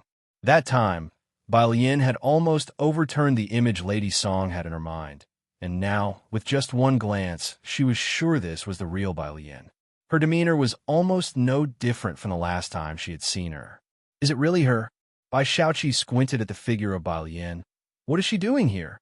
Songmin was always silent and hadn't told him about Bai Lien being here. Lady Song wouldn't think that Bai Lien, previously rejected by the science class, would be at Buyuan Base for special training. She considered for a moment. Don't worry about her. Though that's what she said, Lady Song shook her head internally. With her mind full of thoughts, she couldn't help but speculate that Bai Lien was here to find someone. Who could she know at Buyuan Base? It could only be Songmin. What Lady Song could think of, Bai Shaoqi could naturally guess. She withdrew her gaze from Bai Lien. She wasn't surprised by Bai Lien's actions. After all, in the past, Bai Lien indeed used to chase after Songmin. Bai Shaoqi bowed her head and unlocked her phone, replying to one person. Looks like it's her. WTF? What's she doing there? What else could she be doing? She's there for Songmin, of course. Cafeteria. Wuyuan base wasn't large, and with the winter and summer camps along with the training sessions underway, the students from college, high school, and middle school, as well as the staff, added up to several hundred people. The dining hall offered a variety of dishes, all for free, with long dining tables. Bai Lian picked up her tray and grabbed some food at random before looking for Ning Xiao and Tang Ming, who had saved a spot for her in the middle. Song Min was sitting opposite Tang Ming when he received a text message and glanced up at Bai Lian. Bai Lian was eating while listening to the division of labor being explained by Wang Su. The phone by her plate lit up. Dog friend. Image dog friend. Is that you? Bai Lian opened it and replied with one hand. One, dog friend. WTF? What are you doing looking for Songmin? Bai Lian. Question mark. Bai Lian. I'm here to participate in a special training camp. Dog friend was a bit incredulous. Did you secretly evolve without telling me? Bai Lian. She put down her phone, not dwelling on this matter, as Ning Xiao, Pei Qin, and Song Min were discussing particle model problems, a topic few others could keep up with. She listened quietly the whole time. After listening for a while, Bai Lian opened her vocabulary app and put on a single Bluetooth earbud. Ning Xiao and Tang Ming were already immune to her multitasking habit. The others, seeing her listening to English, said nothing. After all, there were others at the table who also didn't understand. So Wang Su discussed with Tang Ming. Like I said, leaving these things to those three is totally fine. Tang Ming glanced at Bai Lian and nodded in agreement. Right. You say it's right, but why look at Bai Lian? Wang Su was somewhat speechless. She looked so beautiful. There was nothing scary about her at all. Their group could tell Bai Lian, Ning Xiao, and Tang Ming not only knew each other, but were also very tight-knit.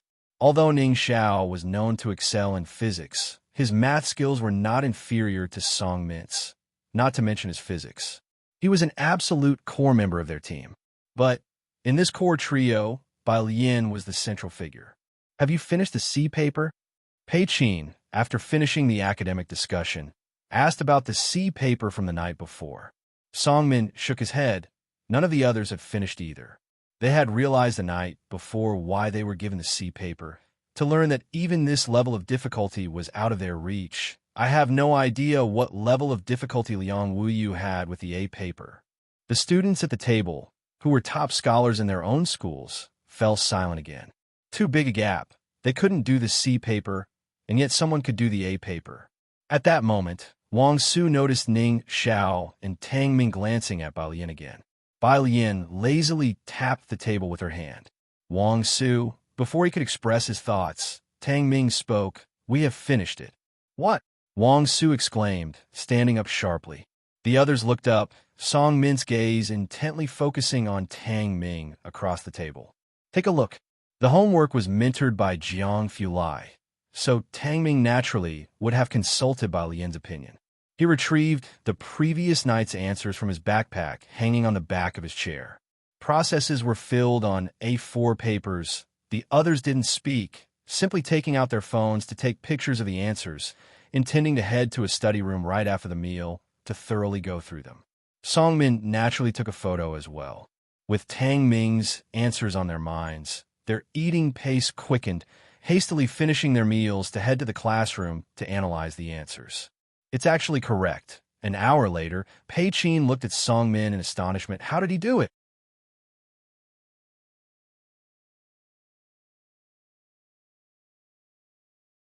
Chapter 341, 131 Lanji's exclusive spot, second update, _2 Song Min also wasn't clear. After trying on the gowns, Bai Xiaoqi and another person returned to the Yin family home. Bai Qiming was chatting with President Yin, and the two had discussed a partnership. It wasn't so easy for the Bai family to establish a presence in Jiangjing. Have you two returned? Ever since Bai Xiaoqi had entered Jiangjing Music Academy, President Yin had become much warmer towards her. Did you visit Amin and student Xiaoka? Brother is still in the lab. He can't come out, Bai Xiaoqi said as she sat on the sofa. neither humble nor arrogant. President Een felt a little regretful. Once he has vacation, they'll definitely have him come over. Lady Song found an opportunity to speak with Bai Qiming. I saw Bai Lian today at the Buyuan base. Bai Qiming frowned. Upon mention of Bai Lian, naturally, one would think of her disobedient actions. If it hadn't been for the later opportunity to meet with Dean Jian, Bai Shaoqi would surely have been delayed. I heard that the Su family seems to value her quite a bit, Lady Song mused. In the outer circles of Jiangjing, the networks were only so big. Lady Song, curious to know more, had heard that Su had set aside his own work to receive the Ji family. Bai Qiming was very resistant to news about Bai Lian. The Su family has accepted her? They're letting her into the ancestral hall? That's not yet the case. Lady Song shook her head. Bai Qiming was not surprised in the slightest. I expected as much. They stopped mentioning Bai Lian there. If it weren't for the Su family's involvement, they wouldn't bring her up at all. Upstairs, Bai Shaoqi had her own room and even a guzheng to go with it. She took out her phone to send a message to Song Min. When will you have some free time? Song Min, they'll have sorted out the data in a couple of days. Bai Shaoqi, good, I'll look for you then. Because of the matter with Tang Ming providing the answers. The group of 8 had grown even more respectful towards Tang Ming and Ning Xiao. The core position that was once held by Ning Xiao, Pei Qin, and Song Min standing in a three-way balance had gradually shifted to center around Ning Xiao alone. 3 days later, everyone had almost finished collecting their data. Song Min was becoming increasingly aware that it wasn't just the people from the affiliated high school. In just 3 days, the gap between him and Ning Xiao had widened. Thinking this way, he became more certain of a possibility he had previously guessed. Ning Xiao was the one who scored 150 in mathematics. Most of the work was finished. The others weren't as busy as they had been at the start. The academic presentation was approaching, and the others began to Wang Su caution Bai Lian, go to the study later and integrate their materials to write the report. Don't forget. Bai Lian nodded her head. She had tried writing a report before with E1, but she didn't have a computer right now. She turned a corner to the publicity office. The publicity office. The room wasn't large, featuring an office desk, with 4 small sofas to the left of the desk and a coffee table in between. The door was half open. Regardless of the air conditioning coming in, the middle-aged man sitting on the farthest sofa seemed on edge, with a sheen of cold sweat on his forehead. Across from him, Jiang Fulai had a black laptop on the armrest to his left, his pale fingers resting on it, his back casually leaning against the sofa, his gaze indifferently sweeping over the man before him. Have you or the Chun family gone mad? The middle-aged man stammered. He couldn't dare to speak, just stretching his hand to wipe off the cold sweat, barely perching on the edge of the sofa. The old master had given him this suicidal task. The door was lazily knocked twice. The middle-aged man's heart jumped. He wondered who had a death wish, daring to come in at such a time. Then he saw the half-open door pushed open. The middle-aged man didn't dare to raise his head fully, but in his peripheral vision, he saw a white figure enter. Although the door opened wider, bringing in a colder draft than before, the man felt that the chill emanating from the person across from him had lessened significantly. This early, he even heard Jiang Fulai's lazy voice. A hallucination? The middle-aged man looked up in disbelief. Jiang Fulai was just picking up the computer beside him to give to Bai Lian, speaking at steady pace. The software is all there. The startup password is the same as on the phone. MHM, Bai Lian took it. She realized Jiang Fulai was preoccupied, so she didn't linger. He'll head back to the study room first. Jiang Fulai cast a nonchalant glance at the person opposite. Go ahead, I need to wait a bit. Stern and detached. The middle-aged man, who had just felt his pressure greatly lessen, he felt like he was beginning to understand. The study rooms at Buyuan Base were plentiful. Wang Su and his group had found a small study room just for their team. Song Min stood waiting for Bai Shaoqi at the base of the building. Bai Shaoqi was dressed in a beige coat with a red scarf around her neck. Seeing Song Min, she looked up and smiled. I told you I'd message you when I arrived. Song Min was in a matching black coat, looking quite aloof as he watched her, opening his mouth as if he wanted to say something. "What is it?" Bai Shaoqi walked with him into the building, removing her scarf in the process. She could tell Song Min had something to say. Song Min shook his head. "Let's talk inside."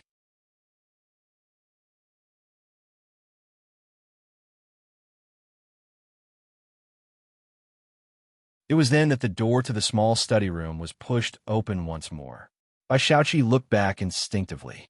A figure in white pushed one door open, slipped in sideways, her left hand holding a black laptop and her right lazily holding a phone, casually swiping through words. Her eyelashes slightly lowered, she stepped in and nonchalantly kicked the door shut with her foot. Tang Ming leaned back with one arm on the table, tilting his head towards Bai Shaoqi and lifting his chin. "Look, our sister has arrived."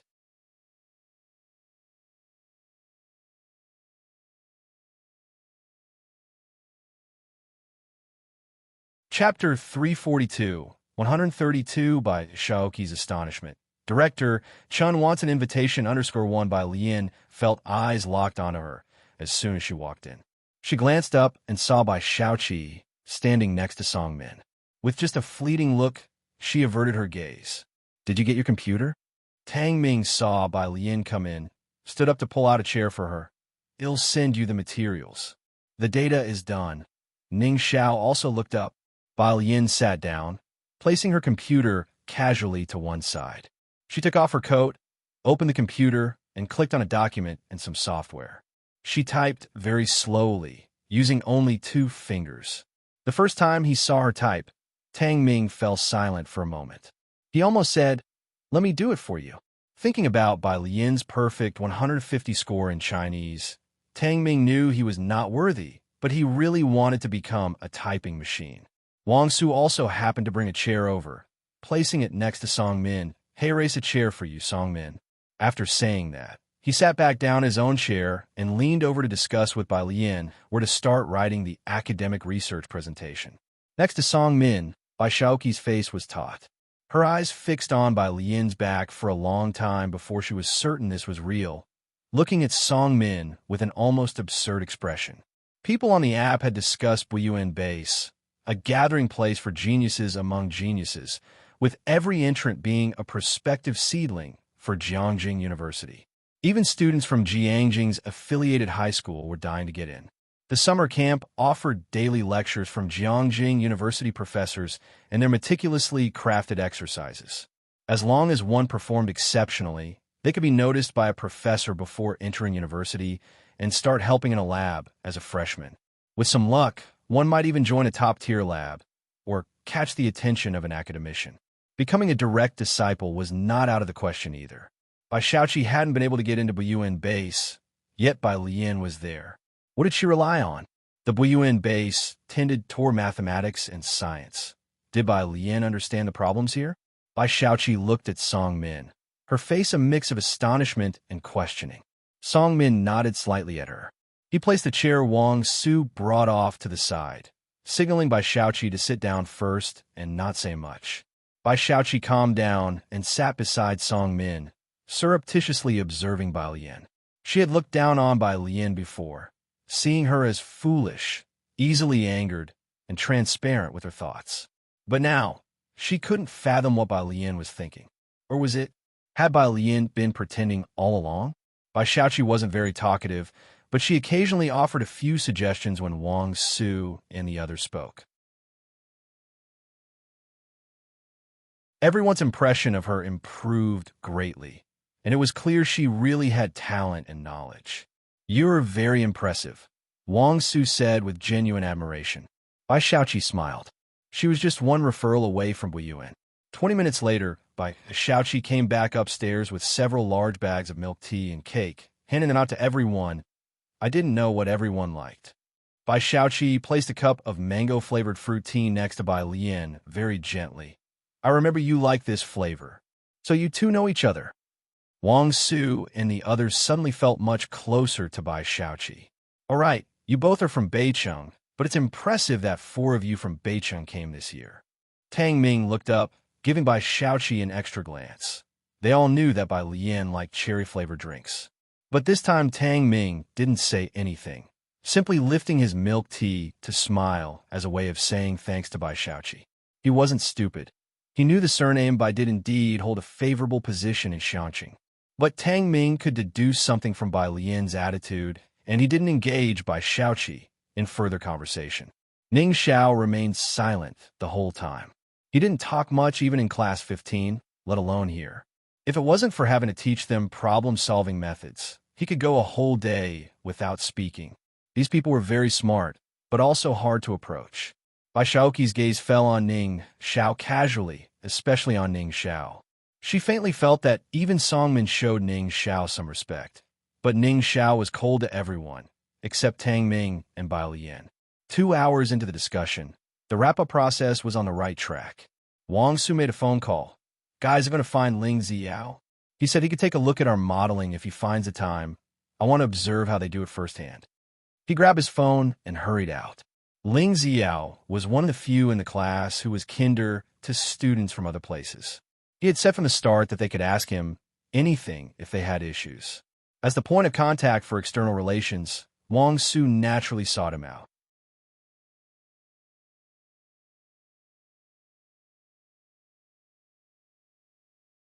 Chapter 343, 132 Bai Shaoqi's Astonishment. Director Chen wants an invitation to everyone at the affiliated middle school had engaged in academic exchanges more than once. Wang Su had treated them to many meals, seeking their experience and help. Bai Lian glanced at the time, also closed her laptop, and took her backpack to leave. As soon as she moved, Tang Ming and Ning Xiao immediately stood up and left. Tang Ming greeted Pei Qin and the others. Call us if you need anything. Teacher Zhang's small class began. With the 4 people leaving, the classroom was half empty. Bai Shaoqi watched Bai Lian and the other 2 leave and couldn't help but wonder, where are they going? After studying and researching for so long, Pei Qin and the others also massaged their shoulders, preparing to relax. They seem to go for tutoring every day. They have teachers outside the school. Tang Ming had mentioned this point before.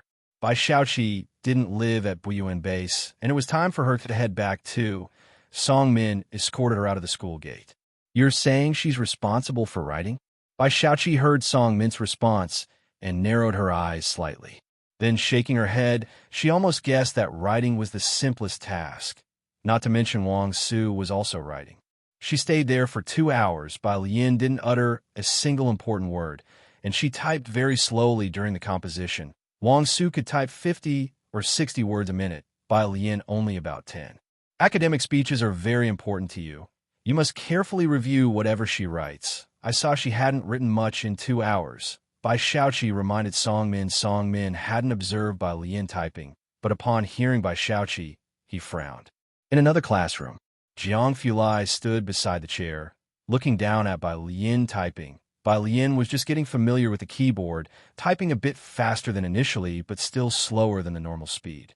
Jiang Fulai's computer was self-assembled to avoid the issue of his code writing speed surpassing the processing speed. His computer operated very quickly. At this moment, he watched Bai Lian typing letter by letter. The black ultra-thin computer seemed a bit wronged. Bai Lian lazily jabbed at the keyboard with 2 fingers. Seeing Jiang Fulai's gaze, she looked up with an expressionless face. Do you need something? No, your typing is very accurate. He paused, then spoke. Sincerely, Bai Lian. Jiang Fulai glanced over and saw where she had written up to. Their academic report contained many formulas, and Bai Lian, new to computers, was not familiar with the editor. She was studying the formulas. The formula is here. Jiang Fulai couldn't help but point out. He bent over slightly. His cold white fingers tapped on the triangle tag. You can set up a formula yourself. MC is the shortcut. His voice was calm and steady, gentle in tone. Once Bai Lian got the hang of the basic functions, her speed of writing formulas also picked up. Tang Ming opposite her felt a bit touched. If only he had 1/10 of this patience when teaching them, that would be great. It was only after Bai Lian got used to the software that Jiang Fulai turned to check on the problems faced by the 2 on the opposite side. Bai Lian's phone on the side lit up. It was from Dean Ma. Dean Ma. The time is set January 17th in the afternoon. He was talking about the time for the speech, the 17th, which didn't coincide with Su In's wedding nor Boiwan's academic presentation. It was just right for Bai Lian, not too rushed. Bai Jian. 1. There was also an unread message from Chief Chun. Miss Bai, is Mr. Zus wedding on the 19th? Bai Lian. Yes, Chief Chun. I can get back before the 19th, just in time when I'm free. May I attend? Chief Chun always had proper discretion. Su In actually wanted to bring it up to Chief Chun, but Chief Chun knew his attendance at the wedding was for someone else's sake. Thus, the invitation should naturally come from Bai Lian and Ji Heng's side, not from the groom's side. Bai Lian. Bai Lian had no objections. Ji Heng got along well with Chief Chun. The next day, at the Su family's home, Grandma Su didn't meddle in Su In's wedding arrangements, only instructing the butler to report to her if necessary. He booked 100 tables at Yinshao. It was the first time Grandma Su heard about Su In's wedding plans and found it utterly ridiculous. He fully booked 3 floors of the banquet hall. Just hearing about the extravagance, considering Su In's arrangements, nearly 10 million yuan was spent. Were the people of the Ji family worth it? The butler kept his head down, not daring to speak. He must be out of his mind. Grandma Su pressed her brow. Have the invitations been sent to the Yu family? The butler quickly responded, they have been sent long ago, and I see the young master has also sent several invitations to the Qi family. The Qi family? Grandma Su scoffed. Letting the Qi family people and Shiyun attend their wedding, Ji Mulan really thinks she's that important.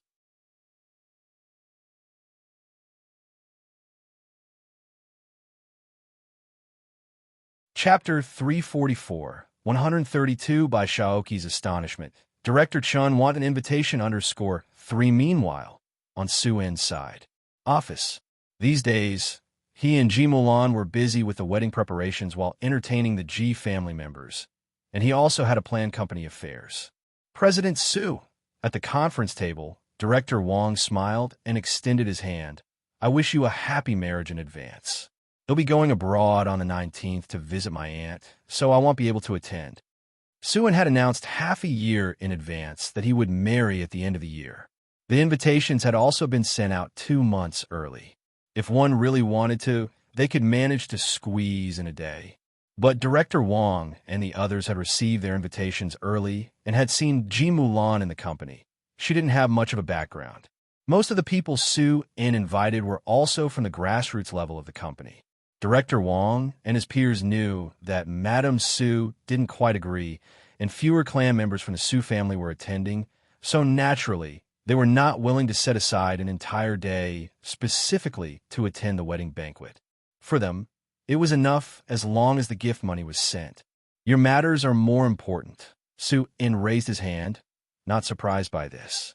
President Su, after the others had left, Assistant Su spoke softly in his ear. Your uncle and Chief Chi and the others have prior engagements on the 19th, so only a few of the younger generation will come. The absence of those from the Su family was expected by Su In. It's fine. Su In, holding a file, walked toward the lounge. Ji Heng and the others were waiting for him in the lounge. Brother, Su Shujia, with a file in hand and dressed in a business suit, hurriedly approached Su In for signature. Where are you off to? Su In took the file. Seeing the pen passed over by Assistant Su, he signed a document while walking towards the lounge. Going to see Uncle Ji. Su Shujia knew that Uncle Ji referred to Ji Heng. She raised an eyebrow. He's at the company? Yes. Su In finished signing, closed the document, and handed it back to Su Shujia. Then remembered something. You'll be free on the 19th, right? Of course. Su Shujia took the file away. Although she wasn't interested in the Ji family, she would definitely attend Su In's wedding. As she spoke, she entered the lounge with Su In. Su Shujia never wasted time on other matters and didn't think much of the Ji family. In her view, it remained to be seen whether Su In and Ji Mulan's marriage would last. However, since Ji Heng came to the company, Su Shujia decided to meet him as well. Inside the lounge, Ji Heng wore a black Chinese-style long jacket, holding a smoking pipe with bright and dim sparks of Mars inside. Qing was carefully eating cake, while Ji Xiaojun was on the phone. Su Shujie swept a glance across the room and then withdrew her gaze. Su En first introduced Su Shujie to them, and both parties greeted each other politely but distantly. Uncle, Su En treated Ji Hung with great respect. Assistant Su mentioned you didn't want to visit the old street. Su En had specially arranged a sightseeing itinerary for Ji Hung and his party, even assigning Assistant Su for this task. Hearing that Su En had instructed Assistant Su to take them shopping, Su Shujie couldn't help but take another look at Ji Hung and his party. Ji Hung slowly exhaled a ring of smoke and stood up. His eyes were deep and his tone was mild. You and Assistant Su are busy. No need to bother with us. Today we're going fishing with Xiaojiang, just letting you know. Xiaojiang? Su En was taken aback, unclear about which Xiaojiang it was. How could Ji Hung find fishing buddies everywhere? Qing faced Su En with more composure. Her hair hadn't grown much, and she was still wearing a velvet hat. You and Milan are busy. Don't worry about us. These few days, we've been hanging out with Xiaojiang. When you're free, let's go fishing with him. Ji Xiaojun didn't speak, merely nodding toward Su En. After the wedding, he'll join you for fishing. If you need anything, be sure to call me right away. Su En hadn't fished much before, but after a few attempts with Director Chan and others, had gotten the hang of it. But now he was too busy. With Madame Su not helping, he had to take care of many things personally, and simply had no time. He personally escorted Ji Hung and the others down to the lobby. Su Shujie accompanied him. Once they had left, she then looked at Su En. Does the Ji family have acquaintances in Jiangjing? She was a bit surprised. Su En was even more surprised. Director Chun was still in Xiangqing, and he didn't know who Ji Hung and his party were fishing with. Not sure. Su Shujie shrugged and pressed the elevator button. She didn't ask any further. She had merely asked casually and naturally didn't think the Ji family would know anyone significant from Jiangjing. The two headed to the conference room together to catch another meeting. Su En's mobile phone rang in his pocket. He pulled it out to look and quickly stopped to answer. Su Shujie was startled by Su En's demeanor. She had never seen him treat any client this way. Who was on the other end? Alien. Su En softened his voice, his face carrying a smile. Alien? Su Shujie didn't have much impression of the Ji family members. It took her a moment to recall that this must be the Bai Lian mentioned by Su Wenyao. Uncle Su, Bai Lian was very polite. Do you still have an invitation? I need one. Oh, not one too, I need two.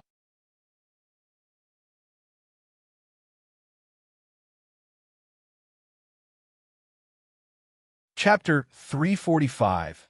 133 went fishing with Xiaojiang, bringing things down a notch. Second update. _1 invitations. Su En was taken aback, unsure why Bai Lian needed more invitations when he had sent out those for the Ji family members. Of course, he'll bring them to you right now. No need. Just give them to my grandfather when you have time. All right. Su En felt a bit regretful. He'll bring them to your grandfather tonight. The two finished talking and hung up the phone. On the other side of the phone, at the entrance to the Buyuan base, Jiang Fulai was wearing a cashmere coat, leaning slightly against a roadside withered tree, his figure tall and slim, his pale face showing faint expression. He exuded a strong presence, with even his tousled hair catching the cold frost of the wind. But those light eyes were staring at Bai Lian with a brooding look. Bai Lian, I said two, but you mentioned only one before. Jiang Fulai calmly pointed out her error. Wasn't it because only Director Chun had spoken to her about it? Jiang Fulai saw what she wanted to say. Oh, I knew it. Russell, the black business car stopped beside them. The rear door automatically opened, revealing Qing's face, who was excited. Alien, Xiaojiang. Jiang Fulai turned aloof in a second. He stood tall, wrapped in the chilly breeze, greeting the people inside the car politely, his eyes and brows revealing a sense of pride. Balian 6. Only after Jiang Fulai got into the passenger seat did Qing turn to Balian. Alien, aren't you coming ice fishing with us? Balian lazily waved her hand. Next time, you guys go ahead. I haven't finished my report yet. The passenger seats, Jiang Fulai opened the car door. shaking his phone at Bai Lian, meaning he recorded it. Bai Lian reached to close the car door. Jiang Fulai didn't have her strength and was forced to settle down. Only then did Bai Lian smile at the driver. Have a safe trip. Without looking at Jiang Fulai. The driver was startled by her action, too frightened to say much, only daring to steal glances at Bai Lian with his peripheral vision, and caught sight of Jiang Fulai's cold face, shivering again. Scary, so scary. The black car drove onto the main road. Shenxing noticed the roads growing wider, the cars fewer, the buildings taller, and realized they were not heading to the outskirts. The center of Jiangjing City had restrictions, so there were far fewer private cars than other areas. Where are we going? Shenxing asked with some confusion. She whispered her question to Ji Xiaojun. Ji Xiaojun didn't know either. Only Ji Hung, sitting by the window, knew, as he observed the route, and, after seeing a particular building, he couldn't help but look up and study Jiang Fulai, who was in the passenger seat.